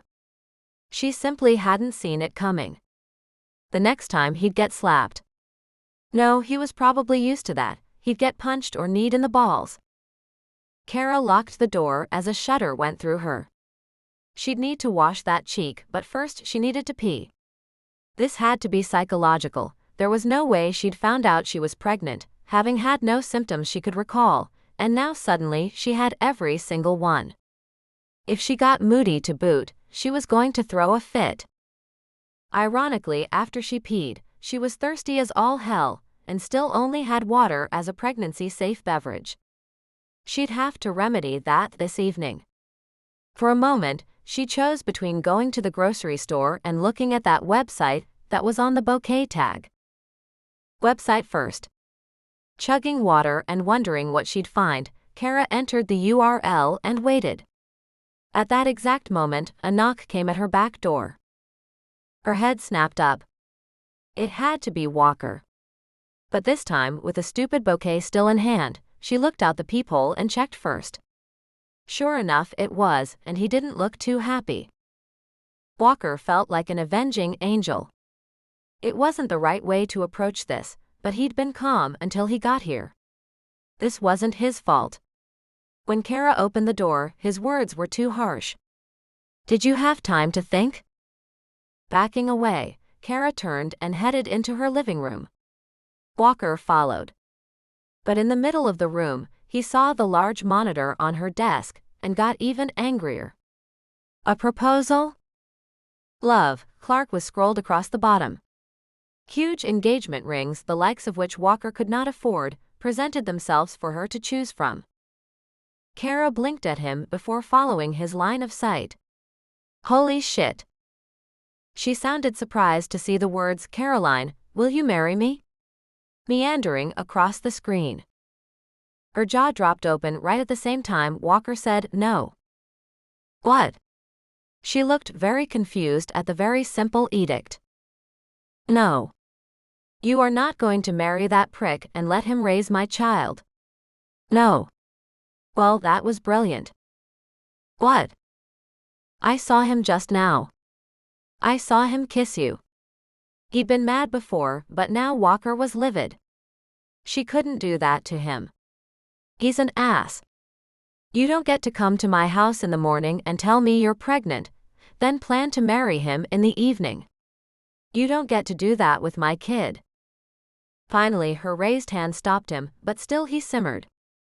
Walker, you're right. Everything you said about him. He's worse. I would never marry him. And I wouldn't do that to you. She took a deep breath. I was sending him out the door and didn't expect him to kiss me. I didn't think fast enough to block him or even knee him in the nuts like I should have. Walker still didn't believe her. Then why didn't you yell at him? Why aren't his flowers in the trash? Why are you looking at some proposal webpage with dogs and minivans and picket fences on it? Because Clark was offering her exactly what she wanted. Walker was surprised when she laughed. But it didn't make him any less upset. The flowers don't deserve to be hated because of him, and I was looking up the website to see if I could use it as evidence for a restraining order. Your kid is safe from him. Her hand went to her belly in an age-old gesture that startled him. Okay. He felt his breath moving in and out at a less crazy pace, and he calmed down enough to sit on the couch. He pushed his fingers into his hair and breathed deep. He should apologize, but it didn't come. You changed clothes. She'd noticed but quickly switched the topic, throwing his own question back at him. So, did you get a chance to think? He nodded. You're the one who's pregnant, so some of the basics are your decision. What do you think? I was thinking you might be willing to sign away your rights. The idea alone sent him into a tailspin. There was no way, but she kept talking. In exchange for no child support. Ever. His voice steely, he glared at her. I've seen your taste in men. So, I'm going to ignore the fact that you put that offer on the table. I was thinking more in terms of, are you going to have the baby, and if so, are you going to keep it? It sounds like you're planning on keeping the baby. But just in case, I want it if you don't. I'm keeping it. She sank down on the couch beside him. Really, Walker? You'd want to be a completely single dad? What would you do with a baby? You know, Cara, I'm very aware of your perception of my shortcomings. I'd make do and I'd do fine. Just like a lot of other single parents. He stared straight ahead. Does that mean that you want to be involved? He nodded, still without looking at her. Like child support involved? Or like every other weekend and alternate holidays involved? This time he turned and looked right at her, into her. You don't get it. Stop trying to negotiate me down. I'm talking about full joint custody level of involve. Oh shit. That really was what he was talking about. He wasn't ready for any of this, but he still wouldn't let her talk him into less. Won't that put a crimp in your social life? Good God. You are my social life, aside from some nights at the bar with our friends and a few ball games with the guys, and that's how we got to this point in the first place. He stood up, angry. She'd crossed the line and she had to know it. But he didn't know what else to say. At least Cara the lawyer did. So what do you see as the ideal scenario here? Well, ideally, you have two parents who love each other and respect each other and live in the same house. He sighed again. We don't have that. So maybe we can get the respect part down and be decent adults about this. Do you want to draw up some custody documents and I'll get my lawyer to look over them? You have a lawyer? Cara blinked at him in surprise. He stared at her with a blank look on his face. No, Cara, I live in a fucking cave and barter with seashells. I run my own business, of course I have a lawyer and an accountant. Is your business doing that well? Shit. No. But he wasn't broke and he wasn't hand to mouth. I'm not paying for my lawyer's Ferrari or anything. But I can pay my bills and save for retirement. His eyebrows went up as a thought hit. Or college. Cara chuckled at him, and he figured he deserved it. Laying back against the couch, she asked, okay, so do we wait until the kid is born, then divvy him up? Walker shook his head. I'll help now. I can get things like strollers and cribs, stock up on diapers, even pay some of your medical bills.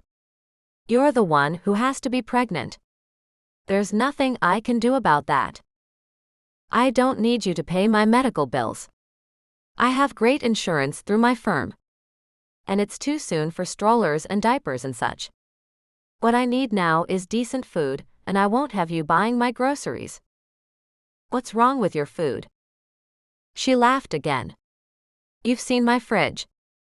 I have beer and cider and soda. There's no milk or juice in sight. I don't own a single fresh fruit or vegetable, and it turns out the canned veggies that I like are full of salt and horrible for me. I don't drink juice, but apparently most juice isn't real juice, so maybe that's not such a big loss. His eyes got bigger as he realized she was stuck on some loop about pregnancy. He'd had no idea about any of this, but she was still going. I'm about to have an ice cream sandwich for dinner, because that's better than the lean cuisine I was going to nuke, which is shockingly full of preservatives. And you came into all this horrific knowledge when? On the internet at 3 a.m. last night. He laughed. Full-throated, it was the sound of him losing all his marbles. He could see her, sitting at that computer, still taunting him with those damn engagement rings from another man. She would have touch-typed furiously and read everything, and had no idea how to stop. When he came up for air a few minutes later, his eyes were nearly wet with tears. But she wasn't marrying the douchebag, and that was a win. So he held his hand out to pull her up off the couch. How about this? I'll buy you dinner tonight. Chapter 15. Cara went to work the remainder of the week and tried to act like nothing was wrong. The problem was that everything was wrong. Her life had just taken a huge turn, and she wasn't going to tell anyone. Not yet. One of her best friends was Mia, having ridden off into the evening with Hugh of the unemployment line. Lissa hadn't answered her phone for Cara once in the last 10 tries, nor had she responded to any of the voicemails or texts Cara had sent. And Cara hadn't told the group yet. Walker was in the same group of friends, and it seemed wrong to tell them without his permission. She was stuck. She was still dealing with the idea that Walker wanted to be an involved dad. She wasn't yet ready to call her own mom for anything. Nothing was decided yet. She felt like vomiting all the time, and she was pretty sure it was stress rather than the pregnancy hormones that was causing it. She'd gone in for blood tests twice, which had proved that the baby was growing the way it should be. But she still had to see Dr. Breen for that ultrasound, so they could tell how far along she was. She and Walker had dinner together again several times, but they hadn't talked about the baby, or anything related to it. The only concession to the pregnancy was that Cara didn't drink. That weekend they hit the grocery store together, and Cara had them reading labels and filling her basket with things she'd never thought of buying before. She let Walker carry all the groceries up from the car, though as far as she knew there was no reason she couldn't lift a grocery bag, but there had to be some perks, right? When she finally found places in her cabinets and fridge for all the new food, she opened a real fruit snack and took a sniff. It smelled fantastic. She could do this. Walker poured himself a glass of milk and watched her as she bit into her fruit twist with gusto, then immediately spit it back out into her hand. Oh. Gross. She could hear his laughter as she walked to the trash can, arm outstretched with the offending spit-out piece of fruit stuff. She huffed, "I hope milk comes out your nose." Not gonna happen. What was wrong with it? It tastes nothing like a Twizzler. He took a sip of the milk, then frowned at her. It can't be that bad. Fine, you eat it then. Cara held out the remainder to him. With a look of superiority, Walker took a huge bite. As she watched his face, she saw his expression go from certain to disgusted, all the while trying to look like everything was okay. Slowly he chewed, and she let him. At last he forced a swallow, and she waited for the verdict. It was fine. He then chugged his milk. You're a bad actor and shouldn't lie to me. I'm the mother of your child. She kept a straight face. But he nodded solemnly, you're right. No lying to my baby mama. Oh. Do not call me that. But she couldn't keep from laughing, and neither could he. Finally they stopped and he offered to make her dinner, again. You don't have to keep feeding me, you know. Cara got herself together and wiped at her eyes. You've made me dinner and taken me out more times than I can count. Look, there's not much else I can do to be useful right now, but I can cook better than you can. And what's gonna happen? Are you going to gain weight? Ha ha. Thanks. She thought for a minute. That's not funny. Yeah, it's a shame you can't drink all the beer you want. Don't remind me. He grinned. So, are you going to let me cook for the two of you or not? She relented. One of these days, she was going to have to fend for herself. But since that often involved a microwave, his offer was much better than anything she could come up with. Sure. Walker was excited about going with Cara to the ultrasound appointment. At least he was until he got there, and it hit him what he was doing. The images on the screen were fuzzy, but he understood enough to feel the punch to his gut. He'd spent the past week and a half dealing with the reality of a child, and thought he'd accepted it. This took things to the next level. Dr. Breen told them the baby was about 9 weeks along, and it was normal, that it was supposed to look a bit like a lump at that point. He thought he kept it together well until the doctor smiled and called him Dad. After it was all done and they were given permission to leave, Cara was the one who had to gather the small black and white pictures and her purse and jacket, and then turn around and grab his hand. He was stuck in place, still processing. But she didn't give him time to sit. They need the room. She tugged at his hand 3 times before managing to get him out of the seat. She seemed to understand he needed mental space and didn't talk to him while she guided him out to the car. When she pulled into his driveway, he hadn't paid any attention to the ride home. He might have just grunted when she asked, "Are you okay? Should I stay?" So she followed him in and ordered a pizza for them, then puttered around his place while she waited. His brain was still rocketing around, bouncing off his skull. It was too early to tell the gender, or even if everything was okay. There was only enough information to know everything was currently in place, and at the right stage. At least they did now have a due date.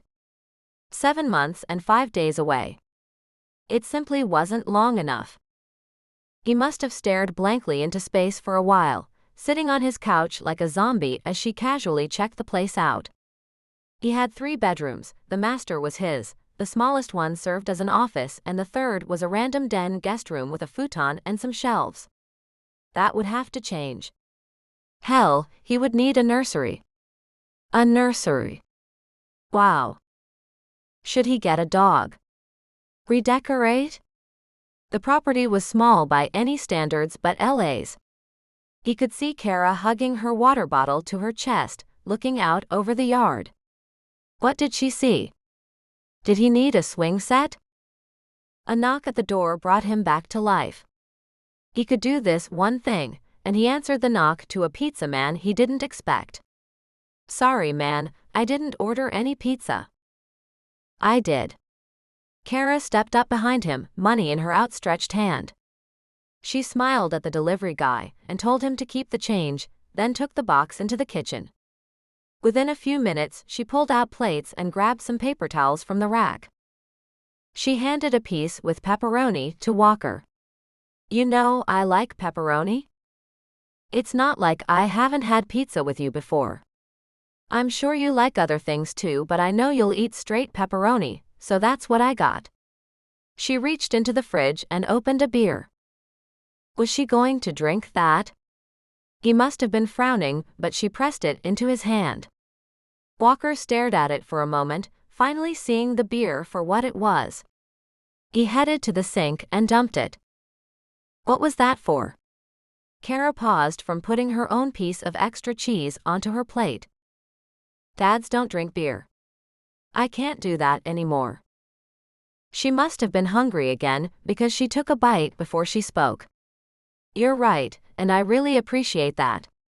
But you don't have to start now, the baby's not even born yet. You drinking a beer now doesn't do anything to him. It's not the same as me drinking. No, I should stop now.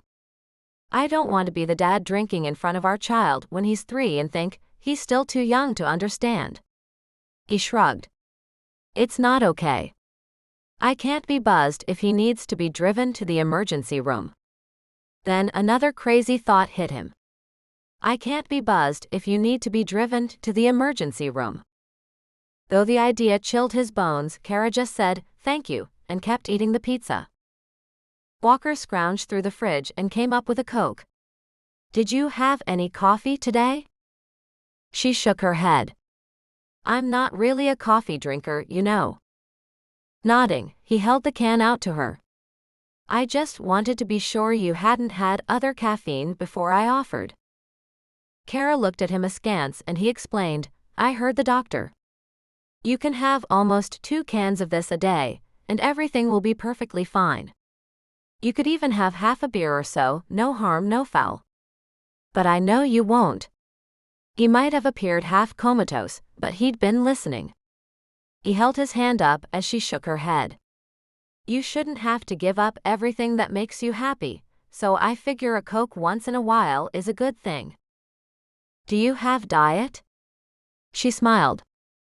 Keeping you happy and healthy is becoming job number 1. He rolled his eyes. Yes. I have diet. She grinned. Keeping me healthy and happy, huh? Will you show up tomorrow and take out my trash? Don't push your luck, sweetheart. He laughed at her, and finally felt like he was settling back into his own skin. There would be more to process, but he could do this. Couldn't he? Cara made her way into the living room and started to turn on the TV, but Walker turned it off and motioned to the dining table. Come over here. She frowned at him and took another bite of her pizza while still standing. Have you ever even used this? I've set papers on it before. The table and chairs were absurdly clean, letting everyone know he usually ate in front of the TV. But he put down his plate and pulled out her chair. We should start now before other things get in the way. We have to be a team here, Cara. That's the only way this is going to work. That's true. She popped the top on first her soda and then his, and he started talking. I figured we should start off by hearing about each other's childhoods. She frowned and took another bite of the pizza. Just as a get-to-know-you-better kind of thing? Yes, but we'll be parents together, and you learned how to be one by watching your own. Or not. His eyebrows went up. See? That's really interesting. What do you mean? She was disturbed enough by his idea to set her pizza down and stare at him. He waited. Are you really going to psychoanalyze my childhood? When did you become a shrink? I'm not analyzing. And I'll tell you everything you want to know about how I was raised too. Thinking about it, Cara polished off her first piece and brought the box to the table. He waited. She was clearly trying to figure out where to start or what to say. Eventually, she dove in. It's not pretty. My mom married young and had me when she was 18. My dad walked out on us when I was 3. I think he left my mom for some woman he was having an affair with. He sent child support for a few years, then kind of quit. His pizza stalled out midway to his mouth. Did your mom go after him? I mean legally, for the child support? I don't think so. My understanding is that there wasn't much money to get, so she probably didn't try. I sure didn't see it. Putting her pizza down too, Cara continued. She didn't make much money, but she made sure I had whatever she could afford. She worked 2 jobs to be sure I got a good education, so I could take care of myself. She won't let me send her any money now, says she won't until she's too feeble to refuse. I haven't told her that I'm pregnant yet. I'm not sure how she'll take it. She won't be excited? The idea was foreign to him. Aside from my telling a not that old woman that she's about to be a grandmother, the one thing she really didn't want for me was to end up in the same situation as she did. She raised her shoulders as if to say, c'est la vie. I guess I don't want to hear the disappointment. Cara. Walker's voice broke through her thoughts. You do realize you aren't in the same situation as she was, right? She didn't answer. Cara, I'm not going anywhere. You won't have to hunt me down for child support or for anything this child needs.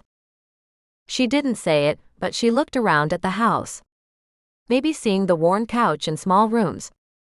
She didn't say anything about that. What she did say was, my mother was married and excited when she got pregnant.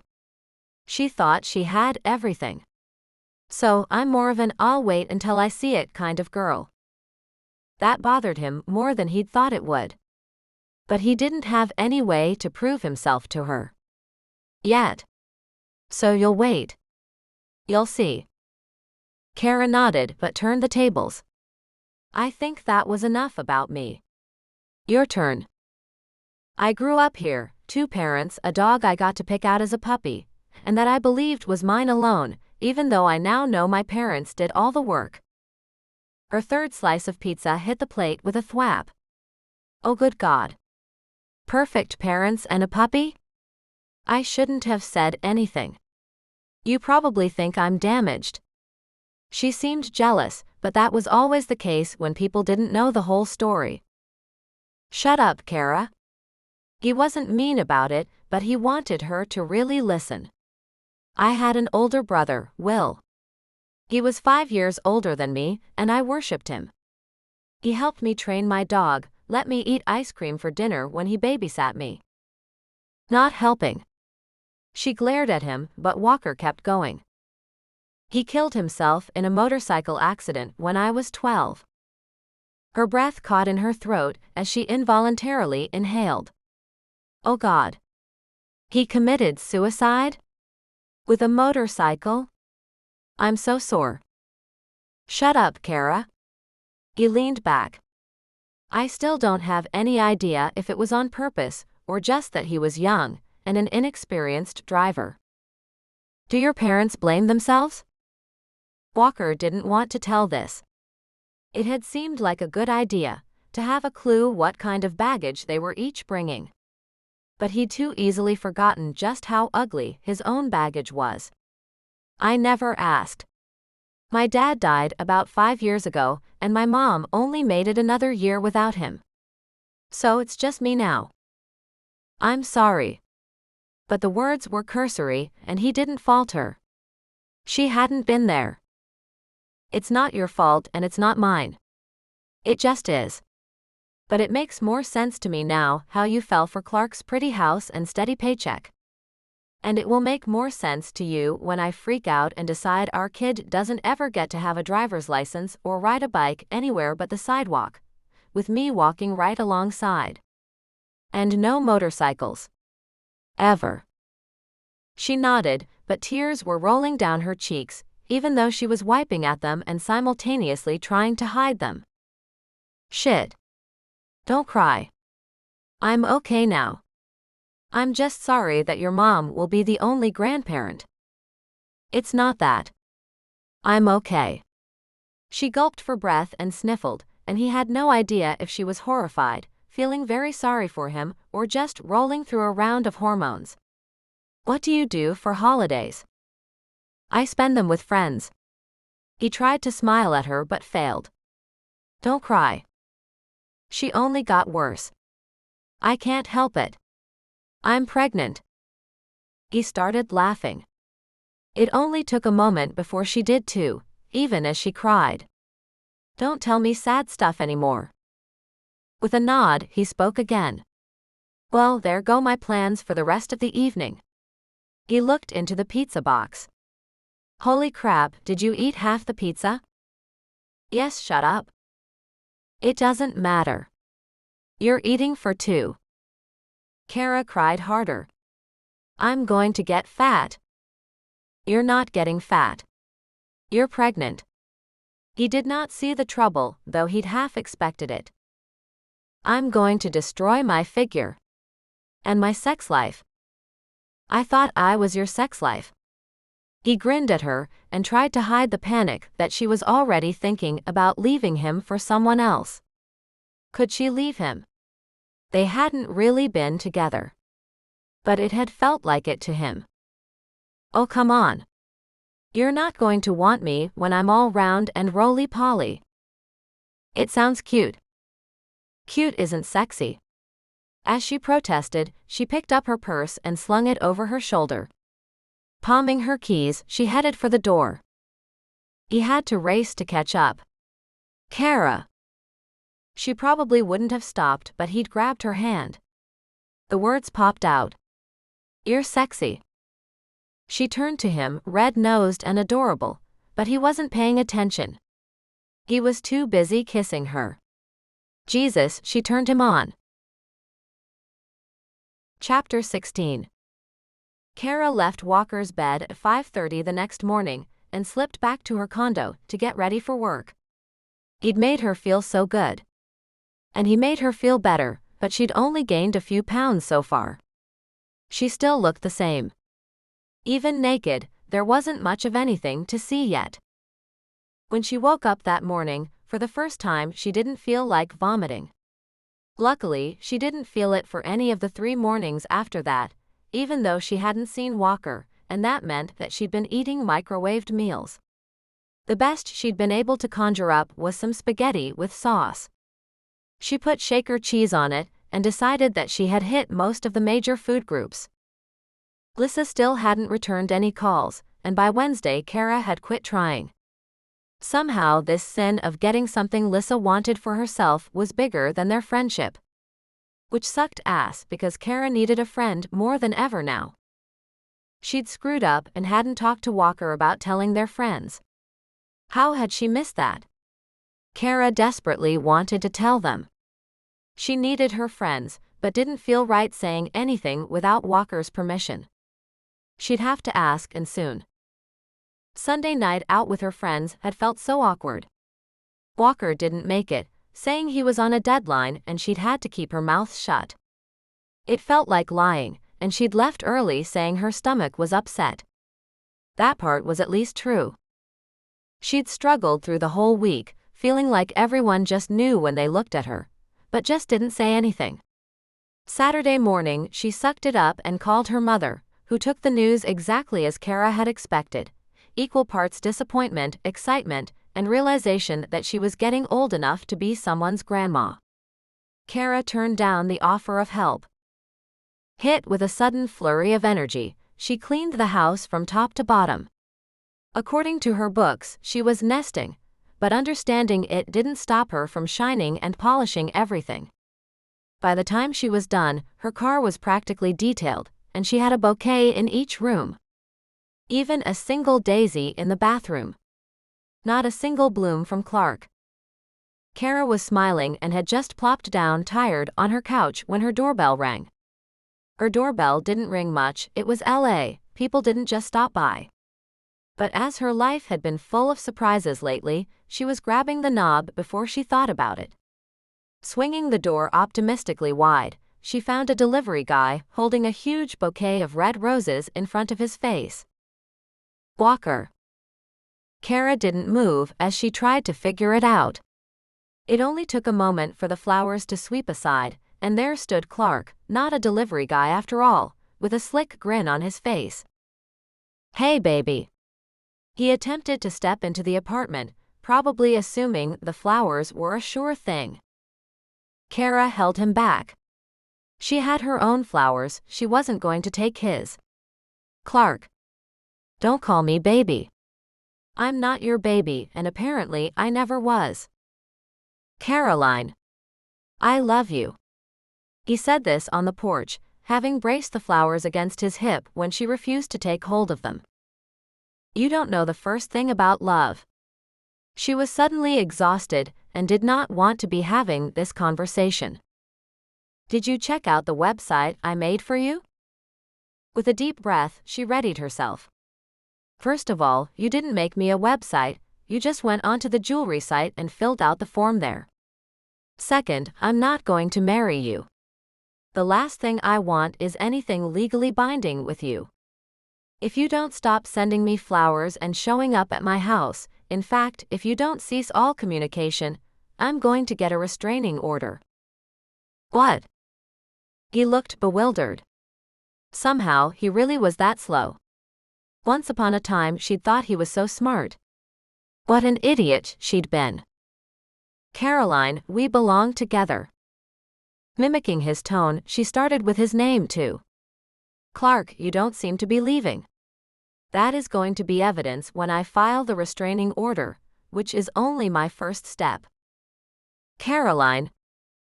I'm pregnant with another man's child." It was all she could do not to start laughing at the truly stunned expression on his face.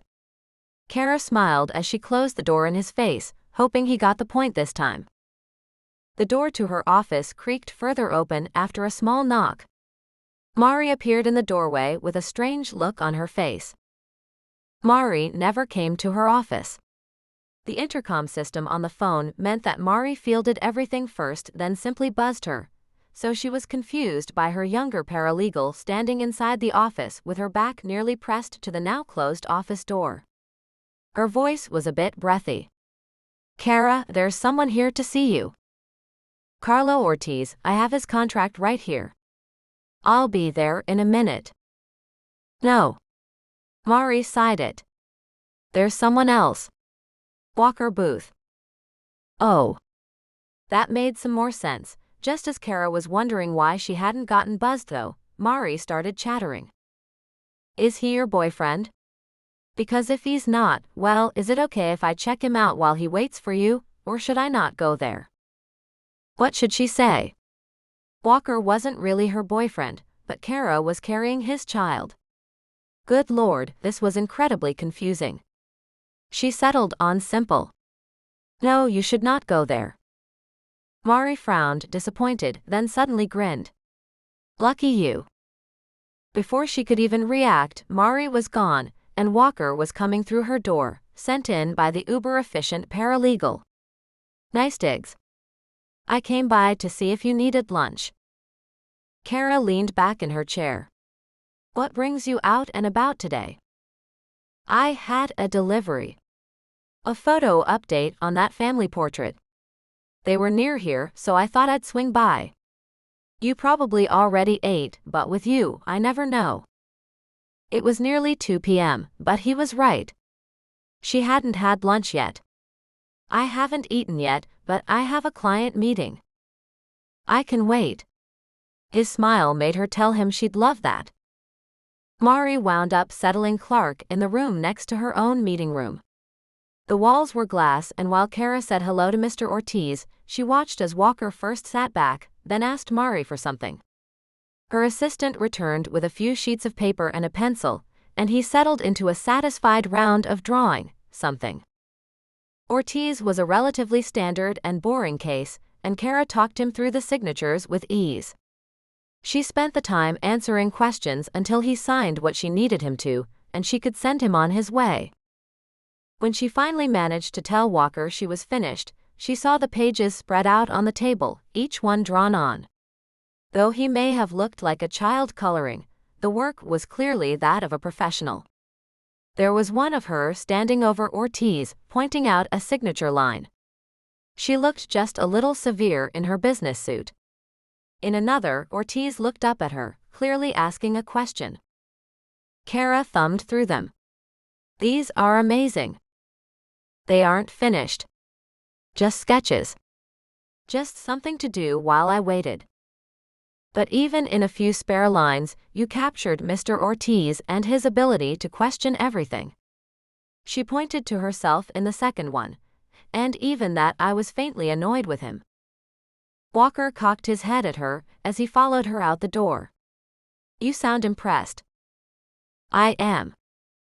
Cara, you do realize that I'm a professional, right? I didn't become an artist on a whim. Well, of course not. She defended herself as she took him around the corner to the build-your-own salad shop there. But there was nothing she could say. She was impressed with the drawings, but she didn't want to offend him. That wouldn't help anything. Paying for lunch, she insisted that it had to be her turn sometime, and they sat down. So what was Mr. Ortiz in for? Walker had a way of always engaging her. It relieved her that she didn't have to worry that they wouldn't be able to communicate when the time came to decide who got to drive the baby to soccer games or whatnot. He's buying a Taco Bell, so he's getting into a big franchise. That sounds pretty cool for him. Cara shrugged. I guess. It's a pretty standard contract. The big companies don't negotiate. You sign their contract as is, or you don't get your shop. Also, Ortiz isn't a natural-born citizen, so he has some extra stuff to file. Is there a court case? Sometimes. But it's contract law. I do a lot of franchise deals. Ortiz is fine, but he asks questions about everything. So everything takes twice as long with him. Some of my clients are signing their third or seventh franchise deal, so they sign fast and we all leave happy. Why is Ortiz buying a Taco Bell? She ate the last of her salad and tipped her head. He says he came to America with dreams of owning his own business. He found backers, and this is his first. There's even more paperwork, of course, because it's not his own money. Huh. Walker hopped up and threw out the cardboard bowls the salads had been served in, before asking her if she could take a long break to go check out baby strollers. I've been looking at everything and there's so much to do. I don't think we'll get done in time unless we start now. He held his hand out, but it was more than just an invitation to stand up. Cara only nodded. Why not? They hit a baby superstore and debated the merits of formula and automated bottle washers for 2 hours, before she absolutely had to head back to the office. Just a Diet Coke, please. Walker watched as Cara ordered. Shit. How had he missed this? She was not comfortable. Even though she sometimes ordered just a soda, her smile was tight right now. It hadn't occurred to him until he watched her lips press into a thin line and her eyes take on an overbright sheen that she now had to lie to their friends. He didn't have to. Not really. He wasn't pregnant. Cara could say she was and not point a finger at him, but they hadn't talked about how to get around it. So here she was, ordering a Coke while her friends gave her weird looks. Are you okay? Bree asked, and something about her face said she was worried. Upset stomach, Cara replied, and Walker watched as she quickly backpedaled. I'm not bad, but drinking probably isn't a smart move if I want to stay that way. Again, she offered the perfect smile and wide eyes as if to say, see? Everything is just fine. Move along. Bree wasn't fully buying it. He could tell. It would not be long before their friends would put two and two together, and get Walker got Cara preggo. Zoe had cast him the side eye once tonight, and he was pretty sure he wouldn't get anything past her if they tried this again. In fact, she might have already figured it out. Cara had said she didn't want any of them to know about the baby until the second trimester. Then there would be less chance of a problem with the pregnancy, a thought that now set his spine to shivering, and she'd be showing, so there'd be no avoiding it. But he hadn't calculated until just now that with their friends it wasn't about not telling, it was about actively keeping the information hidden. Looking up at the server, he ordered his usual beer. Whereas Cara's order earned a raised eyebrow from Zoe, his order earned him one from Cara. He told her he wasn't drinking anymore, and he wasn't. He was just ordering. If they both placed odd orders, that would be about the same as wearing a t-shirt that said, "I knocked up Cara Larkin." He had two alternatives: ignore her look or whisper in her ear, also something that would flag their friends. He didn't doubt that everyone knew he and Cara had been sleeping together. But they hadn't been publicly affectionate. Lord, this was far more complicated than he'd ever thought. It was his child, but he had no control over it. Not really. It was his pregnancy too, but not really. Cara was the one who would have to tell people, because it would become obvious. He had the choice and would always have that choice.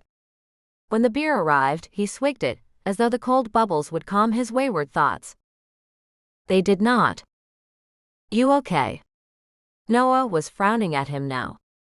God help him if Noah had noticed something was off. Walker almost blurted out, "We're pregnant," but instead he smiled and said, "Yeah, I'm fine." Which almost invariably meant you weren't. But there was nothing he could do but swig the beer again. This was definitely his last drink. Cara felt weird. Walker's odd behavior at the bar the week before hadn't helped. Surely, everyone had figured it all out. But after a few awkward moments, the conversation had shifted. Still, she wasn't going to make it another week without telling. The need to figure out how they were going to tell everyone had her crossing Walker's lawn and knocking on his door. Then, wandering aimlessly around his yard, looking in his windows, wondering where he might be. His car was gone and the house empty. So Cara headed back toward the studio, looking to kill some time, rather than just head home. She really should have called first. LA was not the place for drop-ins, even on the father of your unborn child. It struck her then that he might be out on a date. Maybe she should leave, rather than create an awkward scene. She considered heading to Jessica's apartment. Jess didn't live that far from here, but Jess was even less likely to be home than Walker, what with her cop hours. So Cara stayed put and decided that if he was dating, she was much better off finding out now. It would suck to get another blow like that on a night when she was already upset about Lissa, already sad and mad at her friend for still stonewalling her. The text Cara had sent yesterday was still unanswered, and it bothered her to see it slide further down the list on her phone. She had her core group of friends, and she'd gotten pregnant with one of them. It had never really occurred to her how much they could screw everything up by screwing. But she'd also had Lissa, only now she didn't. Cara pushed on the door to the studio, surprised when it gave way beneath her hand. "Walker." No answer came out, so she wandered in a little further. She called louder the second time, "Walker?" Still nothing, but she was now caught up in staring at the paintings. He really was talented. The family portrait remained, though it was nearly finished. The piece was nearly photographic in quality, but maintained some special aura he'd given it. Cara walked a circle around the canvas, being careful not to touch anything. She didn't want Walker to be mad at her, or have to fix anything. The markings on the back read, Martindale Family v. Jeff, Lisa, George, Jason, followed by the date and his name. For someone who could command a brush with precision, his handwriting left a bit to be desired. Cara walked a little further away. The red woman emerging from the swirls was gone. For a brief moment, she wondered if it had been stolen, and that was why the garage was left open. While the back studio was too much a mess to ever know if someone had ransacked it, she didn't think so. Ultimately, she had no clue how much the stuff in here was worth. The paints might be valuable, but who would steal opened paints? The family portraits were valuable only to Walker and the families he painted them for. The red woman seemed more arty, but then again, it was only truly valuable if Walker had made a name for himself, and Cara hadn't heard of him as an artist, so that was unlikely. Besides, the red woman had been replaced with a board that had a huge scrap of ripped paper clipped over the top of it. It looked like a giant child's easel, the kind with the pull-down paper, though the drawing was obviously skilled. Cara had no doubt that their kid would get one of those to be just like Dad. Or would he be Daddy? She was figuring that Walker would be a daddy, but her brain was being redirected by the picture that was clearly the basis for the pencil drawing that dominated the big paper. In it, a woman had her hands settled on her clearly pregnant belly. She sat covered in a short dress, her legs crossed and tucked neatly to the side. For this portrait, Walker hadn't changed anything between the photo and the sketch. He hadn't needed to, not like he'd buffed up the Martindale's family picture. In this photo, it was clear the woman was blonde, with blue eyes gazing straight into the camera. There was something about the look on her face, about the way her eyes shined. This woman, Delilah I by the note in Walker's handwriting on the lower right of the page, was clearly in love with the person who took the picture. Heart clenching, breath stuttering, Cara dropped the picture and stumbled backwards. Was it Walker? Did he have another pregnant girlfriend? Had she been horribly betrayed, again? It took several moments to talk herself down. She should simply ask him. He'd said he was exclusive with her, and she had no reason to doubt him. Besides, he was smart enough to hide a girlfriend rather than flaunt her. Then again, he hadn't been expecting Cara to show up tonight. Looking at the sketch again, as basic and as simple as it was, Cara thought it still had an amazing spark of life. Delilah looked happy and radiant, almost like she had a secret. Cara had to wonder if she would look like that herself in a few months, but she doubted she'd be in love like that. Who would she love? Who would that man be? And who would want her when she was pregnant with another man's child? She'd heard of it happening, but certainly not while that other man was still fully in the picture. What a mess she'd made of it all. Cara blinked at the markings. Delilah I, Martindale Family v. She looked at the canvases propped against the wall. They were often 2 to 3 deep, most tilted so that the faces didn't touch anything. Many had slashes or washes of color peeking around the pulled edges of the canvas. They too had his harsh scrawl on the back. Cara read through them, Lisa IV, Wizard 2, Carter and Melanie 7. It was a number. This wasn't for Delilah Ingram or Ingalls or any I at all. It was Delilah 1. She was looking at the painting again as she heard his car in the driveway, grateful that she had parked on the street when she didn't see his car here. If he'd walked from the curb, he might have snuck up and scared her. As it was, she was able to turn around and come out the door and meet him. Except as she turned around. He was already there, grocery bags slung over each arm. What are you doing in my studio? Chapter 17. Cara stuttered at his forward question. You left it open. So when you weren't here, I thought I'd wait. Then I guess I poked around. She should have apologized, but for some reason, she didn't. Still caught up in her swirling thoughts of betrayal, she turned back to the pencil sketch of Delilah I. Who is she? My neighbor. He set some of the bags on an empty area of counter, and Cara spared only the briefest of thoughts to hoping he didn't have anything cold in there. She didn't look at him. Is she special to you? No. It came out as more of a laugh than anything else. But I can see why you'd think that. It makes me a little uncomfortable that she doesn't know I have that picture, or that I'm painting it. What? With her mouth open, Cara swiveled on one heel and turned to glare at him. Was he some kind of peeping Tom? Or worse? The sarcasm dripped from his tone, so thick it rolled over her like heat. You know, I love that about you, Cara. You always assume the best of me. Picking up the groceries, he headed into the house, his back straight. Well, shit. She sighed. I'm sorry, but you have to admit it sounds bad. Why on earth would you have a picture like that if she didn't know it?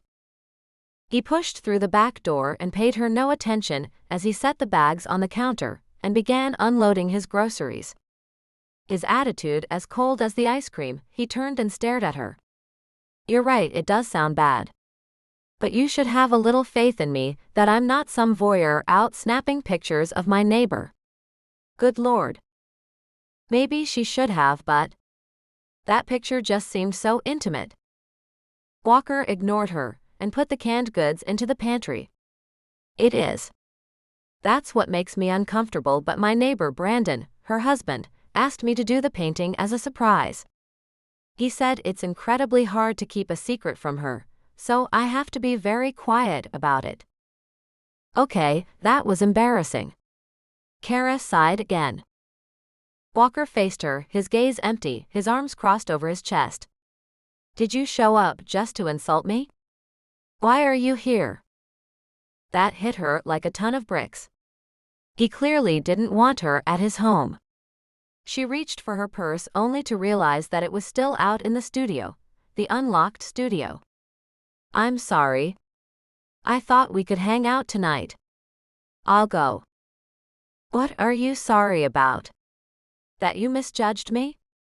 Or that you didn't turn out to be right? Her mouth fell open. Now who's misjudging who? You're right.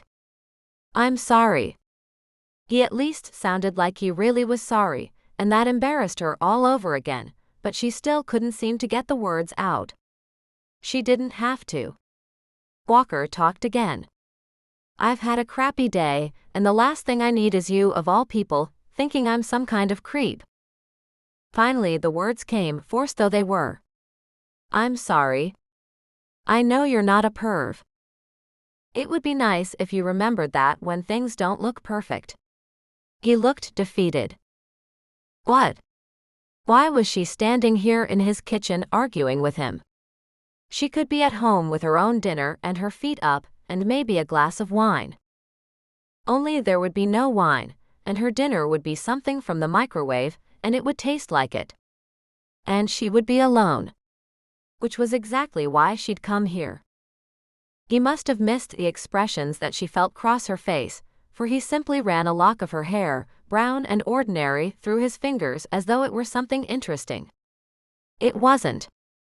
It was no more interesting than her hazel eyes, or her rather symmetrical but ordinary-looking face.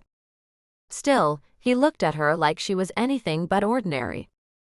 You are so beautiful. The words tumbled from his mouth as though they had fallen unbidden. They rolled over her and lodged deep inside. Her heart stuttered in her chest. She came here because he thought she was something more than she herself did. Because she felt as though he really liked her for herself. But this was something new and more. He'd always touched her like he wanted her, like she was more than he could hope to have. Always she was left wondering why that was. He could have anyone he wanted. For some reason he was interested in her. He was looking right into her eyes, and her knees were starting to give way. But you are so screwed up, Cara. What? She didn't even have to say it. Look at everything you let Clark slide by with. You had to catch him with a naked woman before you ever doubted him. But me. You get one hint that something is wrong, and you assume the worst. Why is that? She shook her head. She really didn't know. Why did you come over tonight? He had her pinned by the simple act of holding her hair between his fingers. The gesture was at once both intimate and overwhelming. I just wanted to. Nowhere better to go. Her heart cracked a little at that. No. It was barely a whisper, that admission. And it cost her a lot to put it out there. She didn't realize she was crying until he dropped her hair and started wiping at the fat tears as they rolled down her cheeks. God, she hated this. She was crying at the drop of a hat these days.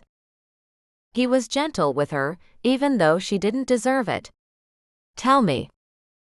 My friends keep asking me to join them at one bar or another. She nearly smiled. Zoe and Jess and Noah went out tonight. So I said no, again. I didn't realize how often I drank until I couldn't do it anymore. I'm beginning to think I was a borderline alcoholic. No, you weren't. You can cross that off your worry list. I've been out with you. She smiled. Thank you. Then something struck her. Have you been out with the others? Sure. Last week. Later in the week than you. She was sitting on the couch next to him, cradled against him. Somehow, he must have led her there when she wasn't paying attention. How do you know that? Zoe noticed you weren't drinking, and that you said your stomach was upset. So she thought maybe you were pregnant. What? Score 1 for Zoe. He leaned back, hands in the air. I didn't say anything. Did they ask you? The last thing she needed was Zoe figuring out that not only was Cara pregnant, but it was Walker's. The woman was an amazing scientist, but so much of her energy went to that work. Sometimes she seemed to have none left over for even simple decisions, like what to wear or where to go. If Zoe figured everything out, then Cara was probably hosed. No one asked me a thing. Walker pulled her closer. I thought we agreed not to tell anyone until we hit second trimester. We did. She crossed her arms, not liking where this was going. So I didn't say a word. I haven't told anyone, except my neighbor Brandon. She craned her head around to look at his face, puzzled. Hey, I had to tell someone. He's a friend, and his wife is pregnant with their first, so he seemed like a good target. It's okay.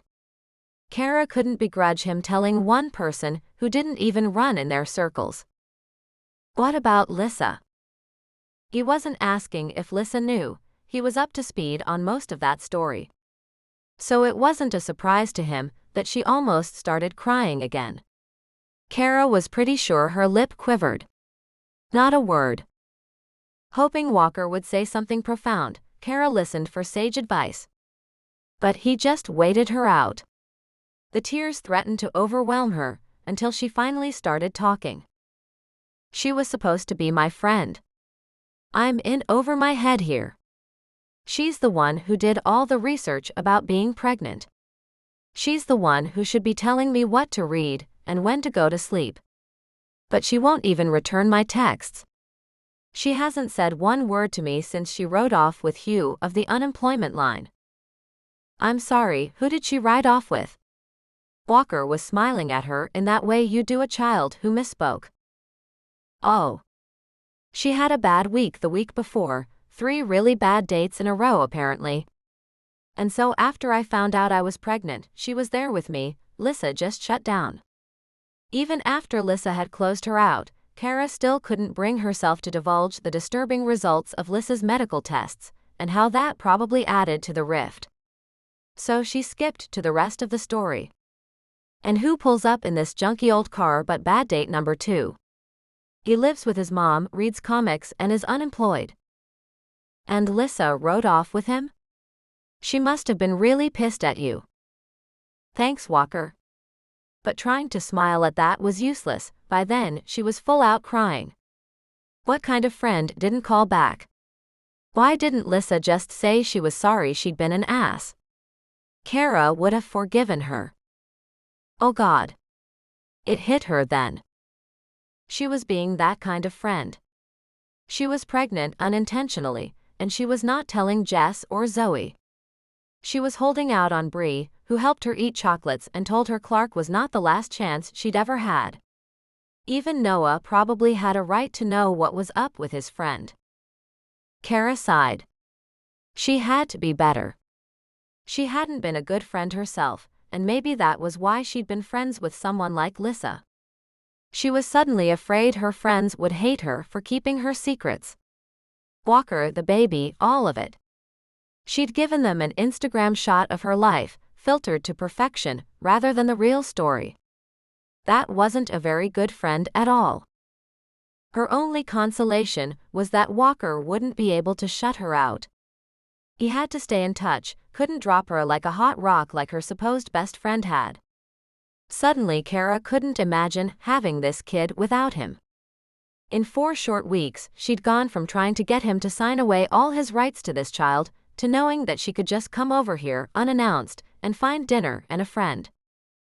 So she sucked it up and decided to become a better friend than she'd been before. To be a better friend than the one she apparently had in Lissa.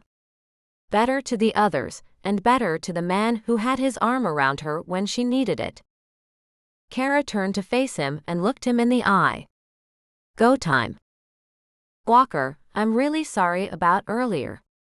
It wasn't so hard, and he almost smiled. I know you aren't a perv, and I shouldn't have doubted you. I just got burned before? Not even that. She shrugged and turned away, admitting this would be easier if she wasn't looking at him. I need you. I'm no good alone in this. My earlier decision to ask if you wanted out was really stupid. But tonight, I found that painting, and there was this woman in it who looked like she was looking at you that way. It scared me. He didn't make her wait, and she thanked the heavens for that. You're not in it alone. No matter how we started out, we're a team now. If anything ever happens that I'm not involved with you anymore, I'll make sure you can see it coming from miles down the road. We can't afford anything tearing us apart. There's another person for us to think about now, and that means we have to think about each other. I'm in. Thank you. Can you promise me the same thing? A woman her age had a greater chance of getting struck by lightning or even winning the lotto than finding the one. So Walker was likely it. Of course. She laughed after she said it. The laugh was only part humor. I admit, I did not see this coming. Not in my wildest dreams. Right at that moment, her stomach growled. Walker laughed, a good deep belly laugh. Time to feed the wee beastie. Good thing I was just out buying food. Chapter 18. 4 weeks later, nothing had changed. Lissa hadn't apologized or said anything at all. And Cara still didn't know what she was going to do about the baby that was coming. She was a month closer to being a mother, and no closer to figuring out how to actually do any of it. She'd managed to keep it hidden from her friends, but each time she had to lie or work her way around things, she felt shitty. She'd managed to tell her mother, and that hadn't gone well. But later, her mom had sent a white sleeper set for the baby to be brought home from the hospital in, probably as a way to make up for her poor initial reaction. Cara laid it carefully over the top of her dresser, next to the Winnie the Pooh one she had bought. One night at Walker's house, she'd found a tiny pair of boys' sneakers sitting out on top of his dresser. Clearly, any child with feet that small wouldn't be walking yet, and therefore have no need of sneakers of any kind, let alone basketball shoes with thick treads. But it showed her that Walker was getting ready for this child much the same as she was. She'd wondered what it would have been like to have this baby with Clark. Not the real Clark Fuller, but the one she had imagined into existence. Cara's thoughts derailed at that point. That was the one thing that had really changed in the last month, Clark. He'd come to her door one last time after she'd told him she was pregnant with someone else's baby. He hadn't believed her. Said she wasn't showing and accused her of just being mean. Though she wanted to offer to pee on a stick to prove it to him, she stuck to her earlier guns and went the legal route. asking him to leave once she waited. When he didn't do it, she grabbed her cell and called the police to report that she was being harassed at her own home. Furious, Clark stomped off and hadn't returned yet. So she hadn't filed a restraining order, which was at least one upside. She checked her engagement ring site one night, just to ogle the diamonds that he had offered her. The second time she went back to the site, her name no longer brought up anything. Clark must have shut it down. The need for a ring, before she started showing, was going to be something she would sacrifice for her child. While having the baby was still going to take a while, a public announcement was becoming imminent. She was already forced to sort through her closet in the mornings before work, to pick and choose from the few remaining skirts that fit. And sooner or later someone would notice that her boobs were getting bigger. She was going to need new bras. She sighed. Luckily, her last client of the day was an easy meeting. Martin Davis owned a fair number of women's clothing stores around town. In another 3 days, he was going to own some burger joints too. Davis knew the drill, and probably wouldn't have recognized anything was amiss as long as she sent in someone with the same color hair and similar build. Davis would have signed on the dotted line and told her how good it was to see her again. Walker showed up unannounced and waited on her, watching the proceedings from the next room. It was the first time he'd been back since he'd drawn her with Carlo Ortiz. Today, he came armed with his own high-quality paper and some black pencil that looked rather expensive. He scribbled frantically while she worked. Sure enough, on her side of the glass wall, Martin Davis doled out the compliments, signed where she told him, then left with a smile. All business as usual. Done for the day, she went into her office to grab the change of clothes Walker had told her to bring along. Then she went back down the hall to find him. He had only one page in front of him this time. Gone were the quick sketches he called gestures. This paper was so thick it was almost a canvas. Each part of the drawing stood out in detail. Walker had caught the smug look on Davis's face. Though Cara hadn't remembered him quite that way, she realized Walker's interpretation was correct. While Davis appeared in the picture only once, there were a slew of Carolyns represented. There was Caroline pointing out the signature line, Caroline reaching for the next folder, Caroline standing and waving her hands in such a way that it was obvious exactly what she had been saying just by how Walker had captured it. Wow. He frowned up at her. You always act surprised to find out that I have some artistic talent. Handing the paper back to him so he could tuck it safely away into his portfolio, Cara shook her head at him. It's not that I doubt your talent, it's that I'm amazed by the work itself. I'm amazing, huh? She followed him down the hall to the elevators. You're going to get such a big head, aren't you? Maybe. Tell me I'm amazing again. You're an amazing artist. And you have a talent so far beyond my comprehension that every time I see your work, I am amazed by it. Forgive me for giving you the impression that I was surprised that you had talent, oh great one. He laughed out loud at that, startling the other people from her building as they got off the elevator. Cara started laughing at their expressions and suddenly realized that no one laughed much at her job. Well, she was going to laugh, no one was going to fire her for it. Her heels clicked on the marble floor as they headed toward the garage. So where are we going, oh great one? Walker handed her into his car without answering, but he'd told her to bring jeans and a t-shirt, not a dress and heels, so it couldn't be too big a deal. For a moment Cara panicked. It would be just like Walker to tell her to bring jeans and a t-shirt, then take her somewhere fancy. He seemed to think nice jeans sufficed for most occasions. She pressed again, where are we going? My house so you can change. He didn't live far from her office, but the traffic made it into a bit of a drive at the end of a workday. Then to Fatburger for dinner, and then into Sherman Oaks for mini golf. Fatburger, yes, definitely. Mini golf, I suck at. Why are we going there? He glanced over at her when they were stopped at a light. a weird expression on his face. You do understand that half the point of mini golf is to suck at it, right? What? He pulled ahead with traffic, shaking his head. Was your childhood so bent that you thought there was a real winner at mini golf? She started to take offense, but he talked over her. The greens aren't even flat. There are leaves all over the place half the time, and it doesn't matter because it's worn in some places. You go to hang out with your friends and enjoy doing something stupid, or to enjoy the weather. It's gorgeous out today. And we are going for recon, dear Cara. Recon? What kind of reconnaissance could possibly be done at mini golf? He must have heard her thoughts. There will be families there with children. Since neither of us has any kids or even has a younger sibling, we are going to gather some intel and have some fun. He pulled into his driveway and carried her briefcase inside while she went to change. In the bathroom, Cara fought with her jeans for the last time before giving up. There was no way she was getting the snap closed anymore. Before long, she wouldn't even fit in them at all.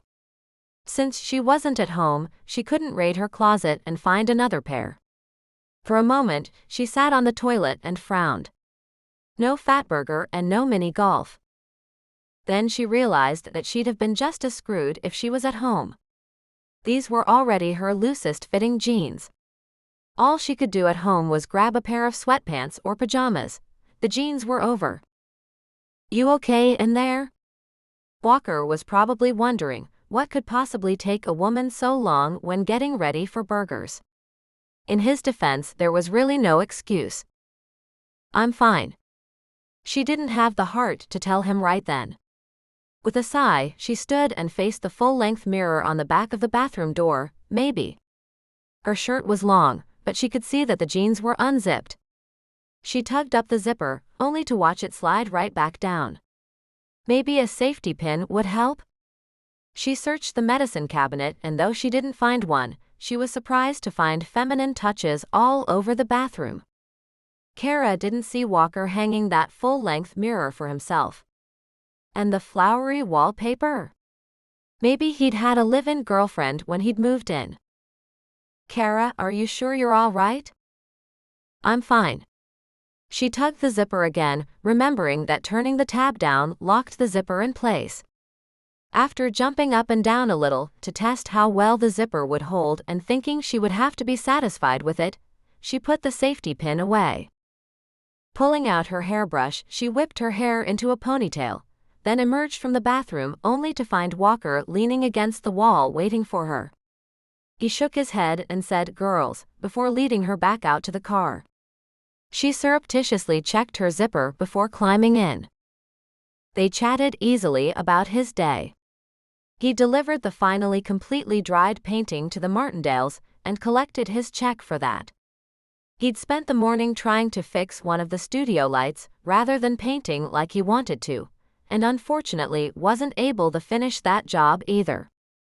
He'd gotten a wild hair the day before and put a few more very fine strokes on the Delilah painting, and now all it needed was a safe spot to rest and time to dry. Which meant more weeks of Brandon worrying about whether or not Delilah was going to find out. Cara bit into her burger and sighed. It's been a while since I had one of these. He smiled at her. That's your own fault. You shouldn't go too long without eating a fat burger. You know, normally I can't eat like this. She held up one of the chili cheese fries she'd chosen as part of her caloric splurge.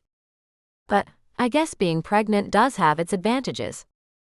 He leaned across the table, looking all serious at her, and for a moment she was concerned.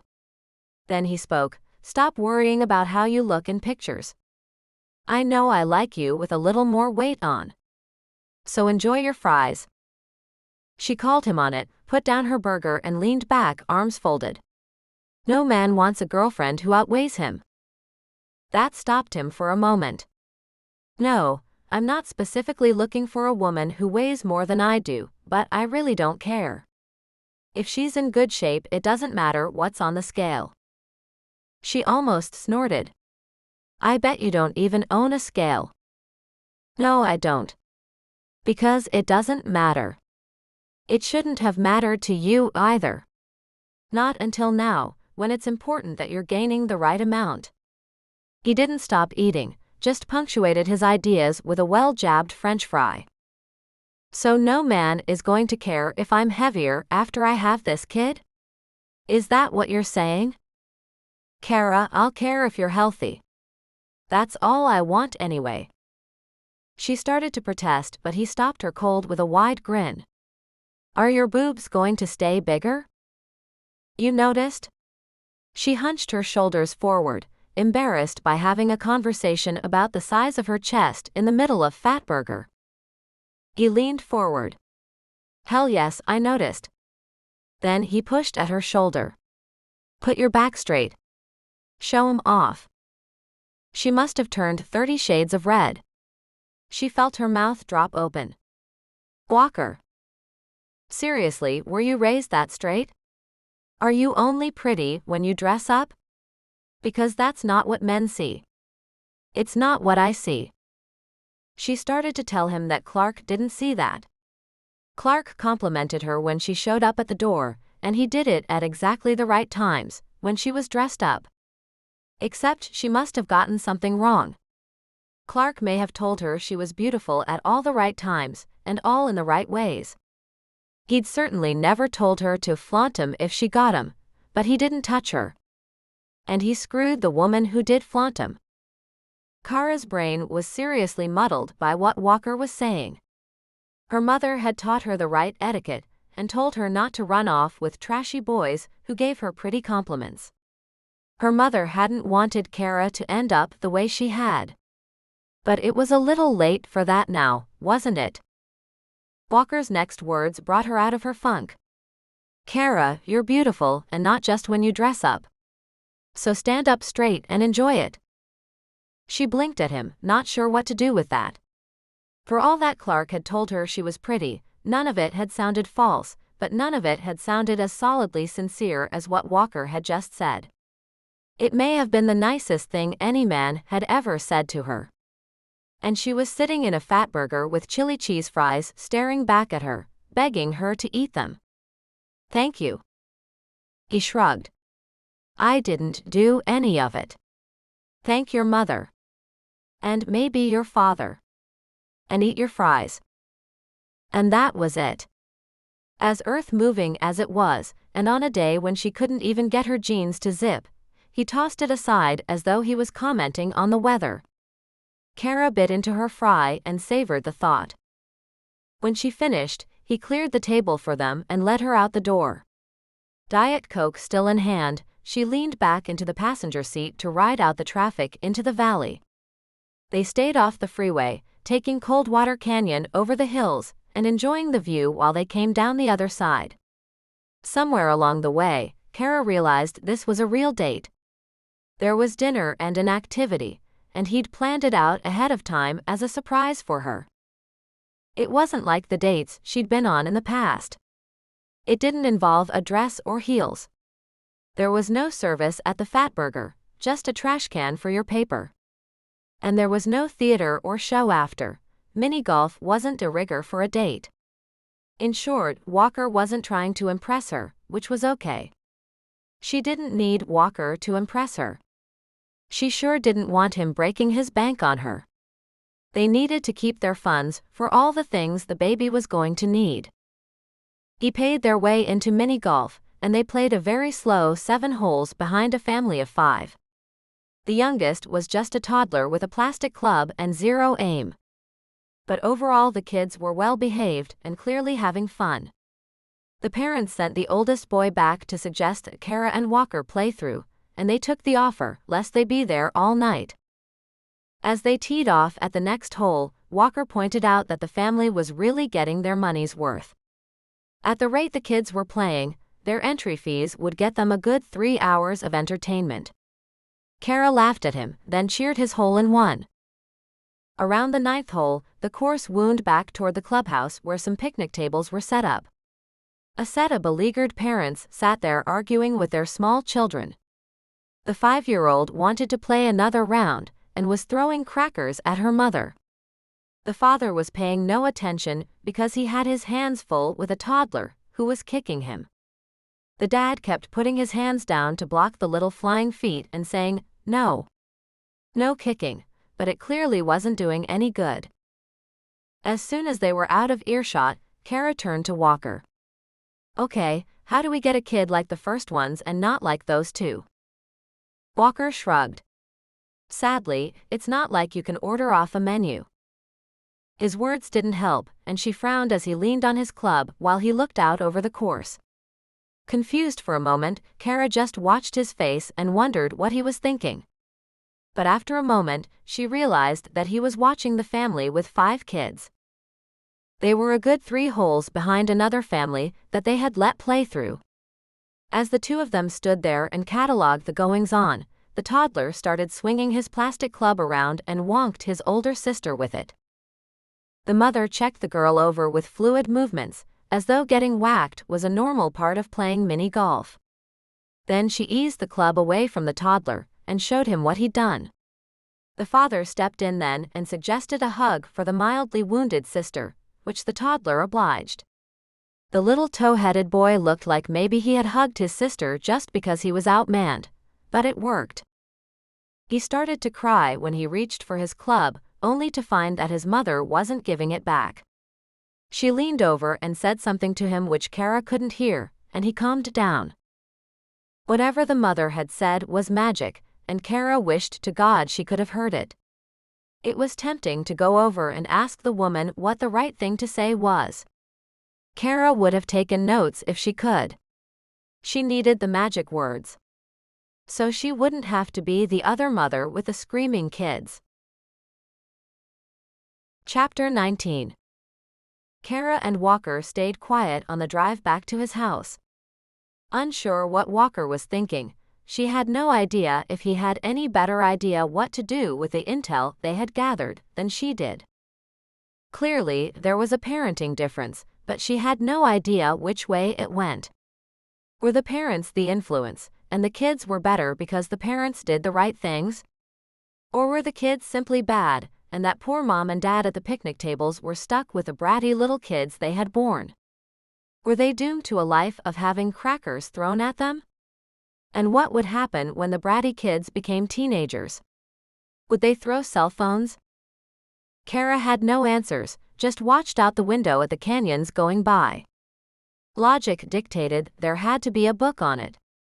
Logic next dictated that she would be getting her butt to the bookstore to find one this weekend.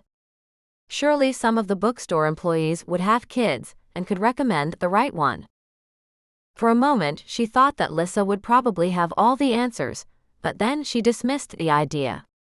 Lissa's recent actions made it clear that 5 years of friendship didn't mean much when things got tough, and Cara wasn't going to ask for help from that quarter. As Walker pulled into his driveway, and Cara climbed out of the passenger side, a very pregnant blonde woman came around the corner. Cara recognized her from the painting, and was just getting ready to say so, when Walker came over and squeezed her hand. Almost too late, she realized that Delilah knew nothing of the painting, and that the smile of recognition Cara had shot her when she came around the corner had probably been a mistake. Delilah didn't seem to notice. She paid no attention to Cara, just marched right up to Walker. She wore an apron over her maternity jeans and she smelled like cake, but her face didn't mimic the sweetness that rolled off her. "Walker, you're keeping a secret from me." "What is it?" "Wow." Cara pulled back. Walker said that Brandon, Delilah's husband, complained that it was difficult keeping anything from her. What had tipped her off?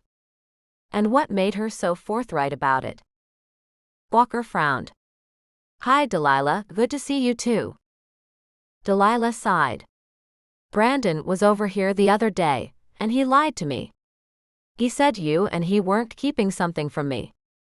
Her face stayed stern for just a moment, her attention so focused on Walker that she still didn't seem to have noticed that Cara was there. Then her expression broke, and this time her voice was so soft that it was difficult to hear. "Is he cheating on me?" So fast Cara couldn't react, Walker let go of her hand and grabbed Delilah's shoulders. "Good God no. That man loves you like there's no tomorrow. Please don't think that. The neighbor sniffed, and Cara tamped down a spurt of jealousy. She was quite certain that she wouldn't look that cute when she was pushing 8 months pregnant, and was less than an inch from crying. Delilah squared her shoulders even though Walker still braced her there. Then why is he keeping secrets from me? Walker sighed. You know, he's not. He just wanted to find the right time to introduce you to Cara. With that, he turned and gestured to a very surprised Cara. She was not the secret Walker and Brandon were keeping, and she did a terrible job of looking like she was any less surprised than she was. Hi. Delilah looked confused too. The thought that Cara was the secret they were keeping was monumentally stupid, and Delilah wasn't dumb enough to fall for it. But like a good sport, she held out her hand and said a polite if wary, hello. It was Walker who helped to clear things up. Or maybe he muddled them more, Cara thought, but he made the lie a little more plausible. Cara's pregnant. We're expecting. In just under 6 months. Brandon thought maybe you could be a good resource for us. Oh, that was slick. Walker had diverted all attention from the idea that he and Brandon were keeping a secret by confessing that they had been. Then he ponied up a lame secret in exchange. Judging by the way Delilah's face lit up at the idea that Cara was pregnant, the fact that it was a stupid secret was never going to be brought up. Cara also realized he'd gotten through the whole introduction without saying what she was. Was she his girlfriend? A woman he knew who happened to be pregnant with his child? A friend with benefits that had become responsibilities? At least he didn't say she was his baby mama. Cara probably would have killed him.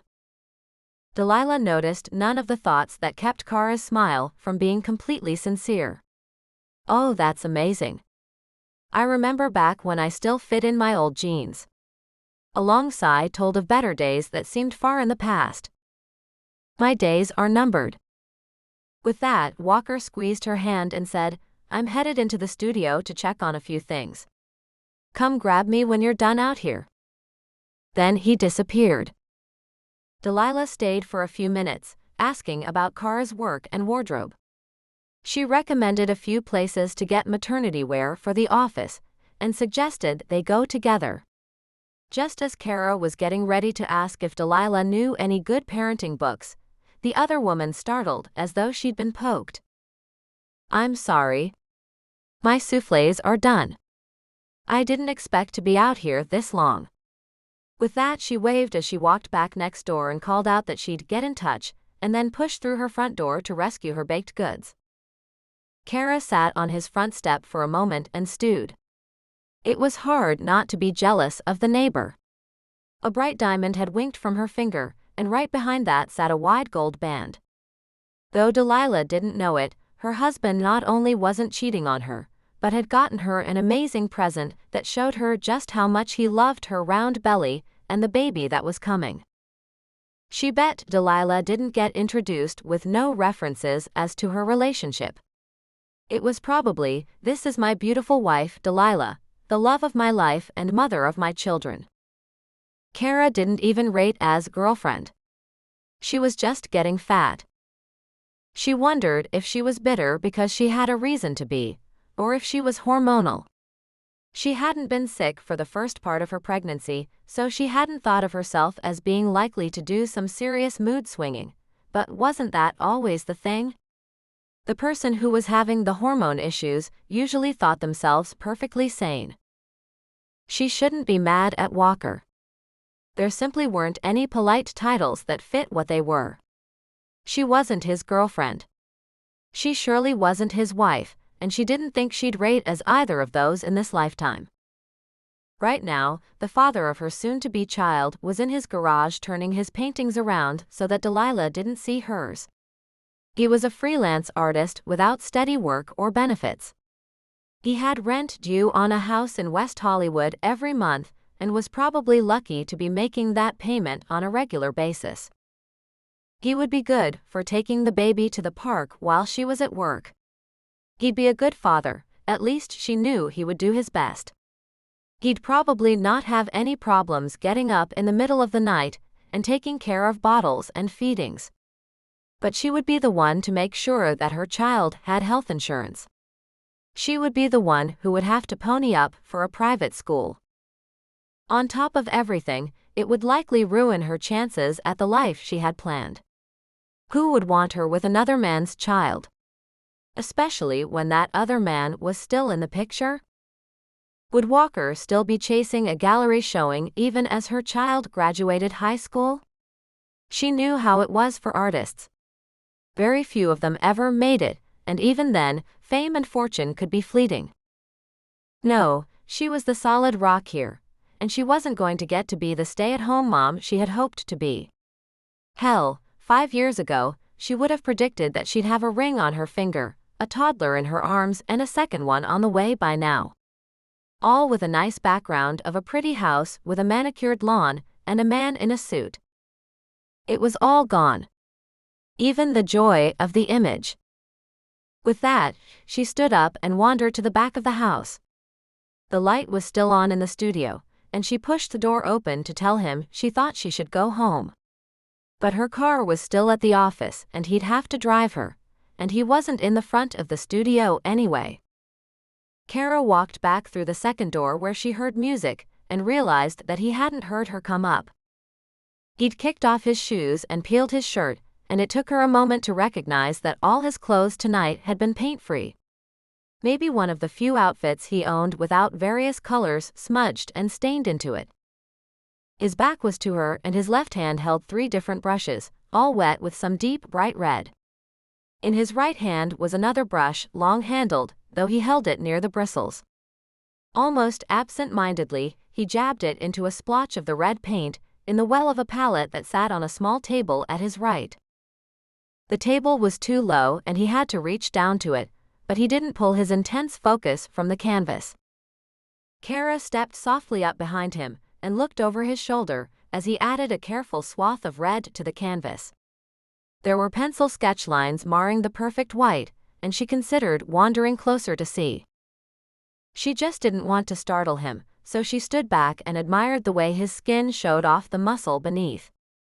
He was slightly tan, his artist's schedule leaving him time to work out. She saw 2 fingerprints in red marred his shoulder. They were slightly smeared as though he had scratched an itch and not known he did it, or maybe just not known he had paint on his fingers. While admiring his very fine butt, Cara tried to figure out if she should clear her throat or if she could find a time when she was sure he didn't have a brush near the canvas so he wouldn't ruin the new painting if he jolted. Instead, his voice surprised her. "Are you looking at my ass?" The laugh bubbled out of her, perfectly unstoppable. Yes. No, she didn't have the house or the minivan or even the chance to stay home with her baby, more than the allotted 12 weeks of state maternity leave. But she could enjoy what she did have. Setting down the brushes, he turned to face her. He had more red paint splotches marring his perfect chest. He proceeded to ruin her t-shirt as he pushed himself flush against the front of her. But it was old, loose, and wouldn't last much longer the way she was expanding. His mouth found hers, hot and wet, and made her forget all about the t-shirt. Her knees turned to jello, and her insides to melted butter as his fingers found her hair and held her to him. Then he peeled her shirt and dispatched her bra, his fingers making her hotter than she thought she'd ever been before. It wasn't long before she felt those same fingers at the waistband to her jeans. They paused, she could tell at the undone snap, and she stilled, waiting. But he only slowly pulled the zipper down and peeled the jeans and her underwear at the same time. She was stepping out of what was left of her clothes when he picked her up and set her on the counter. There was barely a moment to gasp in surprise before his mouth was on hers again. As she started to reach for his fly, she heard a noise from outside. "Walker, the door is open." Without pulling away or even stopping kissing her, Walker spoke softly, "It only goes to the front studio." His hand found her breast, and she had trouble telling him she'd left that door open too. With a few well-placed kisses, he backed away. "Don't move." She shook her head and admired his ass some more as he closed the inner door. Cara took a second to appreciate the shade pulled over the window. He probably didn't want clients looking in here, though that was probably normally because of the mess rather than the nakedness. Hearing the click as he locked the door triggered a moment of acute shyness as he walked back toward her. He had on jeans and she had on nothing. She was sitting on the counter, apparently on the shirt he discarded earlier. She was thinking that at least she wouldn't get paint on her butt when she realized he was inspecting her head to toe. She pulled her legs tighter together and hunched her shoulders in, as though that would keep him from seeing her breasts or how turned on she was. His words, if not his voice, were surprising. "You look pregnant." She fought the urge to pull in on herself even more. "I know." Shaking his head, he looked her up and down again.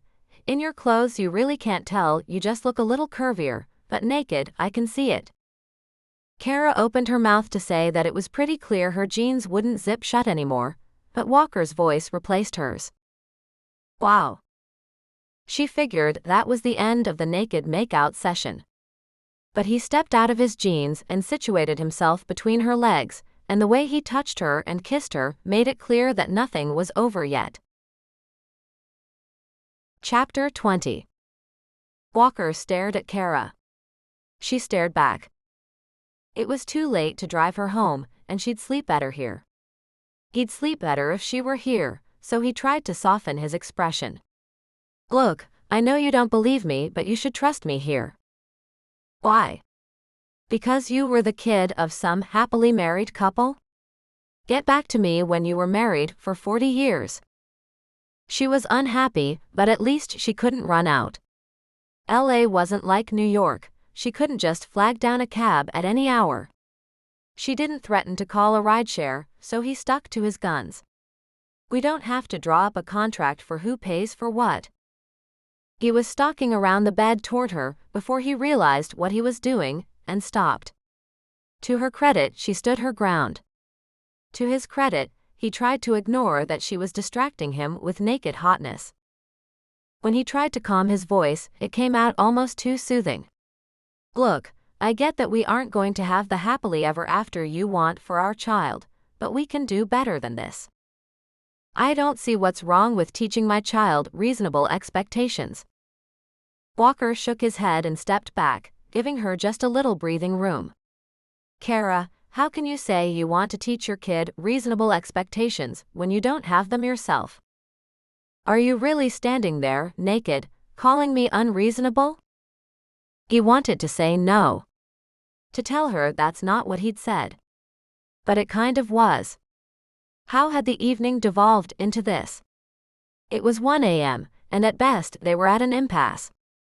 "Cara, tell me you don't have a list of all the traits for your perfect man. Tell me there isn't an actual paper copy somewhere." Her eyes darted away from him. "What's wrong with that?" He almost laughed. Of course she had a list. He'd known it. "I know I don't fit it, but aside from wealthy and steady job, what else does Prince Charming have in the plus column?" When she stuttered, he waited a moment before realizing she was tapping out. "I bet right at the top it says, loves me so wildly he worships the ground I walk on."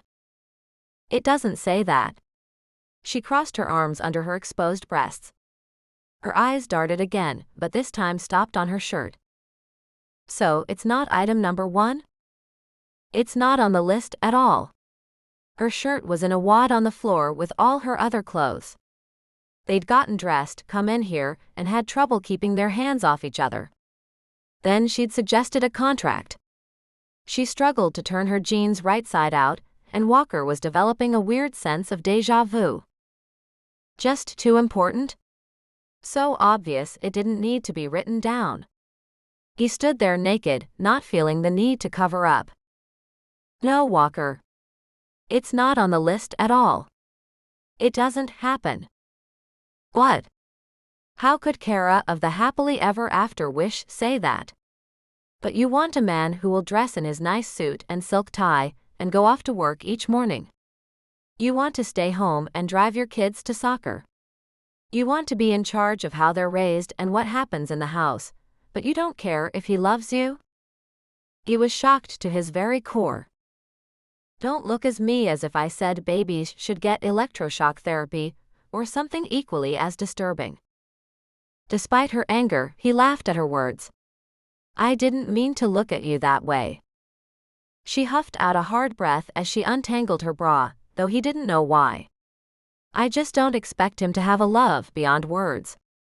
Or to truly believe I'm the most beautiful woman in the world. I'm not. It's a business partnership then? His shock and awe had not faded. Yes.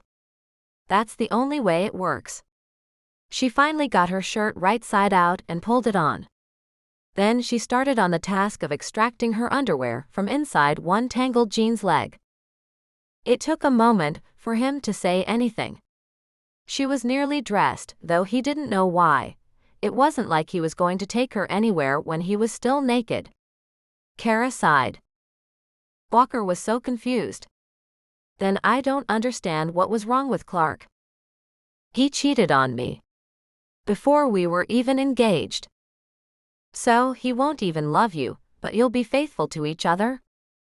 She stared at him. Of course he'll love me, but it's not butterflies and rainbows shit. You don't have to be crazy passionate, ripping each other's clothes off to love someone. That's usually what gets you screwed. When it's simple and solid, you know what you get. Cara crossed her arms again, but this time she was fully clothed. She sounded reasonable, but she made zero sense. The two of them ripped each other's clothes off. The only reason they weren't having a happily ever after was because he was too smart to fall in love with her. They were hot together, but she would never love him back, and he wasn't an idiot. But she wasn't saying anything that had any logic. You are aware that even if he didn't cheat on you, you would have eventually cheated on him. Right? I would not. How would you have lived your whole life with bland sex, no love, and Clark? He watched as her anger faded. She was clearly trying hard not to laugh. I found out what he was the hard way, didn't I? Though he was glad she was finally smiling, Walker couldn't help but feel sad. Is it really just a business arrangement? Cara shrugged. It's practical. It has clear expectations that can be met. Walker stepped closer. Cara, business arrangements dissolve. So do marriages. He couldn't find anything to say after that. She wasn't wrong. So he climbed back under the covers. It's nearly 2 in the morning. We have to get up early to get you to work, and you need more sleep now, not less. Come back to bed. It took a full minute of him lying there, waiting, pretending to fall asleep, before she finally peeled her jeans back off and climbed under the covers with him. He waited a few more minutes. He could tell by her breathing she wasn't quite asleep yet, but he wrapped one arm around her and pulled her closer. She was warm against him. She was hot in bed. They had all the passion he could ever hope for. He reminded himself he was too smart to fall in love with her. Cara made it to work on time the next day, then didn't see Walker until Thursday evening, when he apparently decided she needed to eat healthier. Showing up at her door with a bag of groceries and his panty-dropping cookbook, he interrupted what was rapidly becoming her regular evening nap. She'd been prepared for an organic microwaved meal. She still couldn't cook, but at least she could nuke things that were better for her. Though she was thrilled to be saved from the exact same meal she'd eaten the night before, Cara was wary. Walker acted almost like nothing had happened on Tuesday morning, when he'd driven her home to change then to her office. He was halfway through cooking a steak for each of them, when she finally got the guts to ask. So, are we not going to talk about Monday night again? He shrugged, as though it was no big deal. We can. But we both know we want different things. What did she say to that? He was right. Maybe he did have more to say about it. With his back to her as he worked at the counter, he started talking. You told me what you want, so let me tell you what I want. I want what my parents had. Almost as though he had eyes on the back of his head, he started speaking again just as she opened her mouth. I know my marriage won't be like theirs. It won't function like theirs did because I'm not like my dad. He wanted me to go to MIT and be an engineer. He went out the door to work every day, and my mom stayed home and cooked. You would have liked them. Cara only heard the smile in his voice, not any derision. What I do want is the communication they had. My father thought the world of my mom, and she adored him. Everything they had and everything they did was based on the fact that they loved each other, and they loved us boys. Cara set down her water glass. I'm going to love this child. Please don't treat me like I'm cold and unfeeling. I don't think that.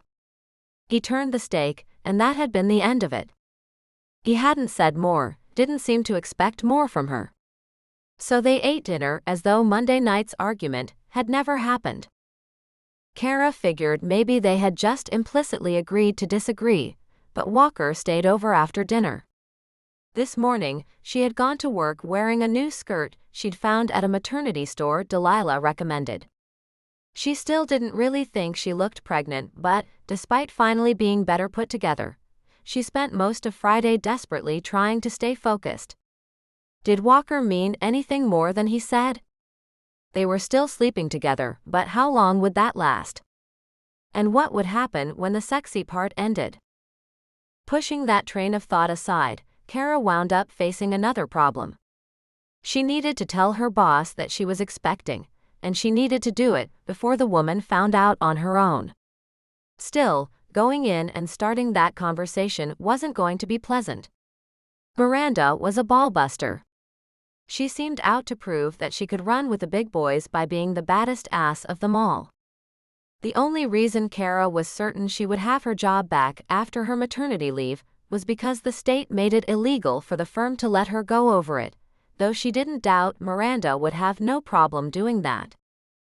Finally, gathering the do-or-die courage she needed, Cara pushed herself up from her desk and marched over to Miranda's office. If she was lucky, her boss hadn't figured it out yet. Cara waited just beyond the glass wall while Miranda finished a call. The fact that she could be seen waiting helped keep her from turning around and thinking she would just come back another day. After getting motioned in and given a glare that suggested Cara had better have good news, Cara told her, "I'm pregnant." After a moment, Cara even remembered to smile. After all, she was happy about this news, wasn't she? Miranda wasn't. I thought your boobs looked bigger. Cara's smile got tighter and she gave a small nod. Great, her female boss was making statements that definitely fell into the realm of sexual harassment. Maybe she was trying to outdo the guys in that category too. Cara spoke quickly, in an attempt to control the conversation. By the time she walked back into her office, the tightness in her chest had eased. The talk hadn't gone beautifully, but she'd probably wonder what alien had replaced Miranda if it had gone well. Mostly, things had proceeded just as she expected. Miranda now believed Cara was a burden as an employee, and Cara reminded her boss of her legal rights regarding maternity leave, also adding that she'd researched company policy, which was better than the state's Minimum Leave Act.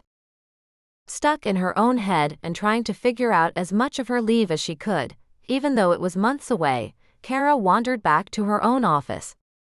It was time to gather up and get out of the office. She didn't need to see Miranda's face anymore today.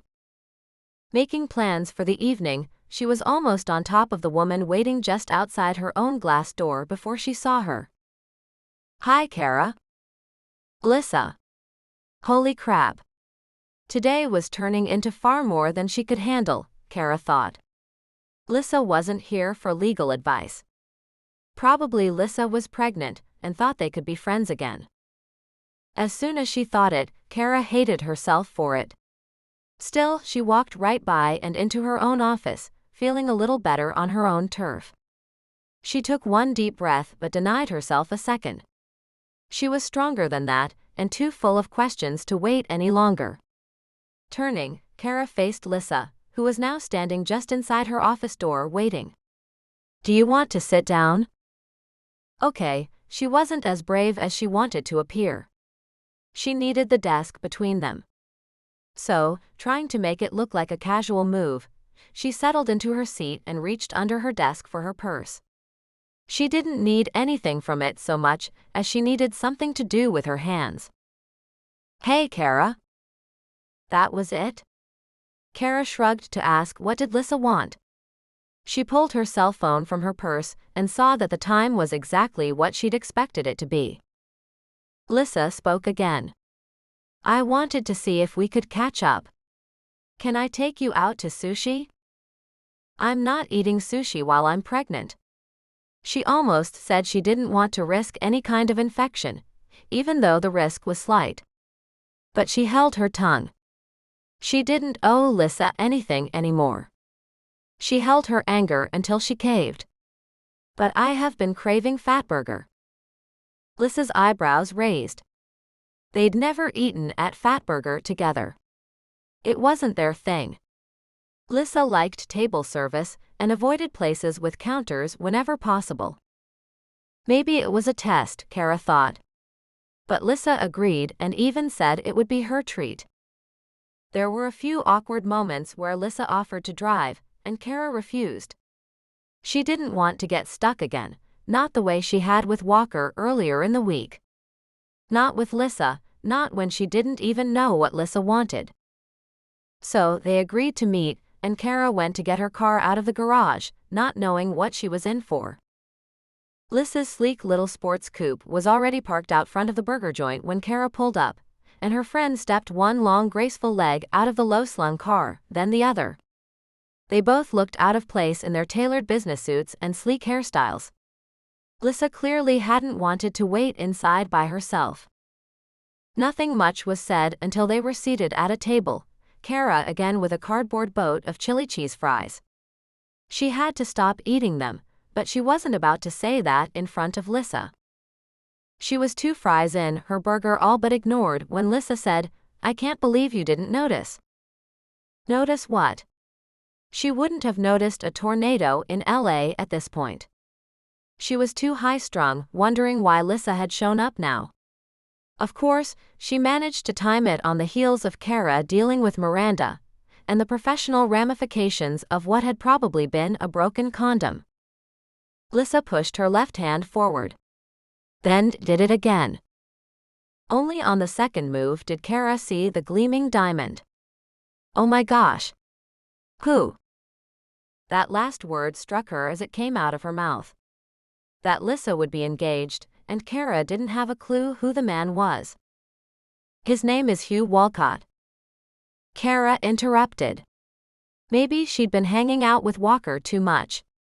But she didn't care that she'd jumped into the middle of what was appearing to be a happy recitation. Hugh of the unemployment line? Hugh who lives in his mother's basement and reads comic books? She thought her friend must have sunk to a new low. Hugh had nothing on Lissa's list. Yes. Him.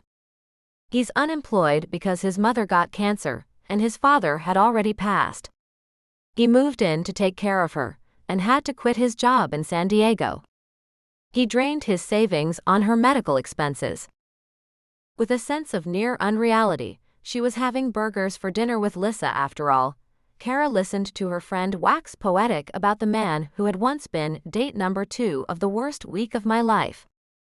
He was reading the comic books before he sold off his old first editions to help with her medical bills.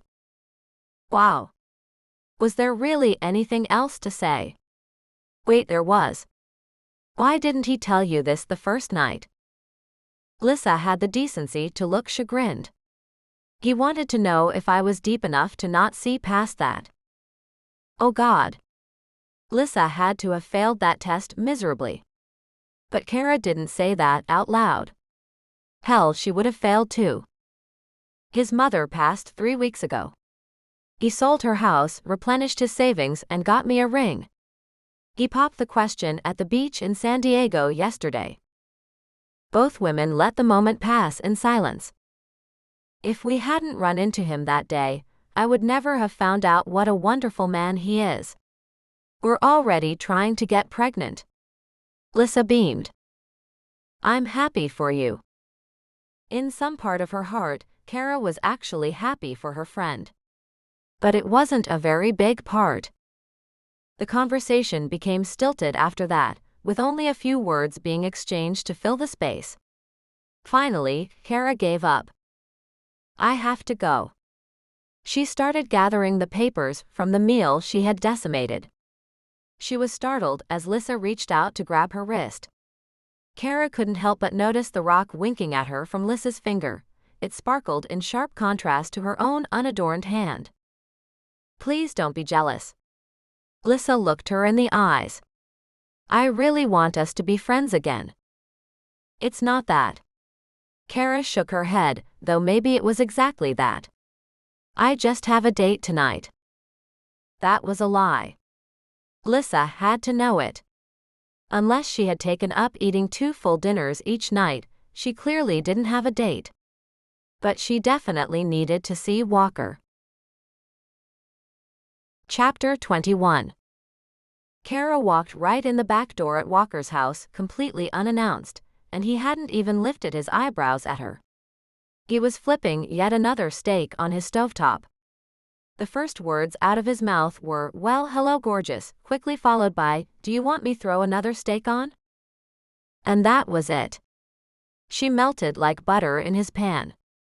But even better, she breathed out, relaxing for the first time in hours. No. I just ate. Fatburger? Oh God. Can you smell it on my breath or something? He laughed, and it chased away her fears that she was blasting chili cheese breath, or that she had an orange ring around her mouth. You have a splotch on your boob. What? Looking down, she saw that she did indeed have a smear on her otherwise pristine white shirt. She huffed out an angry sigh. You know, even a month ago, that would have fallen straight past my shirt onto my napkin. These new boobs are going to be the death of me. I like them. He had the gall to look affronted. Why are your breasts responsible for your klutziness? I didn't used to have breasts there. I probably dipped them directly in the chili. I keep forgetting that they're now huge. Small price to pay. He laughed again as he turned back to the steak. I can't wear the shirt again anyway. I'm straining the buttons. You want to borrow something? He gestured absently back toward his room. You don't mind? Help yourself. He didn't even look up, and there was something comforting in that. Something in the trust and ease of the interaction that helped her let the rest of the day go. 10 minutes later, she had scrubbed at the stain with the only available option, a bar of soap beside his bathroom sink, and given up. As she rummaged through his drawers, she found most of his shirts had some kind of paint stains on them. She saw the irony in ditching her stained shirt for his, but at least his had been through the wash. Cara was just finishing buttoning a chambray shirt she'd found, as she came back into the kitchen. He smiled. That looks good on you. Ha. At least it fits. He shrugged as though maybe that wasn't necessarily a benefit, and plated up his steak and a side of corn he pulled from the microwave. You sure you don't want anything? I just inhaled a fatburger and fries. And you didn't call me. He tsked as he cut into the meat, but it didn't mask the question in his voice. Cara settled herself across the small table. Yeah, I was there with Lissa. Really? His knife and fork stopped moving, and his eyes shot up to stare at her. She had his full attention now. She showed up at my office today and wanted to talk. Walker's eyebrows rose, but he did a good job of waiting for the story before he jumped in. She wanted to share the good news. She got engaged and they are already trying to get pregnant. That was it. The whole conversation could be boiled down to that one sentence, really. Walker set down his fork and knife. This was all after her grand apology for being such a bitch and walking out on you when you needed her. All the breath whooshed out of her lungs. Thank you. I was afraid I was out of line for wanting one. Oh no. I can't believe you even stayed for dinner with her when she hadn't apologized. Well, the office didn't seem like the right place for it. I mean, she might not have known that I told my boss today that I'm pregnant. And I haven't told my coworkers at all, so I wouldn't have been happy if she'd started that conversation at work. But then you had dinner, and she still didn't apologize? No, she didn't.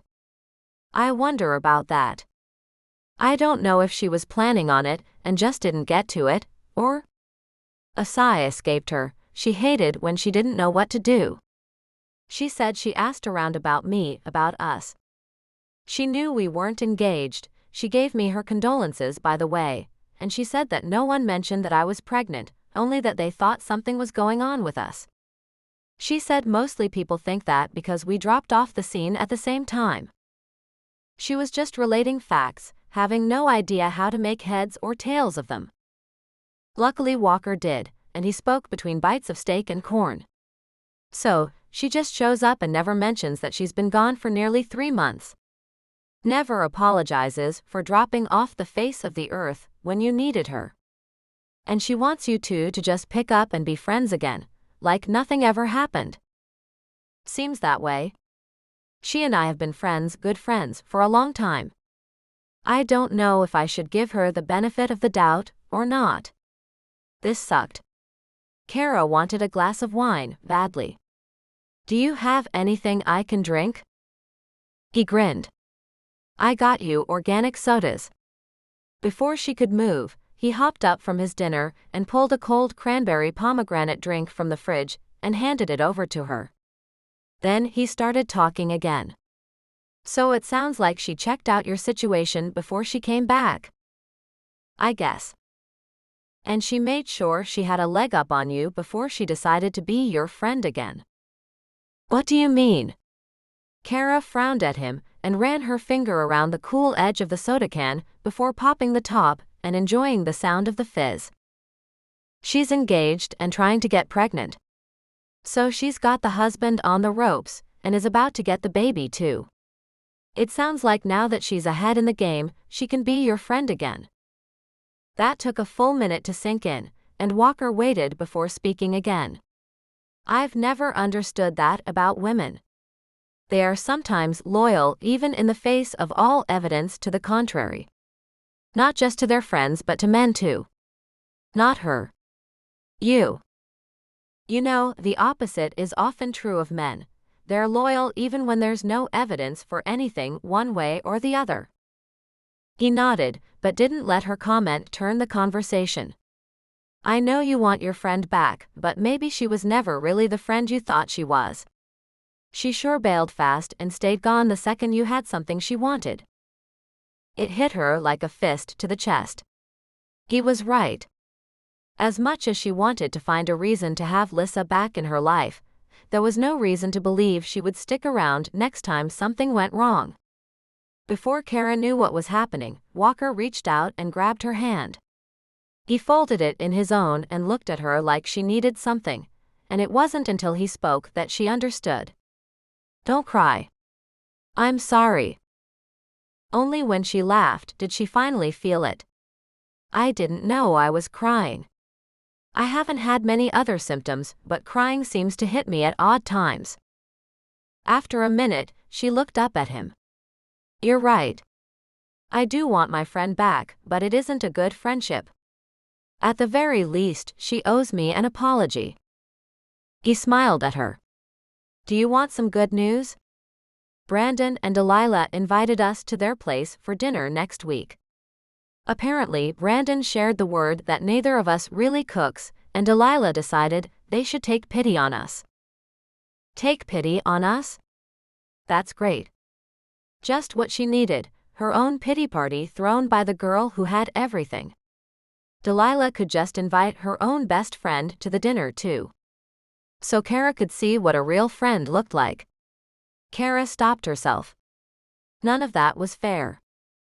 Walker leaned in close, as though sharing a secret. Delilah is a pastry chef and cook extraordinaire. We need to act as pitiful as we can. You should mention your inability to boil water, and I'll tell them how I nearly burned the house down trying to make chicken last week. Oh my God. What happened? Nothing.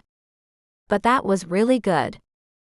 You seemed really shocked, and you sounded like you believe I could have burned down the house over a simple meal. We'll work on it. She couldn't help herself, Cara just laughed. By the next week, Cara had told a few of her coworkers about the pregnancy. She had to start wearing maternity clothes all the time, because even her bit of a baby bump was enough to keep her out of her regular clothes. Saturday, she and Walker put out phone calls and got everyone to Gin's for drinks and appetizers on Sun. It was the usual time, but one by one, they checked in casually to make certain everyone was coming. Arriving early, they staked out a place big enough for their crowd. Cara hadn't called Lissa, and she pushed away all the guilt she still felt about cutting her old friend loose. She reminded herself it was Lissa who'd done that. It was the people at this table who wouldn't leave her. Not because of Walker. Not when she had the first baby in the group. She was looking at Walker when it hit her. This was her crowd. These were her real friends. Zoe the grad student and Noah the actor. Bree the EMT and Jess the cop. None of them were what she'd thought her crowd would look like when she was plowing through all the work at law school. It wasn't pretty like a movie. They weren't big time and no one drove a fancy car, despite the fact that this was LA. But this was where she was comfortable. Where she could truly be herself. Herself was prego, and she felt none of the trepidation she felt telling other people. This was happy.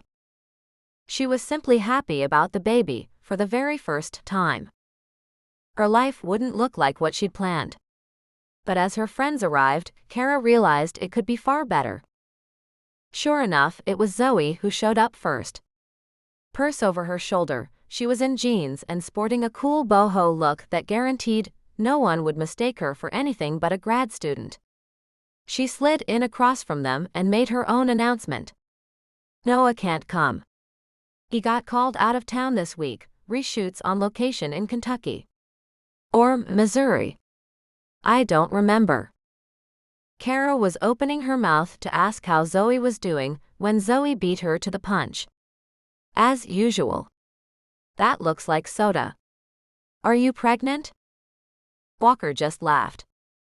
Cara wilted. She'd had this planned. She was going to announce it and have a small toast when everyone had arrived. Instead, she nodded. Zoe looked back and forth between them and asked Walker, "Yours?" He grinned and nodded. I thought something was going on between you two. She accepted her drink from a server just then and smiled as she raised it to clink against Cara's own virgin cocktail. Congrats. Cara's announcement never happened. Every time someone else showed up, Zoe did the honors. Guess what? Walker and Cara are pregnant. And it felt wonderful. Jessica had sludged in after shift. She didn't say it, but she'd probably come off some kind of gang crime case. She saw some of the worst things, and often didn't like to talk about it when she was out. But at least Zoe's proclamation perked her up. That's fantastic. Congratulations, you two. Even Walker was beaming like a proud daddy, and accepting hugs all around. When Zoe called Noah to tell him the news, Cara figured she wouldn't get to tell anyone herself. By the end of the evening, she was pretty sure she'd eaten 3 plates of appetizers on her own, and she fell into what was either a carb coma or a pregnancy-induced death sleep, and barely made it awake before noon Monday. On that Tuesday, Walker went back to the doctor with her, and they worried their way through another ultrasound. It was still too early to determine the gender of the baby, but this time they stared in awe, as the black and white images revealed tiny fingers and feet. Cara had a hard time gathering her wits and walking out of the clinic on her own. Seeing the pictures definitely made everything real. She and Walker each had a grainy copy of the photo clutched in one fist, and they each had an email of the ultrasound as well. None of that changed the realization that the baby was a baby. There was a tiny person inside her. The bump wasn't just a bump. They made their way back to Cara's car in a daze, and she didn't protest when Walker asked for the keys. About halfway back to his place, he suggested they start talking about names, and she didn't have a clue where to start. They picked up some Chinese food, all the while talking about when the baby would come and each sneaking glances at the pictures they still held. It wasn't until they got back to his house that they realized they had completely overbought for food. Walker laughed. I thought that was a bit expensive for Chinese takeout. Absent-mindedly, Cara nodded and set the ultrasound on the table in the center. Walker added his copy there too, but she was distracted by the thoughts in her head. Hey, do you think the Chinese food has MSG in it? Should I not be eating that? Should I get a pizza? His head cocked to one side, his whole body stilling as he paid close attention to her for the first time since the tech turned on the ultrasound.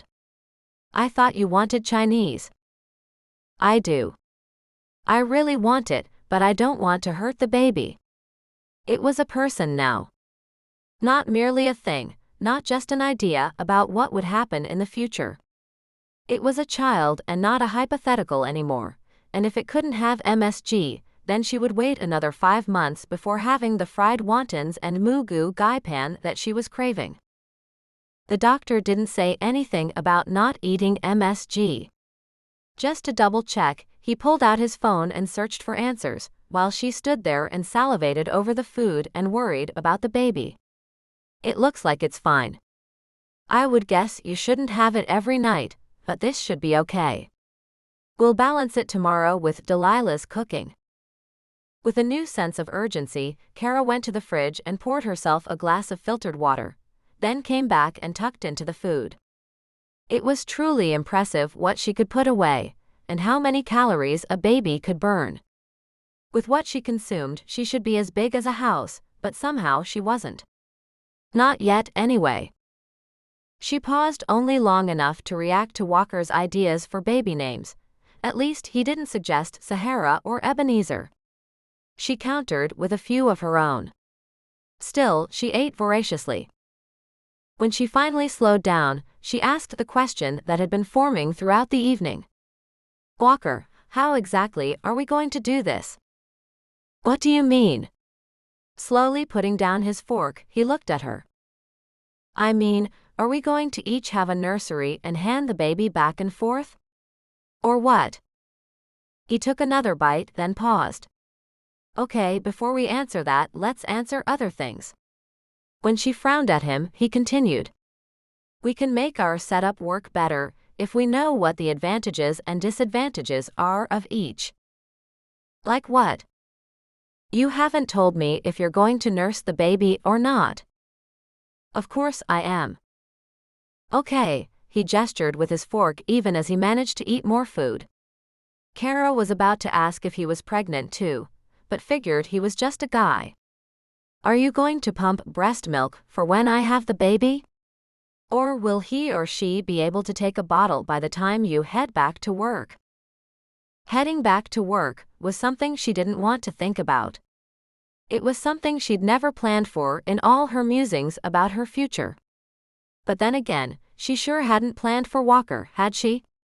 She shrugged. What's wrong? Her hand flew to her face, as she automatically wondered if she just spontaneously started crying again. Her face seemed dry. Since there was no getting around Walker and his ability to see through her, she ponied up.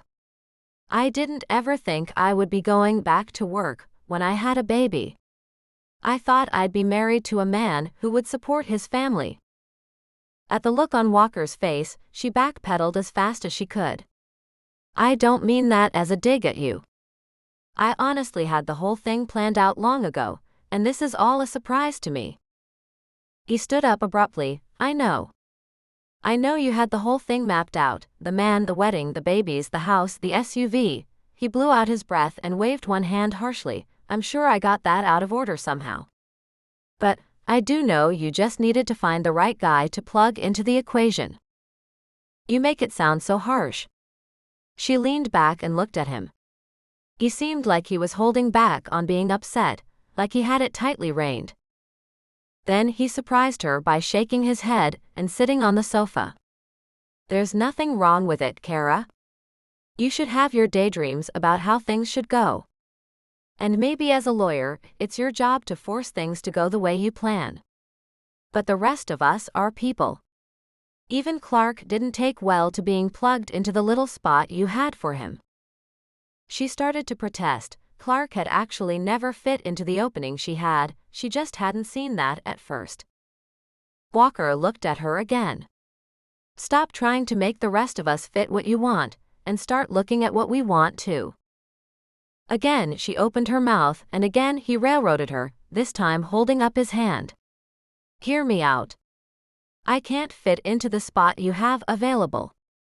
I think you know that. And if that's what you really want, I wish you the best of luck finding it. But please don't make our child fit into your dreams.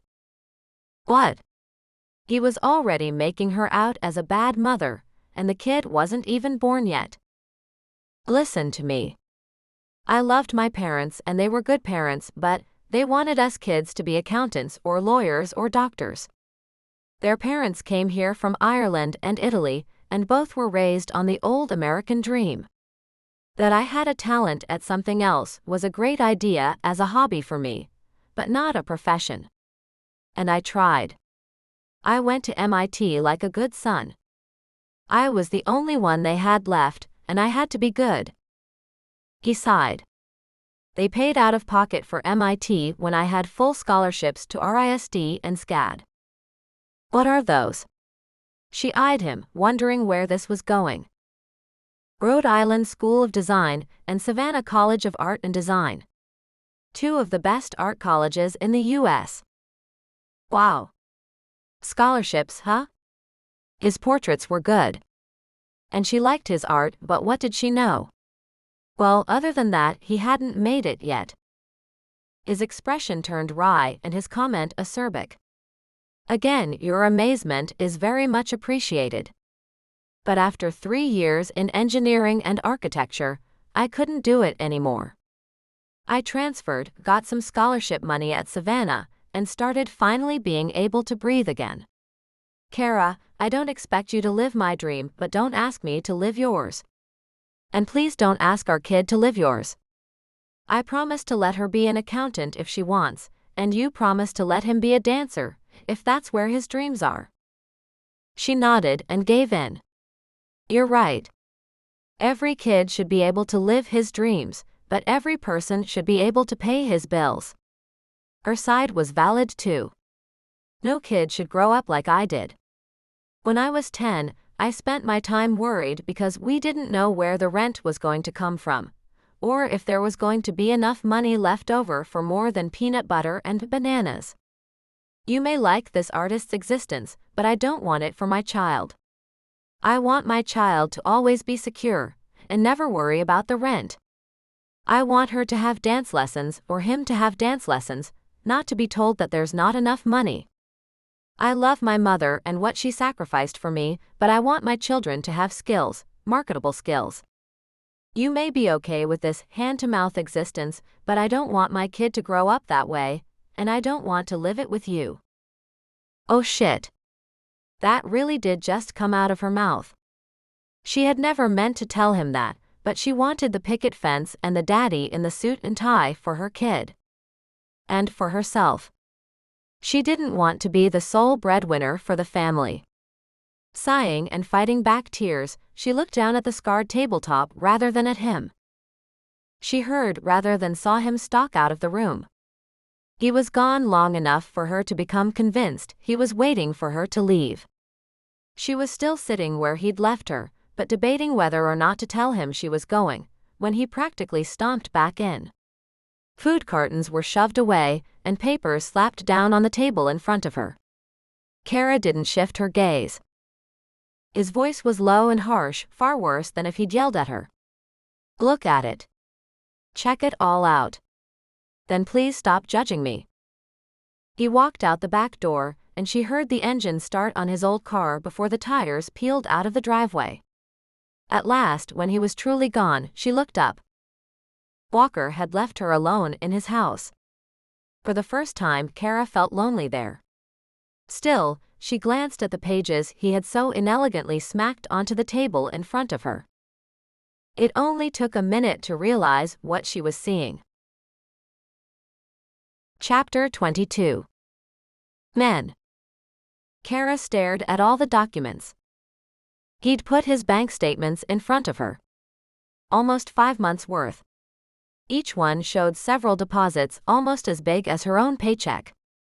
Occasionally, the deposits were much bigger. She combed through the forms. There were no deposits in April, but May had 4. There were a few outgoing payments, too. No rent or mortgage, though.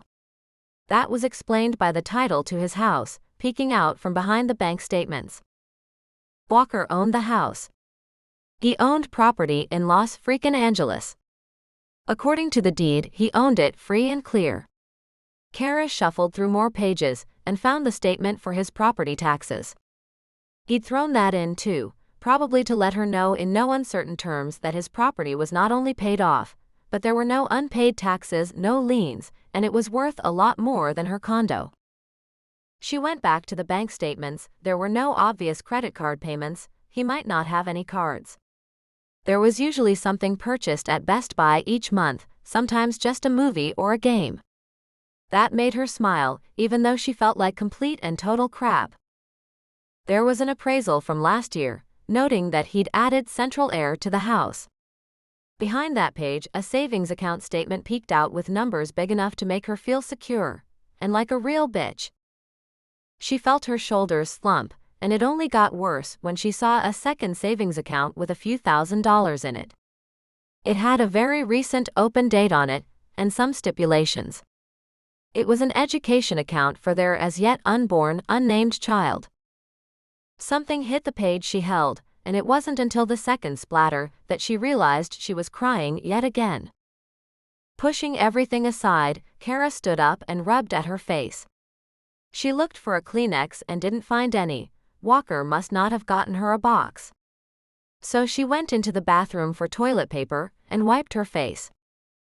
After splashing some water on her cheeks and trying to get rid of her splotchy look to no avail, she wandered around his house.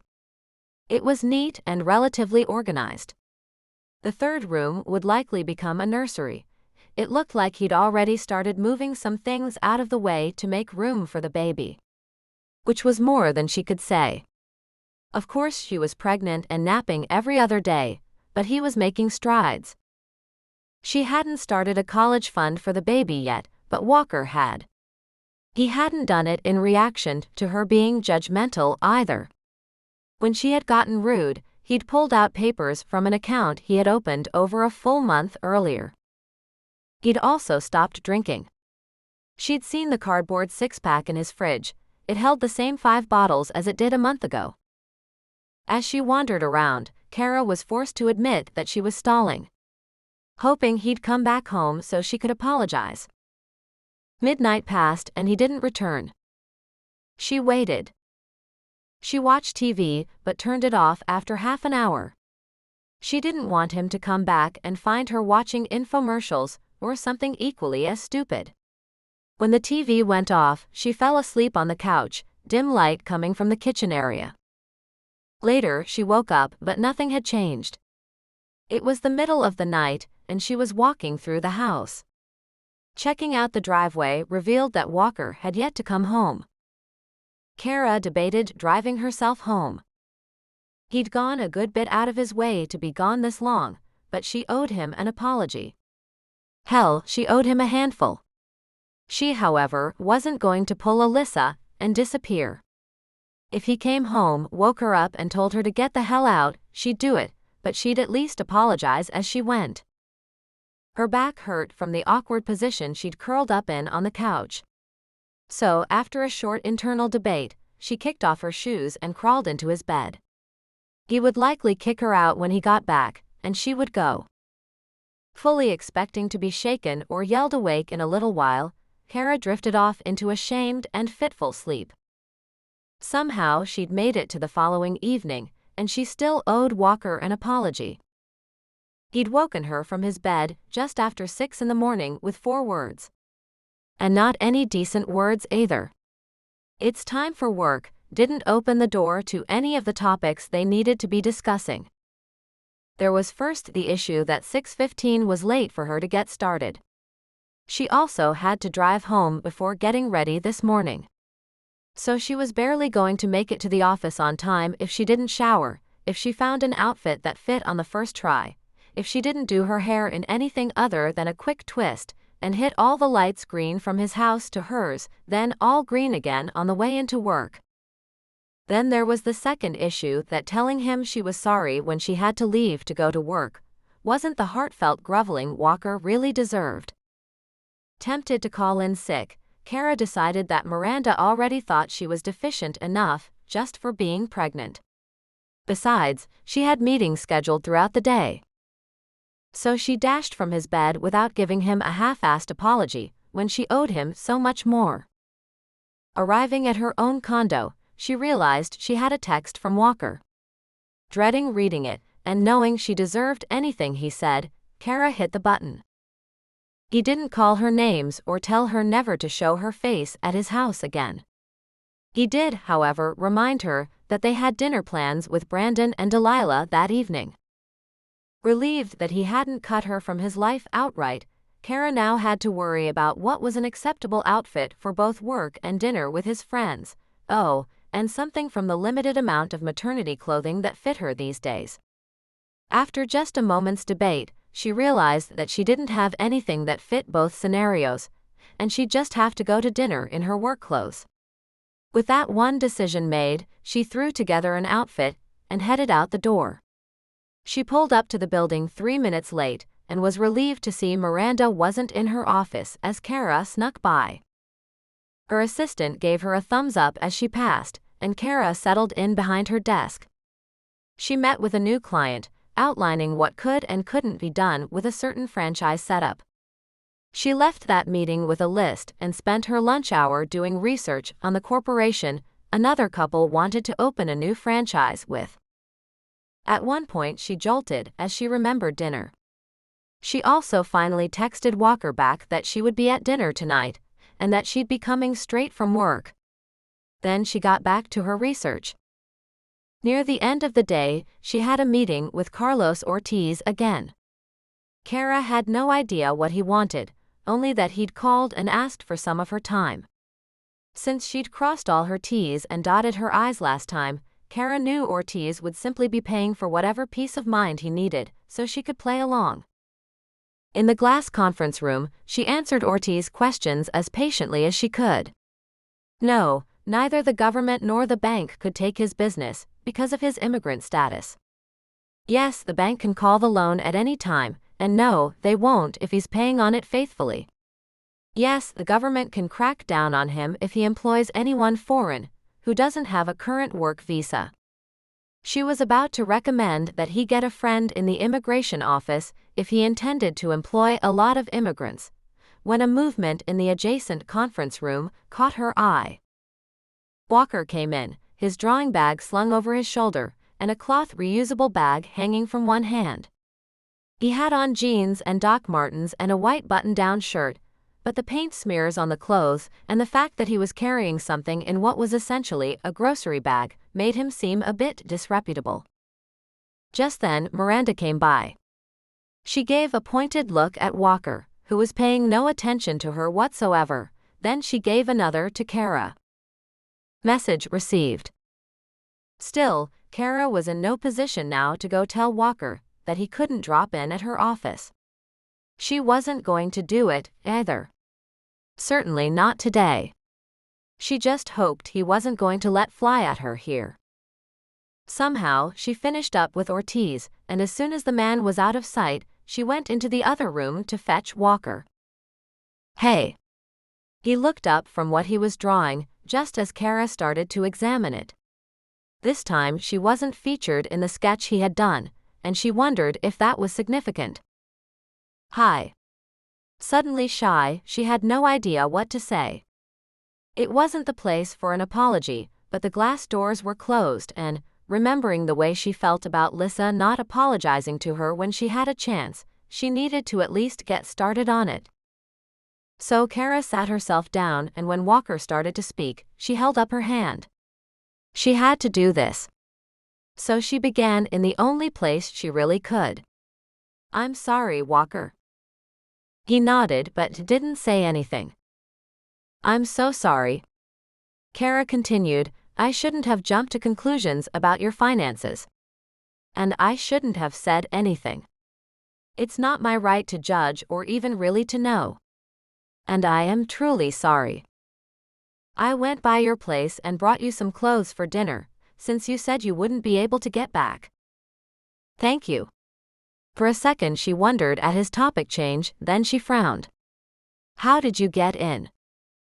He grinned. "I called Lissa. I figured the least she can do is help out now and then." Cara nodded and smiled back at him. He didn't seem to be holding a grudge, even though she thought he probably should. She certainly deserved it. "You didn't have to do that, but I really appreciate it." He shrugged. "I can drive if you want." "Sure." She didn't want to tell him no, not after he'd been nice to her. And he'd been nice, even after she'd been an untenable bitch. Unable to resist, she leaned over and kissed him on the cheek. Then she filed her notes from her conversation with Mr. Ortiz and gathered up her things from her office. Walker was waiting outside her door as she exited. In silence they headed out to the street to where he'd parked, and for once Cara checked her thoughts at the state of his ride. She dug through the bag he'd brought her, but again held back at commenting on the fact that he'd brought her jeans and a top that had a string tie in the back. At least he'd gotten maternity clothes, rather than things that didn't fit. She thanked him again. She'd just have to explain to Delilah why she had showed up at a dinner in jeans. Or maybe she could use the top with her skirt. She'd figure something out. Though she'd apologized, the conversation remained stilted. She'd hurt his feelings last night, and he'd proved her assumptions completely false. Cara missed her friend. She missed being able to talk to Walker about anything. If they were going to raise this child together, she owed everything she had to patching up what she'd messed up. "Walker, I'm so sorry. I was an idiot. Thank you for being good to me today, when you have every right to hate me. I learned a long time ago not to get revenge until I was sure I wouldn't regret it." "Yeah, but you didn't have to go out of your way to be nice to me." Her heart clenched and she still felt so ashamed of what she'd done. He didn't look at her while he drove, but Cara looked at him, wondering what features of his their child would have. She hoped the baby inherited Walker's sensibility. She had to continue apologizing until she got back on even ground. "I shouldn't have made assumptions about your skills or your income." He shrugged again. "I spent 3 years at MIT. Then the first course I signed up for at SCAD was managing an art career. It was packed with small business info, what accounts to set up, what taxes to pay, the average amount an artist needs to set aside to cover lean months. It also suggested courses with marketable skills, so I took photography, portrait painting, and alterations and aesthetics courses just to increase my ability to feed myself. My parents worried about me." He smiled slightly. "I didn't want them to." He pulled in behind his house and grabbed her briefcase when she struggled to gather all the pieces she had brought. So she got the lightweight things, her purse and the bag of clothes, and wondered if he was concerned about her lifting heavy objects. As she came in the back door behind him, she checked the time and asked, "What are you wearing tonight?" Turning, he blinked at her. This. Crap. How did she tell him he shouldn't? His friends had invited them to dinner. She didn't want them to show up looking like street urchins. Cara held back the sigh that threatened. She'd seen his closet, this might be the best he could do. No, that wasn't true. As she looked him up and down and tried to figure out how to make them both look nicer with what was on hand, she saw one eyebrow go up. What? Cara, I didn't bring you jeans for a nice dinner. Then he recanted. Well, the food will probably come in 4 courses. Delilah is amazing. Of course she was. Walker picked up the thread of conversation before Cara's brain could go off that direction. Brandon is part owner of a gaming company. He wears jeans to work and designs video games for a living. Delilah will wear whatever she wants, but no matter how nice it is, she'll be dressed more like me than you. Cara frowned. How could perfect Delilah look like Walker? He grinned. She'll be covered in smears of color. Just like me. Only hers will be food-related. It's a good thing I went and got your clothes, or you'd be totally out of place. And Lord knows how you hate that. Go put your jeans on. There wasn't much time, so Cara put her faith in him for once and did as she was told.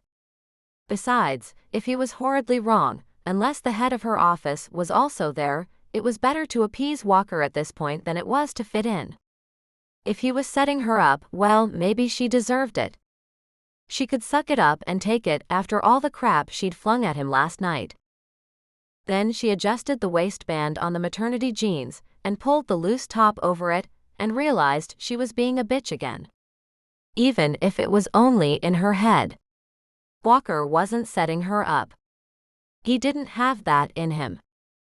Walker was worried until Cara emerged looking more like she was ready for a dinner with friends than for a corporate takeover. Taking her by the hand, he gently pulled her along the sidewalk. Even though Los Angeles had a reputation for people not knowing their neighbors, Walker's block wasn't like that.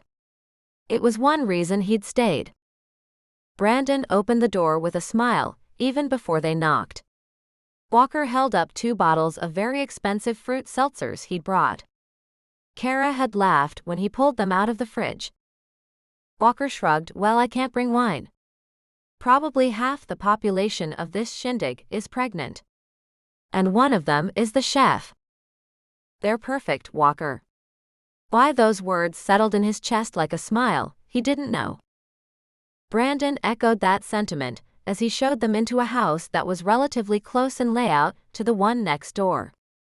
Delilah popped her head out of the kitchen, and Walker felt better seeing that he'd dressed Cara in keeping with the hostess. Hors d'oeuvres were set out in the living room, on shiny white catering plates. They were in stark contrast to the huge TV set and game system that made Walker's gleaming black models look outdated and tiny. Spatula in hand, Delilah came out of the kitchen and told Cara to grab a handful of the appetizers and come join her. As Brandon started into some of the information about his latest game, Walker watched Cara fill a napkin with toast points, shrimp puffs, and toothpicks with meatballs on them. One of the puffs was gone by the time she got into the kitchen. Oh my God. I wish I could cook like this. Did you make so much because we're pregnant? Delilah smiled, but spoke to Walker as Cara disappeared into the kitchen. We're expecting my brother and his fiancée and our friend/honorary sister, Yasmin, and her husband, Luke. So, it was a bigger party than he'd thought. Not just the 4 of them. For a moment, his stomach clenched. Would tonight be the night he would have to introduce Cara as not his girlfriend? They were not ready for this. Tell me about you and Walker. Delilah apparently liked to dish while she stirred her dishes. Somehow, Cara felt perfectly comfortable spilling all her secrets. She told her new friend about how she and Walker had been friends and how their benefits had wound up needing ultrasounds. Delilah offered a sly smile and pushed over a plate piled with snacks. Here, share my stash. I think there are good things coming for you and Walker.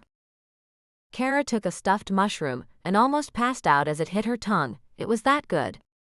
It was nearly a full minute and a handful of groans later that she managed to pick up the conversation. Walker and I are friends.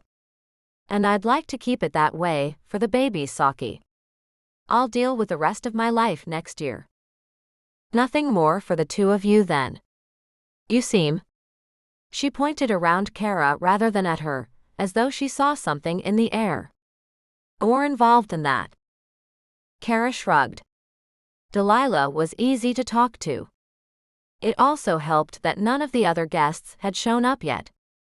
I had this idea of what my life would be like, and so does Walker. We don't fit. Delilah laughed as she pulled the sauce from the stovetop. I don't know about your dream life, but I had one too. Only thing was, I got mine, and it was as rotten as it could be. Then, later, Brandon came along. There was even a time when Brandon and I were at each other's throats. But there was never a time when we were indifferent.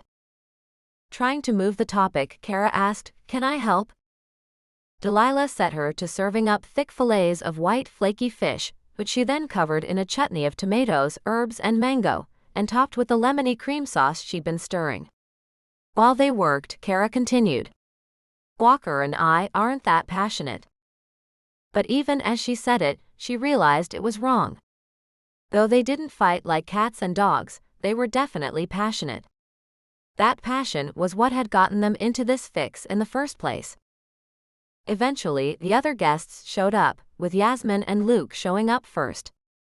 They had a beautiful little girl they'd left with the babysitter, and were on a clock to get the babysitter home by curfew. Later, the brother, Tristan, came with Megan, his soon-to-be wife.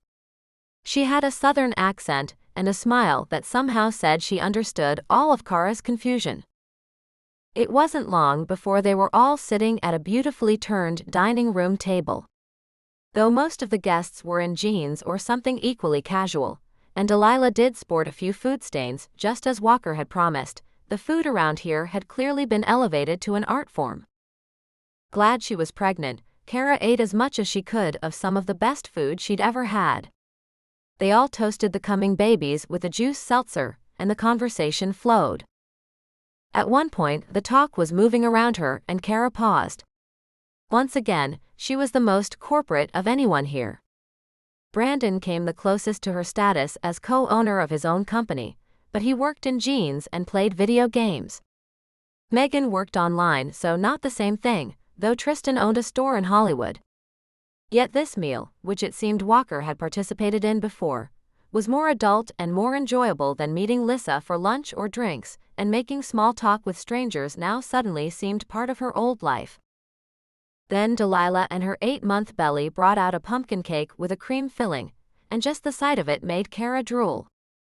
But as soon as she set it down, the chef went back to fetch a chocolate cheesecake with fresh raspberries sitting on top, and a boat of what had to be raspberry sauce waiting with a tiny ladle. Cara and Walker sighed at the same time, then laughed. But it was Cara who spoke. I have died and gone to heaven. Later, after Yasmin and Luke declared their time up and Walker had played his can't feed myself pity card, they were sent home with armfuls of leftovers. Cara helped Walker find space in the fridge for it all. As he managed to finagle the last piece of Tupperware into a spot, he closed the refrigerator door and turned to Cara. Then he pressed one short, sweet kiss to her mouth before taking her hand. Come on. Take a walk around the block with me. It's nice out tonight. She didn't have to say anything, he just hugged her along behind him, his fingers interlaced with hers. As they passed Brandon and Delilah's, the front door opened, and Delilah stood there as she let in the cat. Her head tilted to one side and her eyes caught Cara's. The message was loud and clear. Do you really think there's nothing more there? Chapter 23. Cara lay naked on Walker's bed, sprawled lazily across his bare legs and chest. He had just rocked her world, and scared her a little. It had been passionate as always, but there had been something more, something slower, something gentler this time. Delilah's words hung in the air, questioning Cara as she listened to him breathe. She was in his bed on a regular basis. Not just in the phrase of it either, she was in his bed, not on his couch and not getting up and going home to sleep. Sometimes, when he stayed with her, she went to work and left him asleep in her bed. The only thing missing was an exchange of keys. But he didn't say he loved her. The more she thought about what she'd been looking for in a man, and all that Walker had asked of her, the more she thought she didn't want to fall in love at all. Maybe she did want that business arrangement. She'd watched Brandon and Delilah with jealousy. In fact, she and Walker were the only non-steady couple at the table. But the truth was, most people never got that. They flashed and burned, but she and Walker would burn out. It was fun, but when it came to a family, a child, it was no good for anyone. That was an entanglement it was just better to avoid. Walker had brought up their schedule again while they walked. Maybe that was why she was still awake, looking at shadows changing on the wall as the occasional car went by. He thought she was nuts for wanting to stay home with the baby. He told her he didn't doubt that she'd be good at it, but wouldn't she go insane? He said he always wondered if that was why marriages broke up so often.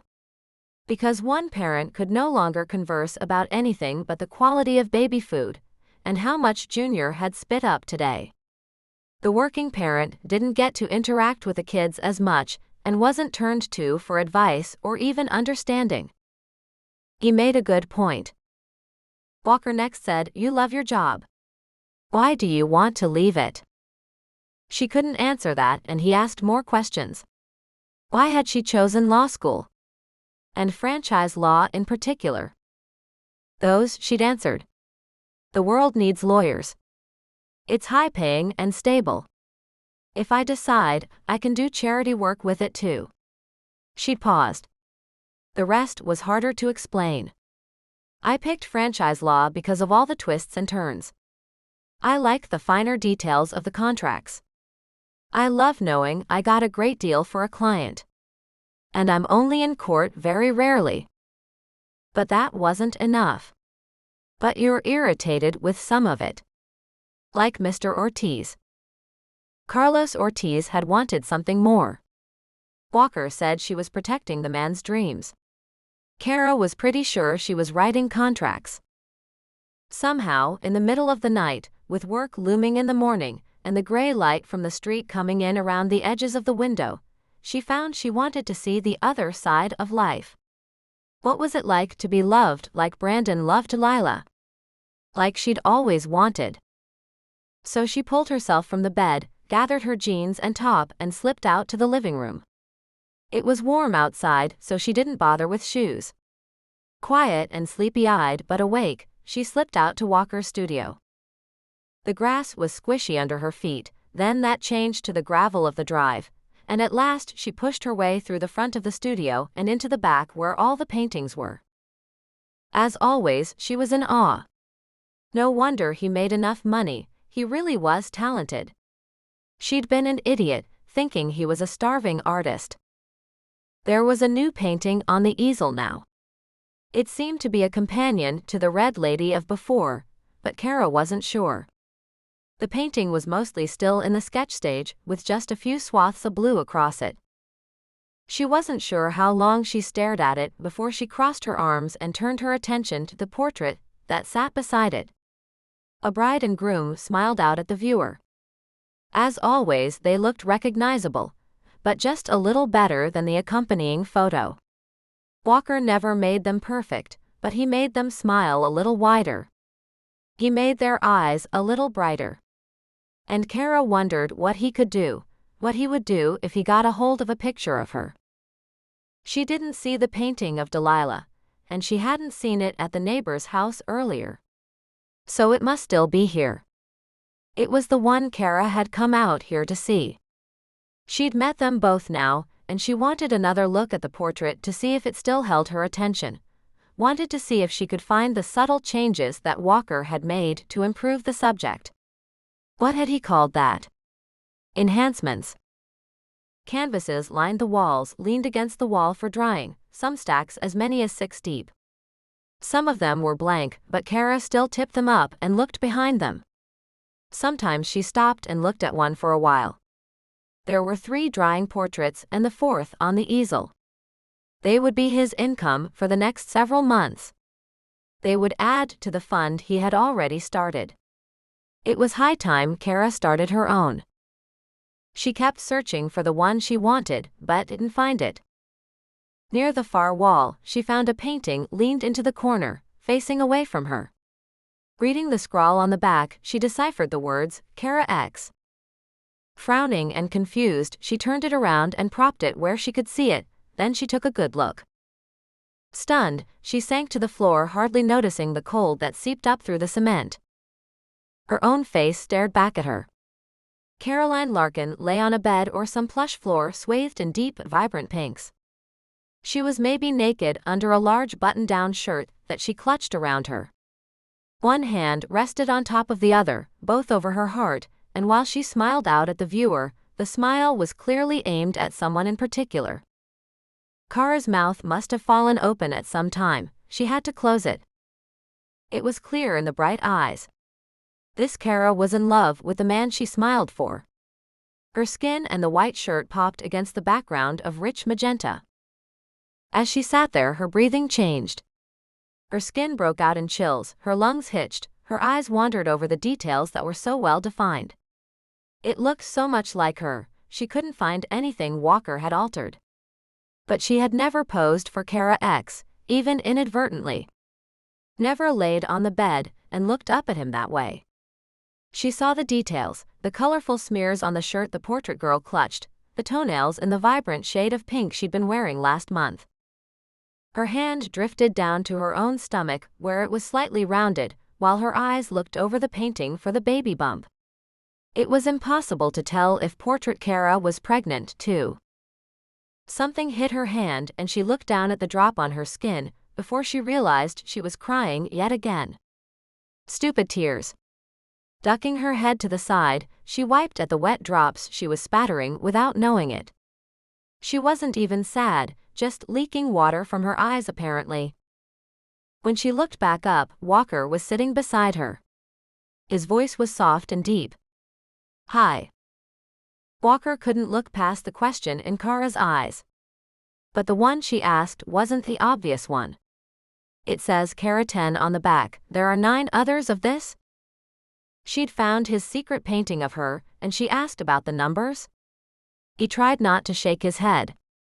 This one's actually just X as in unknown number. It's the only one. Didn't need a sketch or a photograph. Just did it. I didn't know. He could see she had fat tears rolling down her cheeks again, but as usual, he had no clue what they meant. So he didn't comment. She asked why. He was pretty certain she wasn't asking about the number anymore. He shrugged but didn't look at her. It was that painting Brandon had me do. It's one of the few I haven't altered at all. Yeah, I can see why, she's beautiful. And Delilah's so obviously in love with whoever took that picture. He chuckled a little. It's not that she's attractive. It's that Brandon would have killed me if I had touched up his wife. He would never have said, look how beautiful she is in this painting. He would have asked me why I ruined her. Cara gasped. Maybe it hadn't occurred to her that it wasn't his decision not to alter the picture. Unsure why he kept talking, Walker felt the words rolling out, even though he could only dig this hole deeper. I just wanted something of my own that I didn't want to alter. And it was me. Cara's expression said it all. Then she ducked her head. I'm sorry. I didn't mean to snoop. This was clearly tucked away, and I wasn't supposed to find it. She paused for a moment, and when he didn't have anything to say, she continued. I was looking for the painting of Delilah.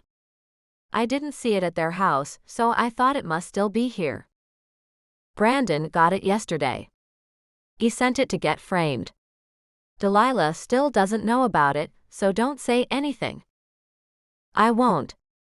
She pulled her own shirt tighter around her, and Walker wondered if it was an unconscious mimicking of Cara X. I was looking for that one because I wanted to see that look on her face. I wanted to see that I'm so in love look. Well, you found it. He sighed. Just not where you expected to. Her voice was soft. Too soft. Are you in love with me? He dreaded this question. And she'd finally asked it. He didn't look at her, just pointed at the painting.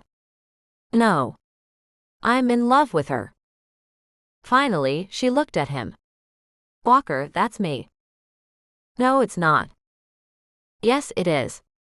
I'm not missing a twin. Or a sister. How can you say that's not me? His smile felt sad.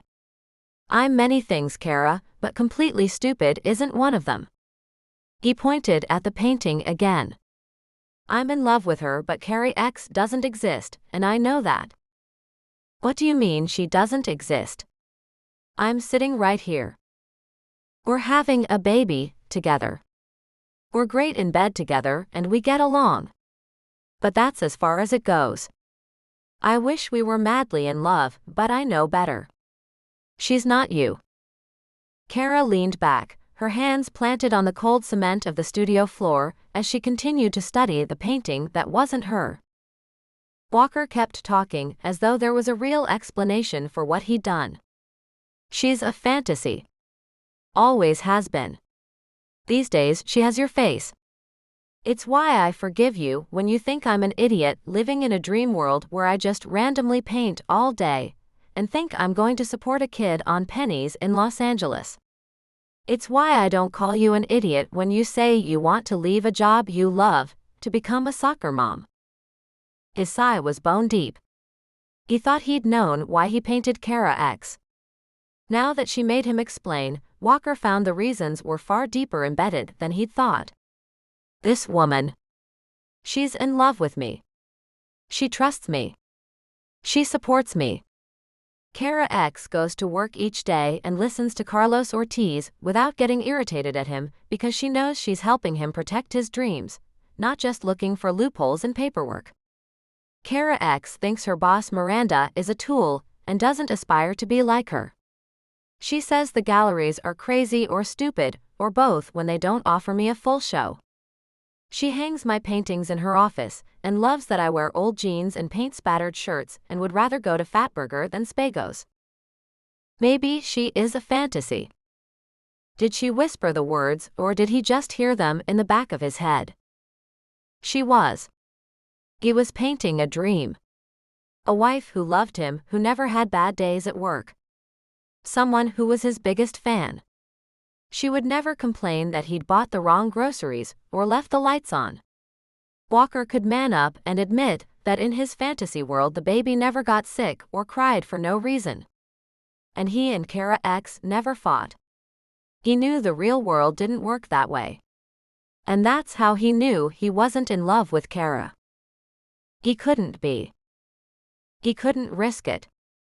She stood up. Can you take me home? Chapter 24. Cara didn't see Walker for the rest of that week. She sat in her condo and ate box dinners most nights. Once she went out with Lissa, but only once.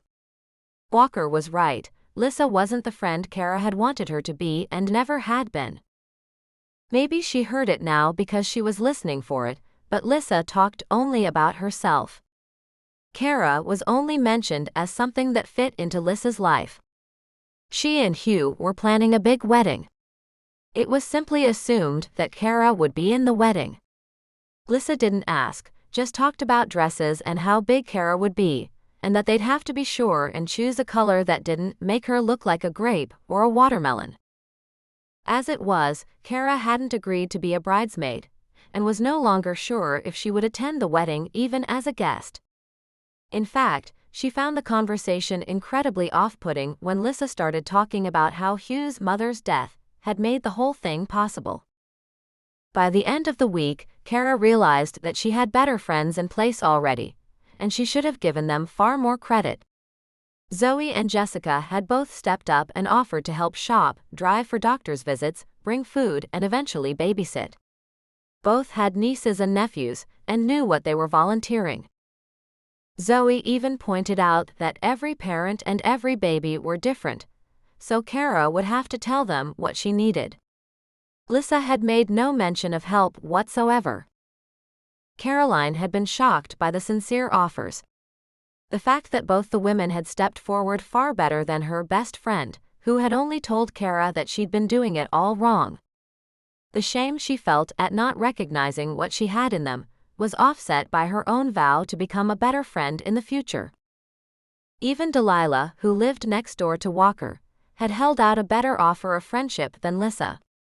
Yasmin and Megan, who never met her before dinner the other night, seemed perfectly sincere in their offers too. They seemed to have any friend of Delilah's attitude toward her. They acted as if they just knew she was a good person, though they couldn't possibly know enough about her to make a judgment after one dinner. More than just her own decisions were changing. Her days of needing to announce her pregnancy were over. She was showing for God's sakes. People were asking when she was due, and she found she was answering with a happy smile. Cara hit the coffee bean with Bree several mornings and found Bree didn't talk about picture-perfect lives. They'd sat down with their decaf mochas and Bree sighed, I see you being pregnant and I'm so jealous. That had been an eye-opener. You're married. Kevin's great. Are you trying? Is that it? Bree had almost laughed. We are not trying. We are actively not trying. It's that Kevin's work is either off or on. If I were to get pregnant, do I time it so he'll be off work early on? Or when the baby comes? Cara opened her mouth but Bree shook her head. I just answered my own question. Obviously he should be home when the baby comes, but that would mean he's working 12 and maybe 18-hour days, 7 days a week when I'm pregnant. And how would I be an EMT at 6 months along? So no, definitely not trying. I can't imagine it right now. Cara shrugged. You never know. I know it's the EMT in me, making me question my choices. I know as much as anyone that things happen. I don't know what I'd do if I lost him. Honestly, I'm not ready to share what little time we get together with a baby. Cara didn't point out that Bree's comment about things happen could apply to babies too. But they mostly talked about things besides babies and picket fences.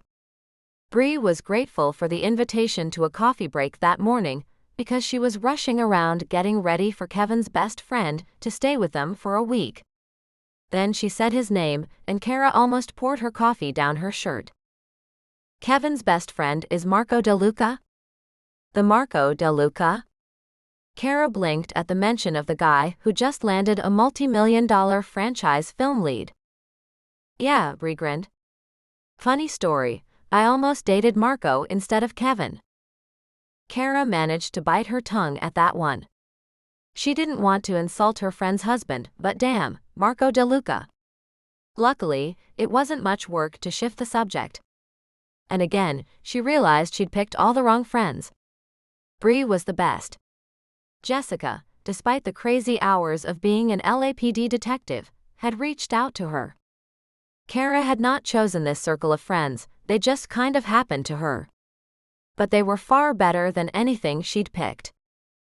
Well, she conceded, we do have Noah Preston in our little group and he's starting to get recognized when we're out.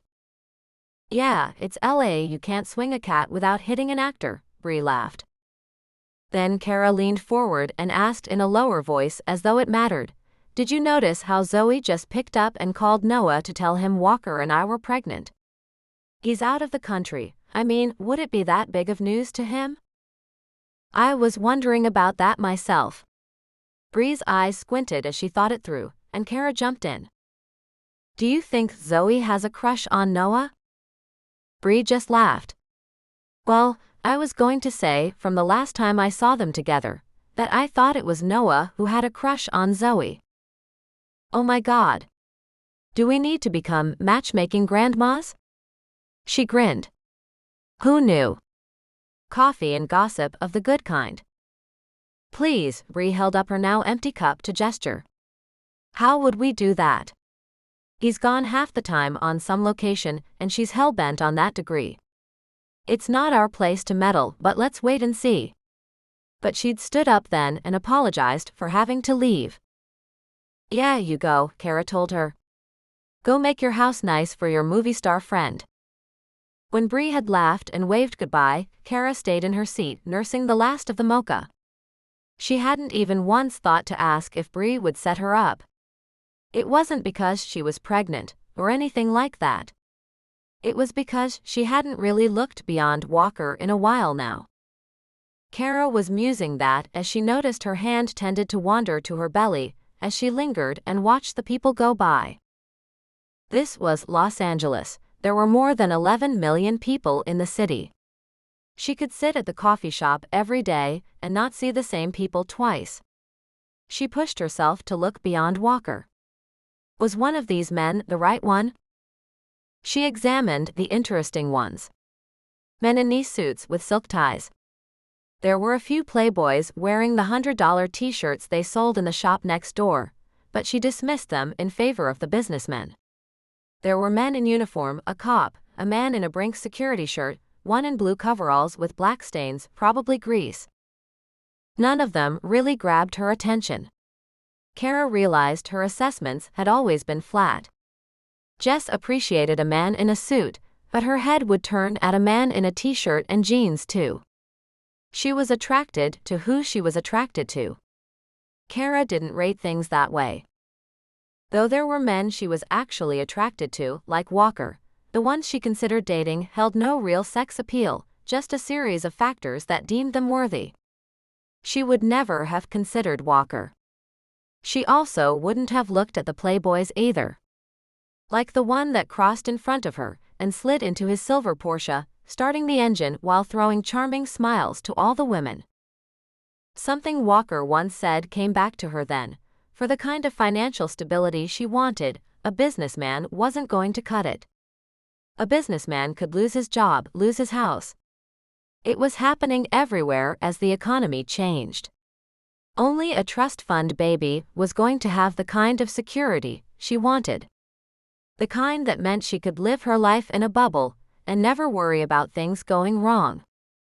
Walker was also right that she wasn't going to find a trust fund man wearing a suit and reporting at the office every day.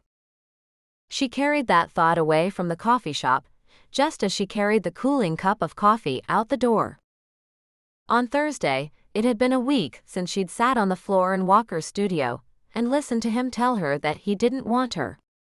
His fantasy had her face, but he was good and well aware that woman didn't exist. Cara worked late, not wanting to be counted as slacking with her pregnancy.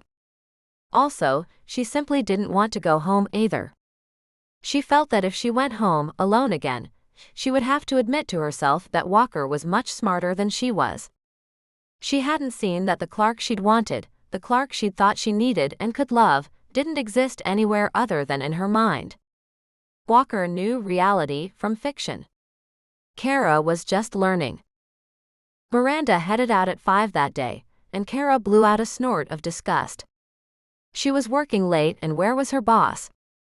Not here watching. Someone stayed at the general reception desk until 7 in the evenings, so Cara wasn't surprised to get a call at 6, well after even her own assistant had headed out the door. She also wasn't surprised that it was Mr. Ortiz. "Yes, Mr. Ortiz. How can I help?" Cara didn't think he could sense the silent sigh she gave as he started to speak. He laid out his concerns about hiring immigrants. He spoke at length about how he wasn't only going to hire immigrants, but being one himself, he wanted to be immigrant-friendly, without getting himself in legal or monetary trouble. Ortiz didn't use those words, still Cara knew it was her job to cover his ass. She asked if he had found someone at the inns who would be willing to pull visas for him. Otherwise the paperwork could take too long through traditional routes. It would make double-checking anyone with paperwork nearly impossible to hire, in the kind of time frame Ortiz was going to need. With each question, Caroline assured him that she had looked at those things and sewn up his contracts. Then he asked her something that gave her pause. "If I hire more people and give them more hours than it appears the store needs, is that going to raise any red flags?" She stopped and thought for a moment. How many extra people? How many extra hours? And wait, why would you do that? The store should make plenty of money. I want people to have jobs. When the economy is bad, I want them to stay employed at the hours they need. Though this country was built by immigrants, they are still discriminated against. Cara frowned. Do you want me to be honest, Mr. Ortiz? Please. Though he had a slight accent, his manners were always impeccable. If your investors know that you are opening a Mexican food store and hiring Mexican employees, then they are likely behind your ideas and your methods. She was getting ready to ask him another question, but he interrupted her by laughing. No, ma'am. It's not Mexican. It's fast food. I picked this store because they had the best franchise agreement, with the fewest restrictions and the lowest capital investment. I'm not Mexican. I'm Argentinian and my grandmother was Irish. I'm hoping to employ a cousin who is full Irish over from Brosna, in District Kerry. And there are a number of families from Georgia in my neighborhood who are underemployed. There's an accountant and a chef. They need better work, which I realize this isn't, but I can give them more hours this way, even before they are approved for full citizenship. Cara squeezed her eyes shut. It was all she could do to keep from banging her head on her desk. She'd been an idiot. That seemed to be her mantra this month. Mr. Ortiz seemed not to notice. I just want to be sure that when I give them a job, I'm really helping. I don't want to raise flags that will get anyone's visa revoked. I don't want to get the store audited every time I turn around. I know once I open, I'll have my hands full with the running of the place, so I'm trying to take care of these things now. I'm sorry if I have been a pest. Mr. Ortiz, you are not a pest. At least she could say that in all honesty now. She was the moron here. He'd been asking legitimate questions. He was probably the most well-spoken client she had, and he never called her darlin' or winked at her. You know what I think? I think we've been going about this the wrong way. Oh. I think you should look now at the people you plan to hire, find out their paperwork and status situations, and bring those in to me. I have most of it already, ma'am. Excellent. Do you have time to come into the office tomorrow afternoon? I'll look up everything I can about past cases involving work-related violations or immigrant status audits, and we'll use the people you have in mind as a jumping-off point. We'll have to assume they have the standard issues you'll be facing in the future. We'll comb over the documents, look for possible points of failure. I can do that. You don't mind? No, sir, I don't mind at all. In fact, it's my fault that we didn't do it sooner. I've been letting you bring me questions as they arose, rather than attacking this and solving all the problems up front, so that you can get on with the business of opening your store, worry-free. Well, maybe worry-free about this. There's not much about starting a business that's worry-free. He laughed. When she hung up, Cara felt both excited and a bit like a tool. She'd been leading him through the hoops she was used to jumping. She'd been ignoring everything in front of her, based on her initial assessment that his case was standard. That had been stupid. Even her own language had finally caught up to his, and she'd started speaking to him like a colleague. She got to work looking up immigrant cases, an area she didn't know a lot about and didn't usually do much research in. Cara walked up 3 floors looking for Marianne Baker, the resident immigrant expert. Baker was about 3 minutes away from making full partner, so it wasn't a surprise that the woman was still in her office. In spite of being incredibly busy, the woman put aside her files and pulled her glasses off her nose and invited Cara to sit and ask all her questions. An hour later, Marianne heard Cara's stomach grumble and she laughed. I'm surprised you haven't said anything yet. I remember when I was pregnant, I would have fainted before now. Cara did a terrible job of hiding her surprise. Still, she tried to cover it with a, "How many children do you have?" 3. Beaming as she turned a photo around, Marianne showed her. It looked like a Christmas picture with a whole family in red sweaters. The 3 kids ranged from junior high age to toddler. I spaced them out, so I wasn't out of the office more than once every 4 years. Then she dropped the bomb. Michael's an at-home dad. The best. Good God. Cara had met Michael on more than one occasion. Apparently, Mr. Perfectly Parted Hair and White-Toothed Smile changed diapers and ran the soccer carpool, probably in the minivan. There was no way for Cara to hide the expressions on her face. But Marianne was apparently used to that. People don't always understand, but it works for us. She changed topics as fluidly as an aspiring partner should. You said your meeting is tomorrow? Would you like to go out and grab some dinner? Shouldn't you get home to your family? Yes and no. I'll call Michael and let him know I'll be out. But this is for the company, so I need to stay and do it. Michael's the best. He knows how it goes. Too stunned to say anything else and having nothing better to do and no one to go home to herself, Cara simply agreed. Before she knew what was happening, she was driven to a restaurant in Marianne's BMW. She'd heard a very polite conversation where Michael apparently told her that it was fine if she missed the dinner he'd made, and that he had already taken care of all the homework. He didn't raise any fuss when Marianne said she had no idea when she'd be done. And there was Cara, eating a salad piled high with steak, veggies and cheeses, and typing notes galore as they talked. They had a long dinner, followed by coffee. When they finally cleared out, Marianne expensed the dinner and a generous tip for the use of the table, before dropping Cara back at her car. Later, at home, Cara pored over the notes she had. She opened a search and found some of the cases Marianne had recommended. She made even more notes, stored info on why no one would be able to fault Carlos Ortiz on his choice of employees, and saved links to crucial cases that would provide precedents if anything should ever come of it. When she got hungry yet again, Cara hauled herself away from her desk and went to pull a yogurt out of the fridge. She had the first bite into her mouth and swung around to throw out the peel-off lid when she caught sight of the clock. It was after 1 a.m. She had to get to bed. She had to get up in the morning, get back into work. She hadn't even napped. There was every possibility that she would simply fall asleep at her desk by midday tomorrow. As fast as she could, Cara polished off her yogurt. Then she got ready for bed, climbed in and tried her best to go to sleep. Cara startled awake to the loud beeping of her alarm.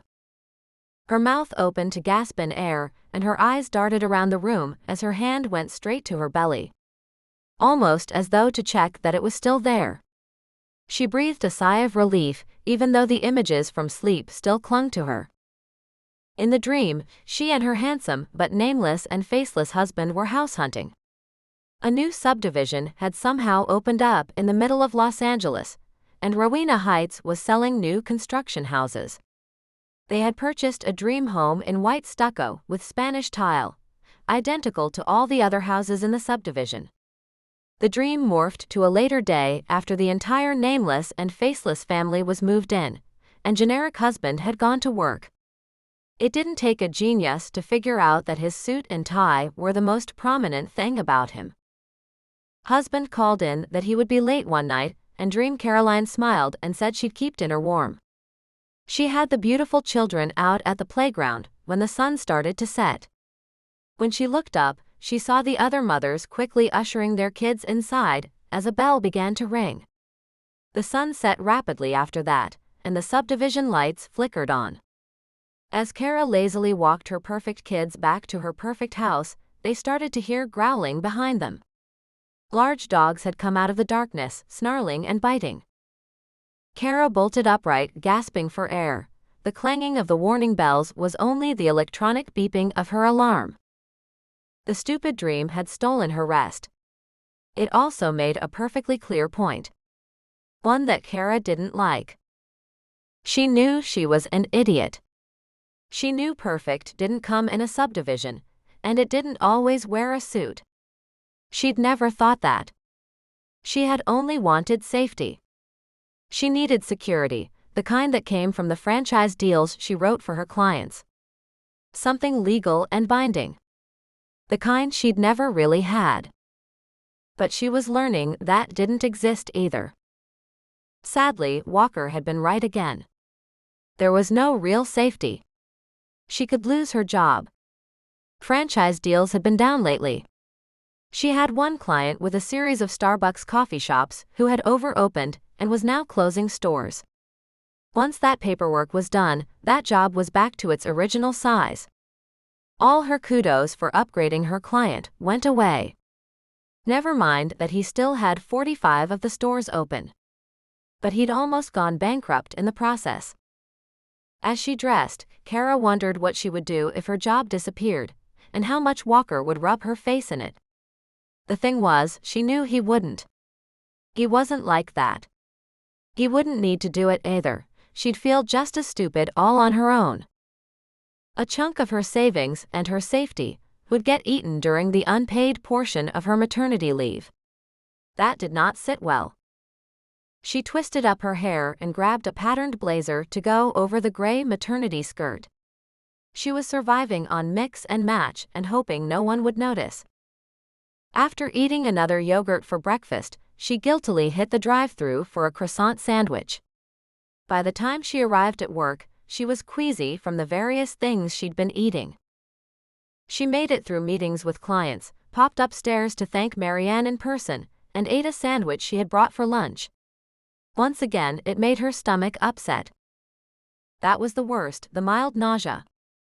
Moreover, she didn't know if it was from the crap she'd been eating for the last week, if she was actually sick and was going to have to suffer through the flu with only Tylenol for comfort, or if it was just a reaction to imagining herself as a version of Marianne's Michael. If he wasn't cheating on his wife, the man was some kind of saint. She'd heard his voice over the phone, not the words, but the tone had come in clear as a bell. He hadn't seemed disturbed at all that his wife was working late, that she'd miss dinner and leave him alone with the kids for some unknown period of time. As far as Cara knew, Marianne was on the partner track for all the usual reasons: devotion to the firm, long hours, and never complaining about anything that came up. None of that would change when she made partner. In fact, with her increased salary and improved title, she would be expected to work more and smile about it. That was part of the reason Cara wanted to make wife and mother, rather than partner. She wanted a family more than she wanted a job she was a slave to, but she was quickly coming to see that she didn't want to become Michael either. She'd met him at functions before. In a suit and tie, he held his own against the other professionals. He was a CPA, but she'd learned the night before that he'd left the job when the kids were born.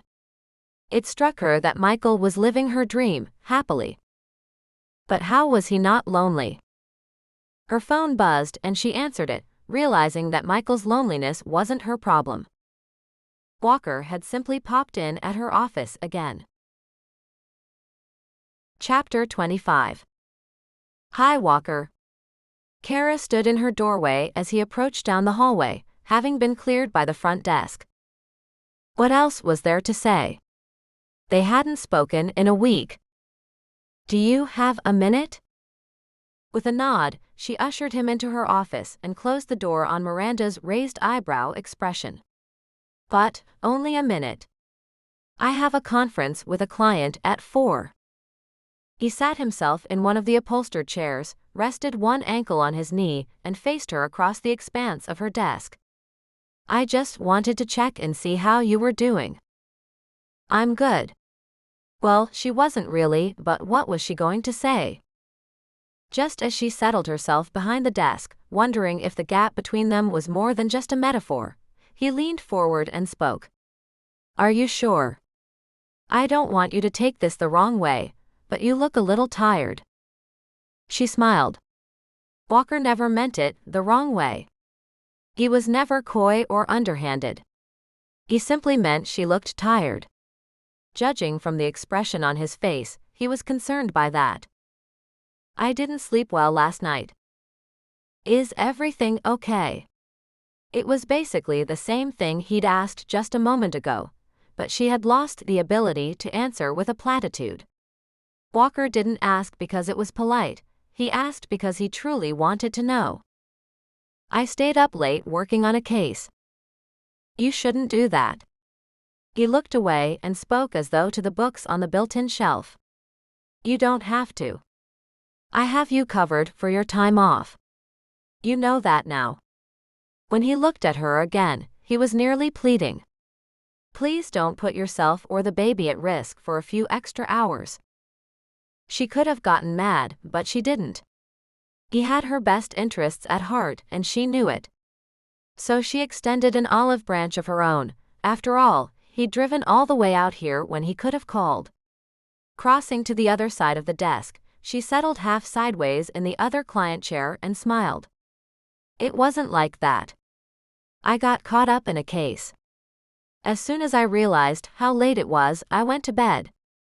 But it was after 1. Okay. He nodded. Is that all? Aside from my alarm clock pulling me out of a nasty nightmare, yes. She reached out and put her hand on his arm. That was about all she could manage to span the gulf that remained between them even when she was close enough to lean over and kiss him. I'm heading home after this meeting and napping. He didn't say anything, and Cara wondered if he would just sit there until one or the other of them thought of something. Then she realized he was gathering steam for something.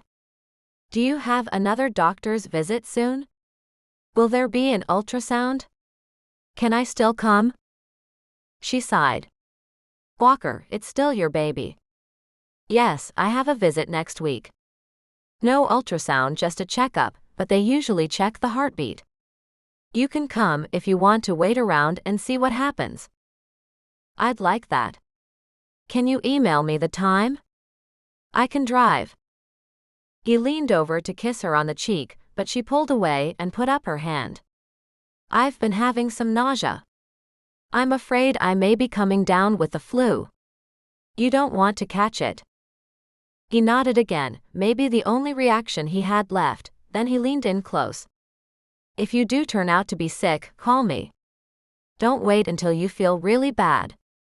I'll camp out on your couch, buy you ginger ale, feed you, and I won't get in your way. But you call. What else could she do but agree? When he left, she looked up the appointment info and emailed it to him. They would be polite to each other. They would trade off the baby with kindness and updates, but there wouldn't be anything more between them. She couldn't handle being the face of his fantasy. If she was going to have some man madly in love with her, he needed to be in love with her, not some ideal woman he had given her face to. That was worse than her infatuation with Clark. Still, this whole thing was crap. She missed Walker. The weather was perfect, and she wanted to hike in the canyons this weekend, but it was never smart to go alone. Certainly not when her blood sugar could drop and there was no cell reception. She'd asked Bree, but her friend was working.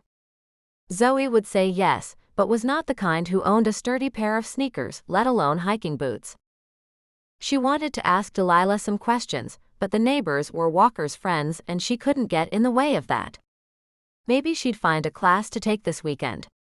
Maybe an intro to cooking. Maybe Jessica would be free and want to go hiking with her. She smiled just as the phone buzzed. Mr. Ortiz had arrived. Cara used a wooden spoon to toss the cooked pasta with prosciutto and peas. She grated fresh Parmesan cheese on top and sat on her couch to wait. It was the third time this week she'd made the dish she'd learned to cook on Saturday morning. The takeout dinner place she'd discovered not only allowed her to buy cooked meals to reheat, they also had the classes she'd been looking for. Jessica had been on call but had gotten to stay for the whole class. And Cara learned more about Jess than she'd learned in all the time she'd known the woman. Despite the good food she had now, there was no good TV on at lunchtime. Still mildly upset to her stomach, she'd realized she'd been eating less and less as the days went by. That couldn't be good. She had an appointment in 2 hours, or she wouldn't have put off asking the doctor.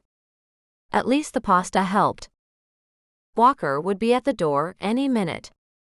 She'd invited him for lunch before the appointment. Cara didn't question why it was important that she show off her new skill, she just knew that it was. With the knock at the back door, she popped up and turned off the TV. Though as she let him in, she wondered if maybe she should have left it on. What would they talk about? "Here, I made this. It's really good." She said hello by shoving the pasta bowl into his hands. As soon as they sat at the table, silence joined them. Cara tried to fill the space. "So, how is the blue lady coming?" He frowned at her and took another bite of the pasta. "This is really good, Cara."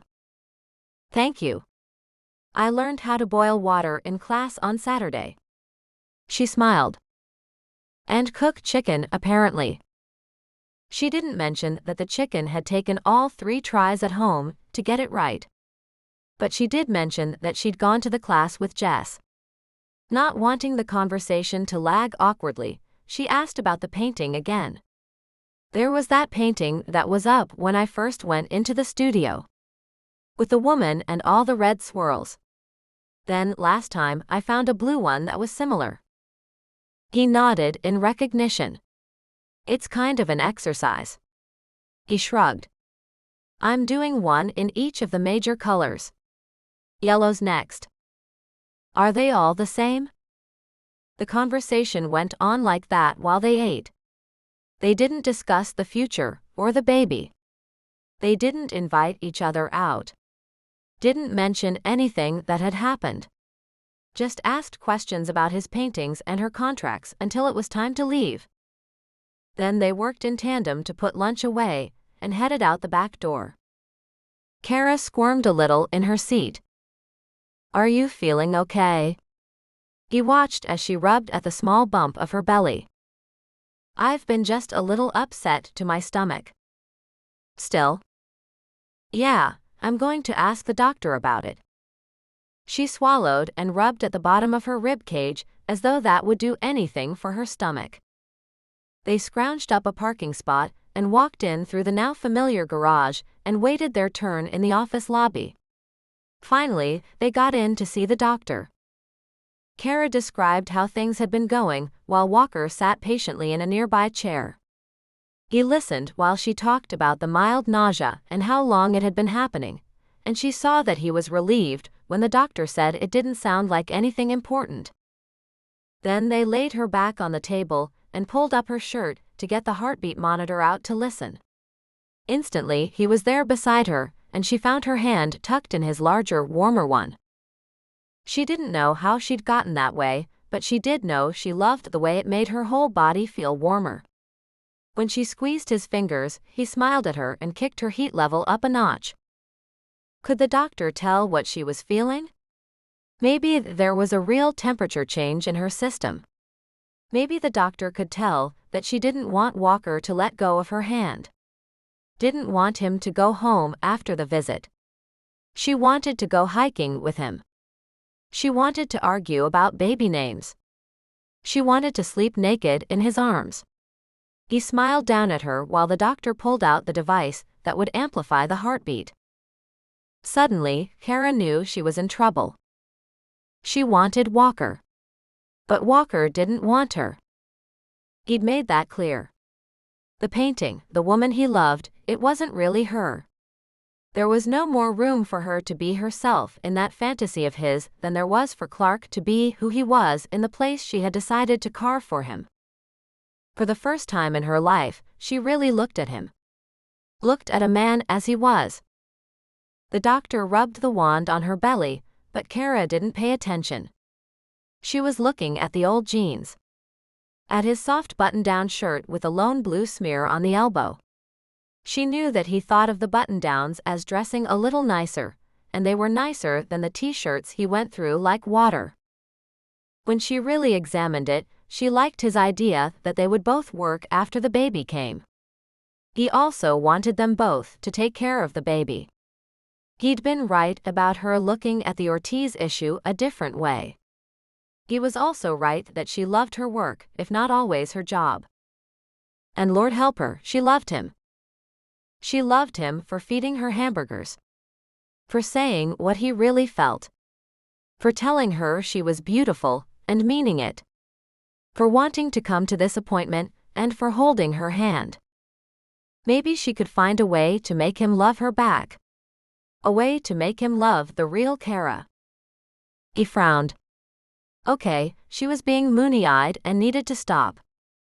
Walker squeezed her hand tighter, and for a moment she thought that was a signal that he understood. But it wasn't. He was asking Dr. Breen what was wrong. The doctor shook her head. I'm not finding the heartbeat. I want to do an ultrasound. What? Cara choked out, suddenly unable to breathe. There was no heartbeat? The doctor was already pulling out the machine. It happens sometimes. We can't hear it. The baby is rolled around. Something. It might be nothing, but I want to check. It was Walker who spoke. So, it might be something. Let's not borrow trouble. Then the doctor stopped speaking and got to work. She pulled out the ultrasound gel and smeared Cara's belly with it. Some got on the waistband of her jeans, and her brain stopped to think that the doctor hadn't put a paper there, like the last time. Despite the doctor's tone, she wasn't confident. Cara shut her brain down before letting it go to the fact that the doctor had missed a step, because she was worried. It was worse when Dr. Breen kept the screen away from them. Worse still when the doctor kept her expression carefully neutral. Cara must have squeezed Walker's hand nearly to the point of breaking bones. Not getting anything out of watching the doctor, he squatted down beside her and looked her in the eyes. Which was the exact moment when Cara felt her control disappear. Without letting go of her hand, he kissed her forehead. It will be okay. Chapter 26. Cara left the office in a daze and didn't remember the drive home. She found herself curled up deep in the corner of the couch at Walker's house, without remembering getting there. She had only a hazy recollection of stopping at the pharmacy. Now Walker was standing in front of her, holding out 2 large white pills and a glass of water. No. She turned away. You have to, Cara. You're starting to already feel the effects. You have to take it. He pushed the pills at her again, and there was nothing she could do. She just shook her head and started to cry. He set the pills and the water on the end table. For a moment, she thought she shouldn't take pills that had been carelessly set on the end table. They should be on a plate. She had to be very cautious because of the baby. But she didn't. She felt the couch cushions shift as Walker sat down beside her. She didn't even wipe her tears, just let them fall. They made tiny splatters on her arm, but she only blinked at them. She didn't react when Walker put his arms around her. Cara couldn't seem to lean into him any more than she could push him away. Cara. The baby is already gone.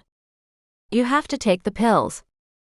He understood that taking the medicine was going to end her pregnancy. Even though the baby was no longer alive, she couldn't bring herself to swallow the pills and start the final stage. The doctor hadn't been able to find the heartbeat. Then the ultrasound confirmed there was no heartbeat to hear because the heart wasn't beating, and the baby wasn't moving. A urine test had showed the presence of hormones that confirmed the sad diagnosis and explained the upset stomach. Walker kissed her cheek and then leaned his forehead against her temple. You have to take the pills, Cara, or you'll get sicker. I'll take them tomorrow. She wanted to push him away. Tried to make him stop pestering her. No. Startled, Cara turned and looked at him. Her teeth ground. I can't do this.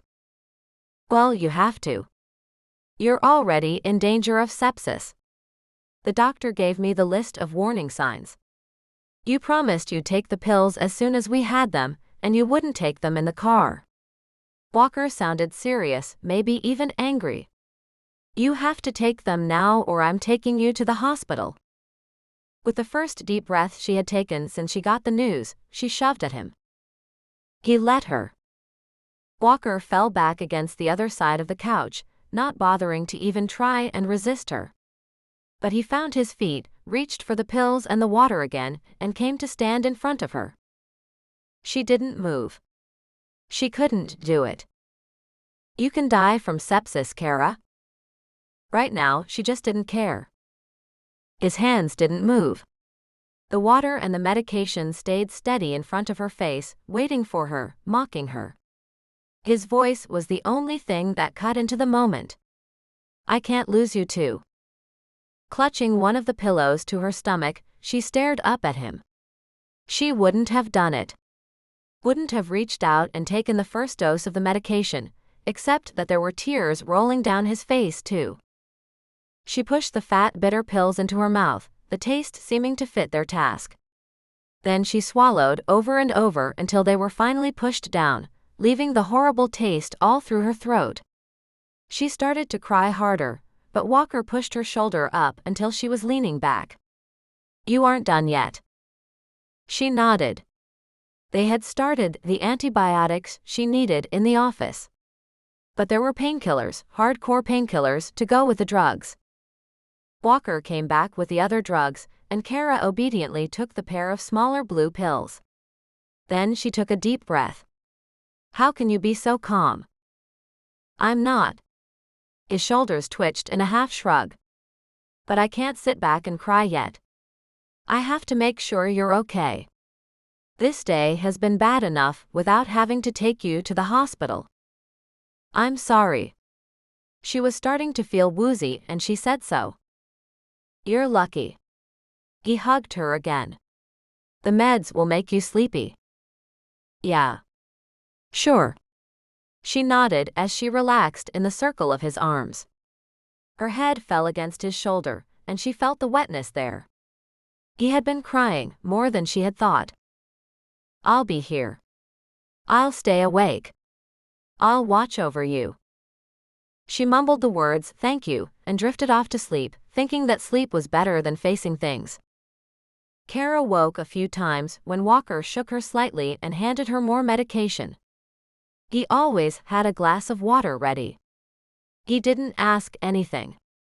Just gave her the pills and let her drift back to sleep each time. She didn't say anything, and she didn't think about anything. Just slipped back into her handy pain-free haze. She managed to stay cocooned in her numb fog until just before dawn, when she screamed herself awake. Pain clutched her midsection, and beyond all certainty, she knew it was over. 3 days later, Cara still hadn't returned to work. Walker had called in sick for her each day. She had barely gotten out of bed at all. How would she go back? How could she tell them that she wasn't pregnant anymore? She didn't eat. Didn't want to. On the 4th day, Sunday, she asked Walker to take her home. They didn't speak to each other. There was no need. And nothing to say. Because there was nothing that could make anything better. Walker didn't leave her house. Cara hadn't expected him to. Though he had tucked her into his bed each night, Cara was a bit surprised when he joined her in hers. Her jammies and her sheets were comfortable in their familiarity. But when Walker came and curled up behind her, tucking her into his heat, she rolled into him and cried again. They fell asleep that way. When she woke, his side of the bed was empty, and she got up for the first time to go find him. She was still blinking as she entered the kitchen. In nothing but sweatpants, he stood at her counter eating a bowl of cereal. He set the bowl down and looked at her. I'll get you something to eat. She couldn't respond. It was all she could manage just to stay upright against gravity. Her body resisted standing, since she'd only been on her feet a few hours in the last few days. She was fighting a raging headache that was most likely brought on by sleeping too much. Her hand went to the side of her head, feeling her hair that she hadn't brushed yet, and she watched as Walker set her out doses of both the antibiotic and the painkillers. Cara took the medications without any protest. The protest had fled a while ago, so she stood silently as he fixed her a bowl of cereal and joined her at the table. They ate in the same silence they had lived in for 4 days. His own bowl of cereal had to be soggy, but he ate it anyway, his eyes only checking to see how much she ate. She managed about half of it, even though it didn't taste like anything, before she pushed the bowl away. She watched as his eyes tracked her movements, but that wasn't what she was interested in. How can you just fix breakfast and eat cereal? Because I don't have another option. He picked up her hand, lacing their fingers together. I'm not going to get into a who's more sad contest with you. But I'm on my feet because if I'm not, who will be? Does it matter? Of course it does. You have to take antibiotics and painkillers 4 times a day. Then he looked her in the eyes. And you don't seem to be up to doing that for yourself. Somehow, from out of her lethargy came a cold fury. Though she wasn't mad at him as much as she was mad at the world, he made an easy target. So it doesn't matter? You'll just hand out antibiotics? You don't even care. Cara yelled it, though she knew it was wrong. He did care, he just didn't seem to care enough. Why wasn't he devastated like she was? Was it true that men didn't carry the children and could never love them the same? Walker didn't answer. She yelled again. A few tears and you're done? That's all? That's all you had? For the first time in her adult life, she nearly hit someone. Nearly pulled back and just threw a punch at him. Somehow she managed not to, though her body fought her, tense and ready to strike out at anything that moved. Anything that had the gall to still be alive in the face of her pain. She struggled until he grabbed her and made a move as though he was going to hold her. As though she was hysterical, and he was just waiting for it to pass. But that was the problem. He was too calm. He was steady when nothing in the world was right, and he should be screaming the same as her, but he wasn't. He was watching the time and handing out antibiotics. As his arms came around, she gathered her hands into fists, and she thrust them both against his chest, forcing him to stumble backward. The neighbors had to hear, but she didn't care. She hated him. She hated him for being okay when she wasn't. And she yelled even louder than the time before. Loud enough for her voice to break. Why can't you grieve? He looked fine by all outward appearances, but she knew him. She could see he wasn't made of granite.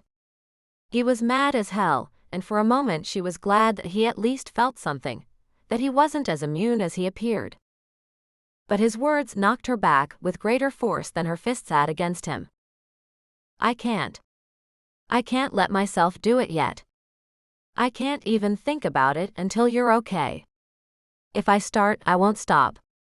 And if I start and you don't take your medication, if you get sick, if you goddamn die on me too, then I will never get over it. He wasn't done. His voice got louder just as hers had. I am not hanging on for you.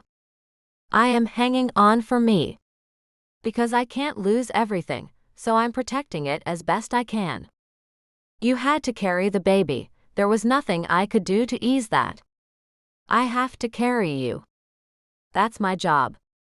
But it would be nice if you got your shit together and gave me a chance here. Stunned, she stood there looking at him. This time, her broken voice came out as a whisper. I'm sorry. He nodded, done speaking. She saw the tension slip from his shoulders, and it was as if she could actually see the burden he carried. He was right. She'd had her turn. There would be more to do later. It was high time for her to be an adult, and her turn to step up when the need arose. Cara didn't miss the irony that this was what parents were called on to do when things got rough. They were doing it, only now they wouldn't be parents. Instead, she would simply be more than she had been. She would be better than she had been before. Better than she'd known she could be. In 2 steps, she cleared the space between them. Her arms went around his waist. Her face turned into his neck. I'm good. I've got it. I'll take my medications, I'm on top of it. It's your turn." He nearly collapsed right there. They wound up on the floor in the kitchen, her back against the cabinet, her arms around him. He buried his face in her shoulder, and Cara didn't know if he cried or not, but she knew he was as heartbroken as she was. And it was the first thing that made her feel better. Chapter 27. Cara went into work for a few hours the next day. Mari popped up as Cara went by, her face looking a bit shocked. She was trying not to say how bad Cara looked, but there was no covering it all up. So Cara let the words fall out of her mouth. "I had a miscarriage." "Oh, I'm so sorry." It was genuine, Cara could tell, but beyond that, it was clear that Mari didn't know what to say. Cara supplied it for her. "Can you do me a huge favor and let people know? You know, anyone who knew I was pregnant. It would save me having to tell people and maybe breaking down and crying at the office." "I can do that." Her assistant slid back behind her desk, sensing that Cara didn't mean to do it right this moment. She waited while Cara checked some emails, sent attachments, and updated the lawyers who had taken over some of her clients while she was out. With that task done, Cara headed out of the office, already exhausted. Home again, she surveyed the emptiness. Walker had gone back to his place when she left for work, so she was alone for the first time since before the doctor's appointment. Sitting on her couch, she decided it was time to go through all the information the doctor's office had given her. She gathered the papers and pamphlets off the kitchen table, then, suddenly remembering, stopped to take her pills. The painkillers were gone, and she had a day and a half remaining on her antibiotics to make sure she didn't get sepsis. Then she was supposed to somehow get back to her regularly scheduled life. In the meantime, she sat on her couch and read what she could. They all told her the miscarriage wasn't her fault, she had known that. Still, none of the information changed the fact that she hated the universe because it happened. There were scientific explanations and statistics. Most miscarriages happened before the first trimester was over, or in the first half of the second. That was her. It was more likely to happen in a first-time pregnancy. That was her too. It didn't comfort her at all to know she was mostly a statistical norm. Most miscarriages didn't affect the woman's ability to carry a future pregnancy to term. They were also often found to be caused by some genetic anomaly in the developing fetus. Cara read every word as though there might be an answer somewhere in the print. She read the side effects and drug warnings on her medications. She learned a little but found no comfort. She skipped the hard cider in her fridge because she didn't have a taste for it. She would have thought she'd be happy, she could eat whatever she wanted again. This was an unplanned pregnancy, but losing it had shown her just how much she wanted this child. When her phone buzzed at her, signaling a text, Cara welcomed the interruption, until she saw that the message was Lisa saying how sorry she was. All Cara wondered was if her ex-best friend was really sorry at all. She didn't reply. Suddenly exhausted, she climbed the stairs and fell into a deep sleep. Cara made it into work each day, though she left early. Because Walker hadn't contacted her after he headed back to his own house, she checked up on him via text. It quickly became a daily thing. She had to know that he was okay. Though he responded, it was terse, and not enough to make her less concerned. On Friday, she gave up texting. He'd been much better to her when she'd fallen apart than she was being to him. She'd given him his space, but that wasn't enough now. So she gathered up her things and headed to his house. She couldn't change at work, not into the pair of jeans she brought, and she didn't want to show up in her suit. But when she drove past the Fatburger, she had an epiphany. She left 15 minutes later with a shake in each hand. His house wasn't far away, but she pulled up not sure what she'd find. It took a moment to find parking on the street, lock her car, and situate her purse so she could hold both milkshakes, but she was proud of herself for getting it all balanced.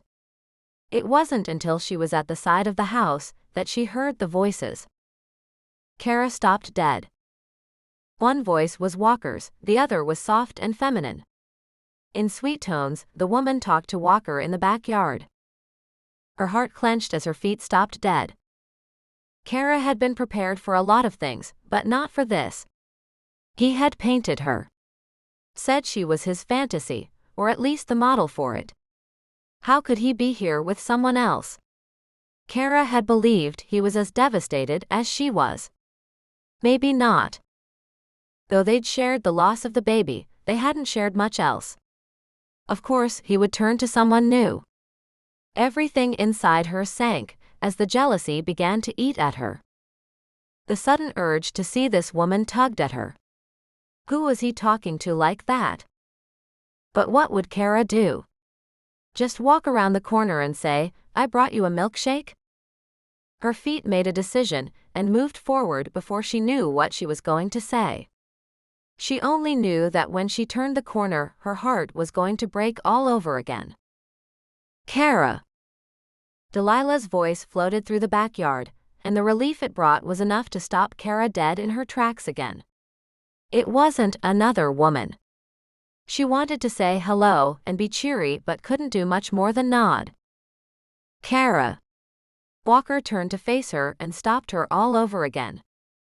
She wouldn't survive many more of these mini heart attacks. Clutched to his chest was a tiny baby. He cradled it against his t-shirt, strong arms keeping the infant there and keeping the rest of the world away. In that moment, she was suddenly flooded with memories of everything she'd felt and thought just before the doctor had given them the terrible news. Walker had never held a baby this tiny before, and he could feel the tension in his muscles. Was it nerves, or maybe it was more due to all the crazy emotions swirling through him like black paint? He'd noticed something of Brandon in the child already, and couldn't help but wonder what of Cara their baby would have shown. He wouldn't know. His arms clenched just a little, but Delilah didn't seem to notice. Cara was staring at the baby too. Though he understood Cara's reaction, he didn't want Delilah to think they were crazy. So he started talking. Brandon and Delilah had their baby. "Do you want to come see him?" Clearly fighting tears, she nodded and started walking. Setting the milkshakes on the back porch as though buying some time, Cara made her way to where Walker stood.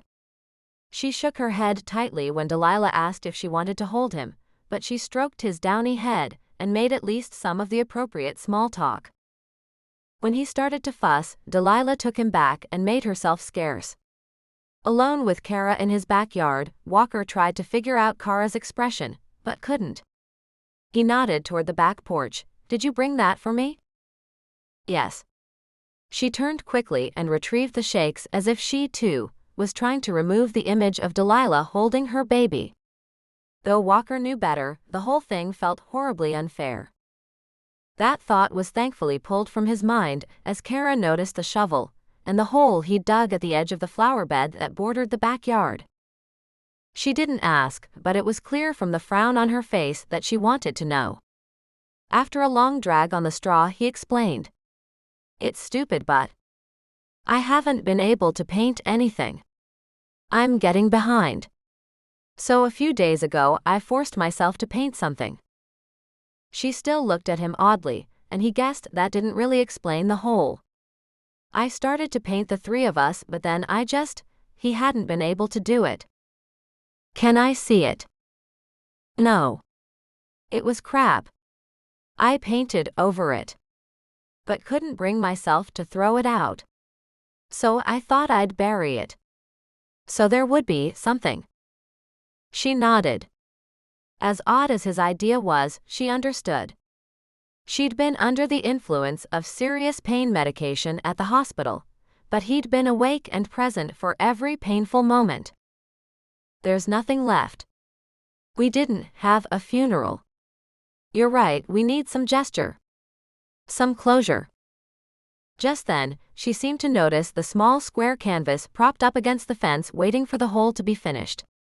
It was entirely black, no one would see what he'd covered under the angry strokes. The corner of her mouth quirked. Walker just shrugged. Next to the painting sat a rose bush that he had planned to plant on top of it. Cara stood next to him, drinking a milkshake and watching him bury the only thing left of a child that would never happen. It didn't seem like enough. Still, it was more than simply being sent home from the hospital with pamphlets and prescriptions. More than something society didn't even have a greeting card for. And less than should have been done, given the size of their dreams and all that had been lost.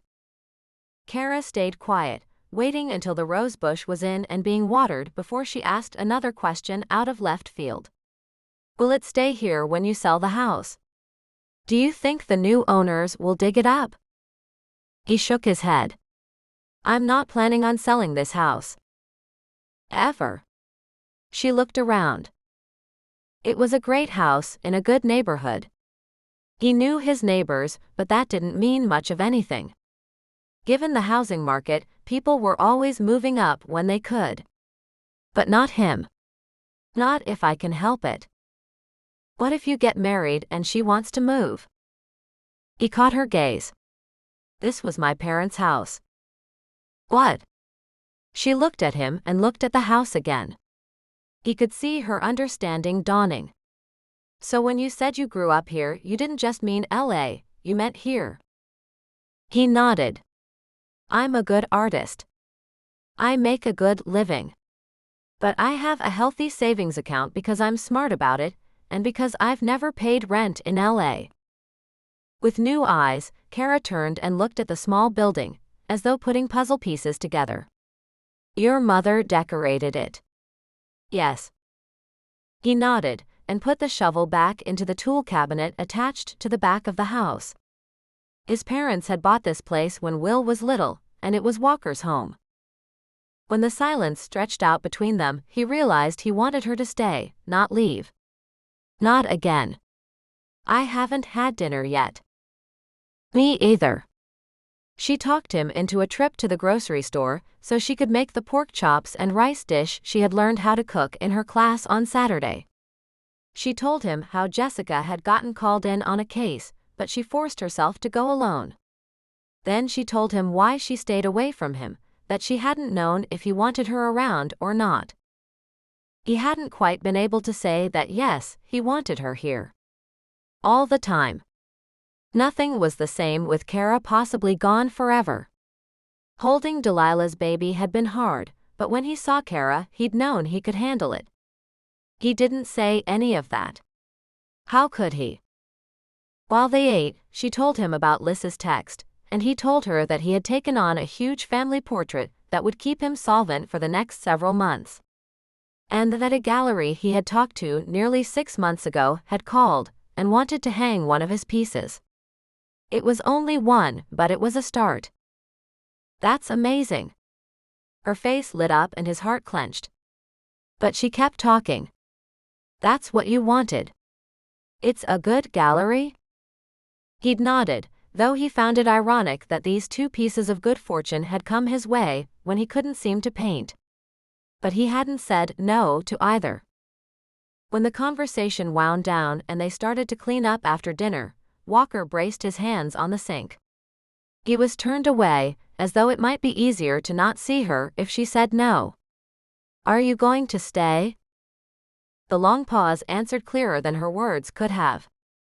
But as he started to nod that he understood, she spoke. I can't do anything. The doctor won't clear me until my appointment next week. Still not looking at her, he spoke again. I know. Yes. I'd like to stay. The breath whooshed out of his lungs. She must have seen the relief he hadn't been fully prepared for, but she simply resumed putting the plates and glasses into the dishwasher. So Walker tried to play it cool and cleared the counters from where she'd cooked for them.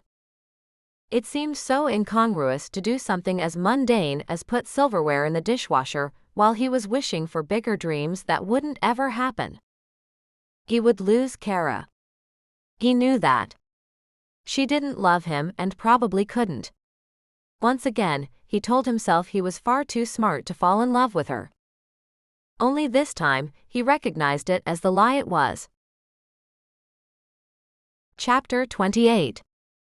Cara was surprised that Walker had volunteered to go to the doctor's office with her. He sat patiently in the lobby while she had her exam, then he sat in the office with her afterward waiting for the doctor to arrive. Clearly, Walker could tell she was nervous. His hand snaked across the distance between the two chairs and caught hers. He started a conversation about what to have for dinner that night to keep her mind off the possible outcomes. That was how Dr. Breen found them, Walker's hand holding hers and talking about pork chops and pasta. The first thing the doctor did was smile and say everything looked good, which made both of them visibly relax. While she was aware of her own fear, Cara hadn't realized how tense Walker had been waiting for the verdict on her future fertility. The doctor began talking before she could consider what that might mean. "Caroline, there's no indication that you are anything other than healthy right now." The doctor flipped through some notes but kept talking. "I know this isn't the news you want to hear, but later it will be important. The fact that you got pregnant and maintained the pregnancy for so long is actually a positive sign about your ability to carry a pregnancy to term in the future." A small squeeze came from Walker's hand, though both of them remained silent. Continuing on, the doctor told her she could safely resume her sexual relations, a phrase that made Cara want to crawl under the chair and hide. But if there had been a better way to say it, Dr. Breen probably would have found it by now. Cara was pulled out of her embarrassment by the doctor's next words. "My notes indicate that this pregnancy was unplanned and was due to condom failure. We don't recommend that you try to get pregnant again right away for both physical and psychological reasons. In the effort of planning your future pregnancies, we should discuss some more reliable birth control." Okay, she should have hidden under the chair after the first statement. It wasn't that she wasn't adult enough to have this discussion. It was that she should have it with Walker. Later. Having it now, when they hadn't discussed anything like this, with the doctor moderating, was just too much. She was getting ready to say something, anything, when Walker saved her. "What are the options?" Dr. Breen listed several, each with advantages and disadvantages. When Cara didn't comment, Walker said they would talk about it and get back in touch. Then he steered the conversation in a surprising direction. "I'm worried about Cara's weight. She's lost a lot recently." Startled, she turned to look at him. The doctor easily picked up the thread. "Yes, I was going to note that. Caroline, you are now 5 pounds below your starting weight." Cara nodded. It was true, but who couldn't stand to lose 5 pounds, right? You can't lose any more without it becoming problematic. "Are you just not eating?" "Not as much." She was finally able to say something of value. "That's not abnormal," the doctor admitted, though Cara wasn't sure what that might mean exactly. Ultimately, the doctor prescribed some vitamins and recommended she pay attention to what she ate so that she didn't lose more weight. Walker seemed satisfied. And that was that. Unless she and Walker talked about it, that would be the end of the baby. He took her out for a late lunch and monitored her intake. She tackled the second half of her huge bonsai burger and asked him, "Really? You're going to be the food police now?" "You're almost too thin now, Cara." He shrugged as she laughed. Too thin. She sure hadn't seen that one coming. But who could fault a man who was afraid she'd get too thin? He was a perfect gentleman as he drove her home, and she wondered if he'd stay over. She was about to ask him that as he followed her through the back door. With a swiftness that shocked her, he had her pinned against the wall, his mouth on hers and his hands snaking up her back. Barely moving back at all, he broke the kiss and let her breathe. "Please say yes." With barely any wind left to reply, she simply nodded. Caught up in the heat of him, the moment burned away everything else. Nothing existed beyond the wall behind her and the man in front of her. Cara hadn't been touched like this in so long, or maybe ever. There had always been passion between them, but now there was more. Something deeper, a stronger connection. This wasn't friends with benefits. She knew what she wanted now, and she kissed him back with everything she had. She made love to him, in spite of the fact that she was pushed up against a wall, and they never left the kitchen. Gently, he opened the front of her shirt. She peeled his. He pushed her skirt up as she undid the buttons on his jeans and pushed them down. He touched her, stroked her, until her ragged breathing turned into moans, and then she returned the favor. He entered her right there, using the wall as a brace, wrapping her legs around him. They came with cries that spoke of how long they had been denied this, then they stayed there, propped together, his weight holding her to the wall, her feet off the floor. She locked her ankles together behind his back, and he gave a low hum of satisfaction at the slight movement. Cara had no idea how long they were there in the kitchen, breathing together, finally satisfied. Eventually, he let her down, holding on to her while she maneuvered out of the odd position, and when she would have been embarrassed, he took her face in his hands and kissed her all over again. Unable to help herself, it seemed, Cara tucked the edges of her shirt together and smoothed her skirt down. She let Walker get his jeans pulled back up but stayed his movements when he would have buttoned them. His eyes flared with heat again, only this time she took his hand and led him upstairs. In her bedroom, she turned to face him. Then peeled her own shirt, her bra and her skirt. After she pulled off her shoes, she stayed still and faced him, completely naked. For a moment he stood silent, just looking at her. His breathing became broken again, and he finally spoke. "You are so beautiful." There was no moment where he stepped to her, no time where he took her into his arms. He was just suddenly there, surrounding her, kissing her, laying her back on the bed. Cara had slept next to Walker for the next several nights. After staying with her, he'd then packed her up and taken her to his house, where she stayed 4 nights in a row. At his insistence each time, she brought a change of clothing and a toothbrush. They made love on the couch and against the kitchen counter.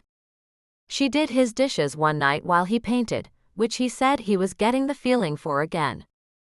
They discussed their incredibly reckless first time back together, and resorted to using condoms, though they hadn't talked much beyond that. Tonight, she'd left work with her clothing in her usual bag, but she hadn't heard from Walker. Undecided about whether she should just show up uninvited or not, she'd gone back to her own home. For a while, she'd cleaned and waited to hear from him. She watched some television and caught up on some of the work that had slowly piled up during her illness and grieving. When 11 o'clock rolled around and she hadn't heard from him, she told herself that spending a night apart was probably good for them. Or maybe it was good for him. So she reminded herself that what was good for him was good for her. But she couldn't get to sleep. She wound up in the living room with her old list pulled from the side table drawer. Her chest clenched at how much she could see that Walker fit all the important things. He didn't have a hero job like her romance novel man, but she realized she didn't want him to. She understood that life was treacherous enough without him adding to the likelihood with danger on the job. Cara had already lost a baby that she didn't know. If she lost Walker. Shaking her head, she fought off the images she couldn't deal with. With Walker, she wouldn't live an easy life where she could buy anything she wanted the moment she wanted it. Her bills wouldn't be paid by osmosis through some trust fund. But if she could have Walker, the rest wouldn't matter. Then he was there, in her living room, standing in front of her. Feet planted apart, paint-spattered jeans led up strong legs to an equally colored, formerly white tee. "Where were you?" "What?" She shook her head. "You didn't invite me over. So I was here." "How did you get in?" "I never gave Lissa her key back." He grinned. "And you are always invited over, am I?" She nodded and smiled back when he broke out in a grin. "I have some things in the car. Clothes, toothbrush. I'll just go grab them." The list crumpled in her hand. "You don't need to. I bought you a toothbrush." He nodded slowly enough to make her wonder. And when he spoke, it concerned her. You shouldn't have bought the toothbrush. Too much? It didn't come out as more than a whisper. Shit. Had she overstepped? Because she hadn't gone nearly as far as she wanted to. Her heart sank. He seated himself carefully next to her on the couch and took her right hand into his left, lacing their fingers together. Not enough. After the slightest of pauses, he spoke again. I was painting tonight. I finally got into it, like I used to. I completely lost track of time. And when I stepped out of the studio, it was dark. So I went into the house and you weren't there. Oh. He stalled but took a breath and started again. I want you there, Cara. He looked at her from under his thick eyelashes, as though he was afraid she'd say no. And he put it out there. I want you to move in with me. What? He didn't answer. He knew she'd heard him. She just needed a minute to process it. Move in. Walker nodded and didn't let go of her hand. Cara tried again. Like get a moving truck? At his nod, she tried again. Put my condo on the market? He nodded again, still waiting for her answer. His heel tapped in a nervous gesture, though the rest of him sat perfectly still. We can merge our furniture. We'll paint the walls, the house. I didn't do any of it when I moved in. I was waiting for. I want us to do it. I want to make it ours. Okay. Yes. Her heart lifted. Soared. She hadn't known she wanted this as much as she did. Yes. His smile lit up her world, and she would have looked around the condo to start saying goodbye to it, but she couldn't because he was too busy kissing her. When his fingers traced their way down her arm, he encountered the crumpled sheet of paper she was still holding. What's this? He peeled her fingers back. She tried to toss it away. Old stupid list about the perfect guy. He looked her in the eyes, his happiness giving way to concern. I bet I don't fit on there at all. Walker, you are the only thing that does fit. I love you, Cara. Her heart was bursting, and she couldn't hold it back. I love you, Walker.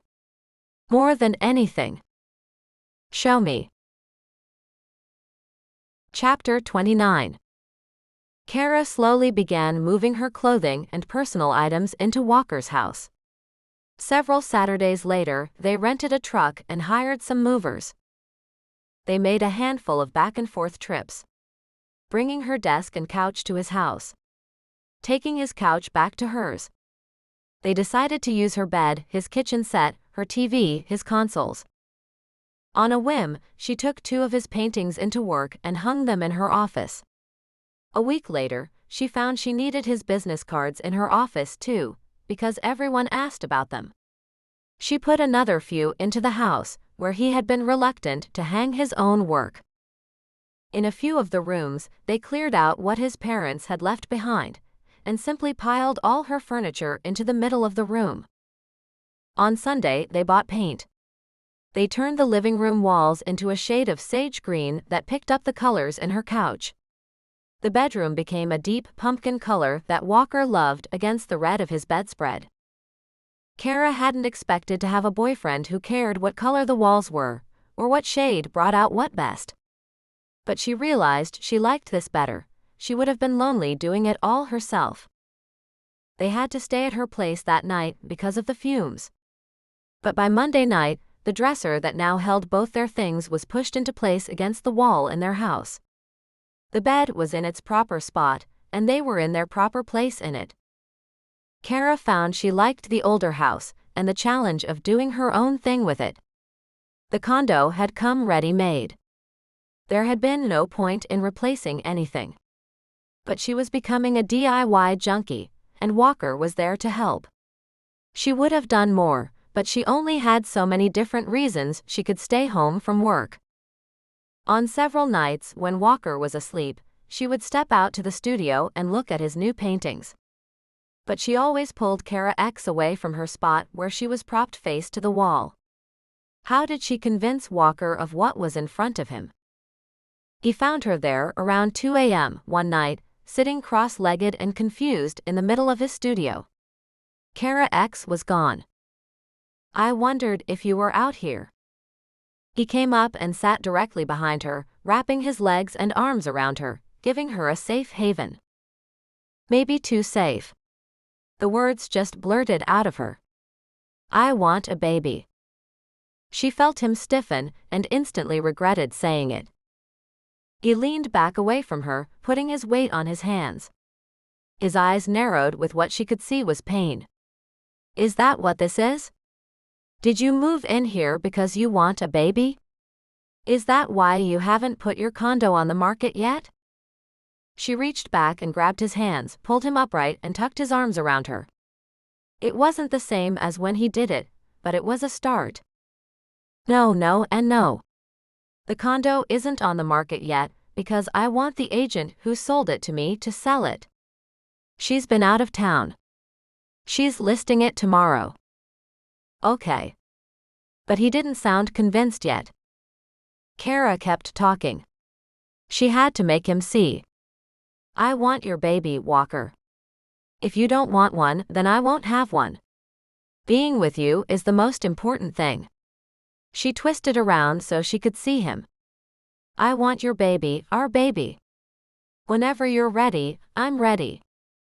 This time, his arms tightened around her. "Yes." He leaned his head in toward hers.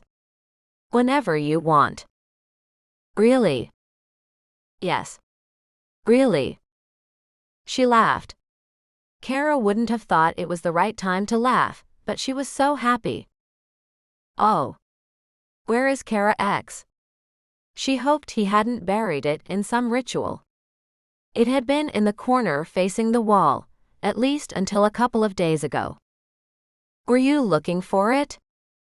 "I always turn it around and look at it." That was only part of the confession.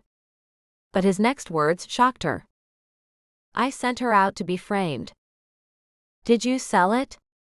Oh dear God, he couldn't sell something so sexy with her face on it. He couldn't sell her. Not Cara X. No. She felt his chest rise behind her as he sighed. It was a surprise.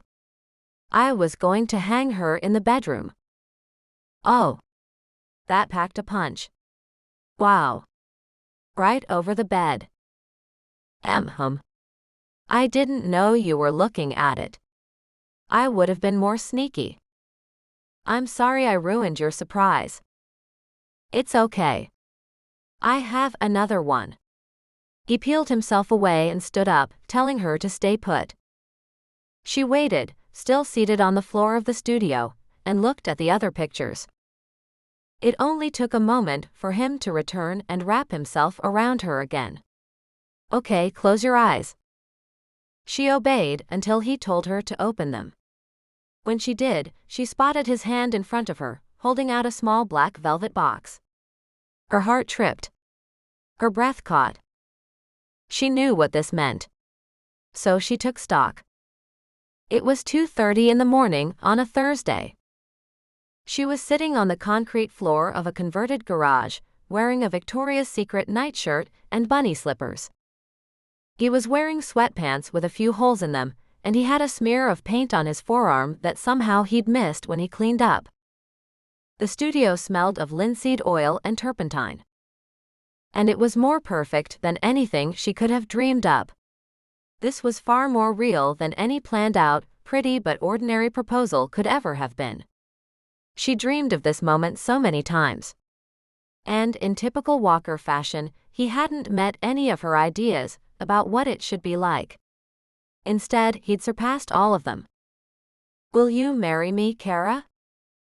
"Yes." She breathed out and watched as he opened the box and revealed a ring that he had obviously designed just for her. Cara held out her hand and watched as he slipped the ring onto her finger. "I love you, Cara. There's something I should tell you." "What's that?" He held her hand up, both of them admiring the ring sparkling back at them. I'm her, Walker. I'm Cara X. I love your old painted-up shirts. I admire who you are and what you do. I look at you that way. He tightened his arms around her and whispered in her ear. I know. Chapter 30. Zoe felt the jealousy kick like a twist in her gut, and she hadn't been prepared for it. Cara and Walker sat across the table from her, having just returned from a happy vacation together, their first as a real couple. Whatever problem they'd had, they'd worked it out. The way they looked at each other was making people at nearby tables jealous, too, Zoe was certain. She didn't begrudge Cara her happiness, Lord knew she'd fought for it, but Zoe suddenly felt the sharp ache of wanting it for herself. That, she talked herself down, was not on her horizon. She'd made that decision a long time ago. Everyone at the table had something, some love that kept them moving forward. Bree and Kevin had a long history, and were happily married. Cara and Walker now had each other. Jess had her job and a new promotion to detective. Noah had an acting career that was skyrocketing. What did Zoe have? Mounting student debt and an advisor that kept telling her to change just this one thing in her thesis. She was the baby of the group, still in college. She wasn't even the youngest, that was Noah by a month. But he was earning money, not borrowing it. It's a choice, the voice in her head said. A necessary one. She'd promised herself she would never get derailed by a man. Maybe her friends could handle it, but maybe that was because they were established in their careers before they met their guys. Zoe wasn't yet. Hell, she wasn't even in any career yet, she was still preparing. She should have been something that required less school. As Cara showed off a beautiful engagement ring, and even Jessica fawned over it, Zoe pushed a smile to her lips and recited the name of every woman in her family that had been absolutely annihilated by picking the wrong man. When is the date? Zoe didn't even know who asked it. They'd all made it tonight. We don't know, Walker replied, right on top of Cara's, maybe this summer? As Noah's eyes flicked to her again, she tried to make her smile more reassuring. He was checking in on her like he did. Issuing herself a stern reminder, she told herself to be proud. She'd gotten so far all on her own, she'd even found a stellar group of friends. Noah has a crush on you. Bree had casually whispered the words last week, and they'd been ricocheting through her head ever since. Zoe desperately wanted to believe it. But even if Bree was right, it didn't matter. She had to get this degree. She'd watched her mother float from man to man, unable to support herself or her daughters. Zoe widened her smile at Noah to reassure him, but the memories were harsh. She hadn't just watched her mother get burned by man after man, Zoe had lived it. She'd been the little girl with a new step-daddy every few years. Her mother demanded her daughters be nice to the men, and that was not okay. Even at a young age, Zoe and her older sister Shay had known that. Her mother had needed a man. So she'd taken the good and the bad. Zoe had more than one stepfather in her past that required she and Shay lock their bedroom door and put a chair under the knob each night. Another round on me. Walker's grin was wide, his arm around Cara and his whole body leaning in. Zoe would not have predicted Cara would fall for Walker, but who wouldn't? When her heart kicked again, she reminded herself that the bad men had cycled through her life, but the good ones broke her heart when they left. Even worse, she thought Shay had escaped, but no.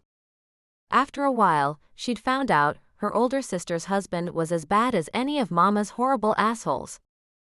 Zoe escaped it all by staying late at school, joining all the academic clubs, and earning every scholarship dollar she could. And never dating. Shay was free now with a new husband, Craig, but she'd been through too much. Zoe couldn't afford it. Master's degree, then income. A stable, self-reliant life. She repeated it in her head several times. That was the plan. Cara could love Walker freely, she'd grown up poor, but she hadn't seen what Zoe had. And she was already a lawyer. She was out and stable before she got involved with Walker. So Zoe smiled across the table at Noah and indulged in her little fantasy about him. Even if Bree was right about Noah, a smile and a fantasy was as far as it could go. Zoe. Will you? I'm sorry, what? Shit. Had they caught her? Was she staring at Noah? Be a bridesmaid? Bree and Jess already said yes. Cara held out the last part as though Zoe needed to be enticed. She started calculating the cost of a dress and shoes, but that didn't matter. She wouldn't miss it for the world. Of course I will. Now her smile was genuine, even though Cara was commenting how she'd been off in some zone. Yup. Noah zone. Danger zone. When the bill was paid, they all headed out to the sidewalk, splitting off in different directions. The weather was gorgeous. Zoe loved that about LA, even though when she looked up and the lights were too bright to see the stars, everything else was bright and shiny. It was Hollywood and even the roads glittered. You seemed very thoughtful tonight. No's voice wrapped around her, warm like melted butter.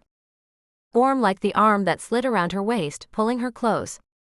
She sighed. She could let it all go with Noah. He would understand.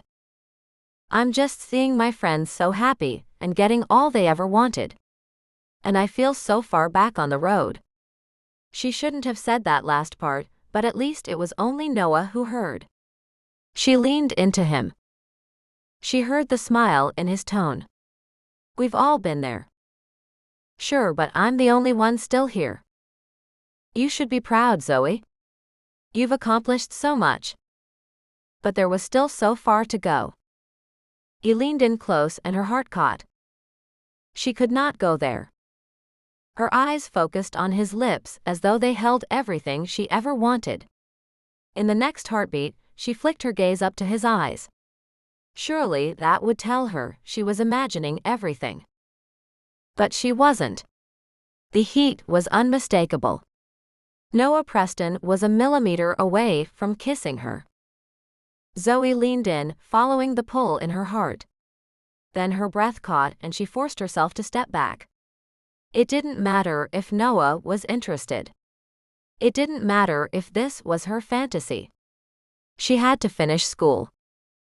She was the one who was going to break the cycle. Zoe was meant for a path all her own. There was no time to invest in the tugs of her silly heart.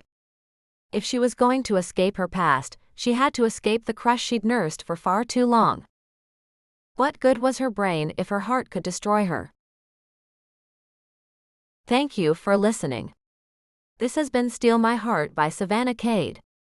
Published by Griffin Inc.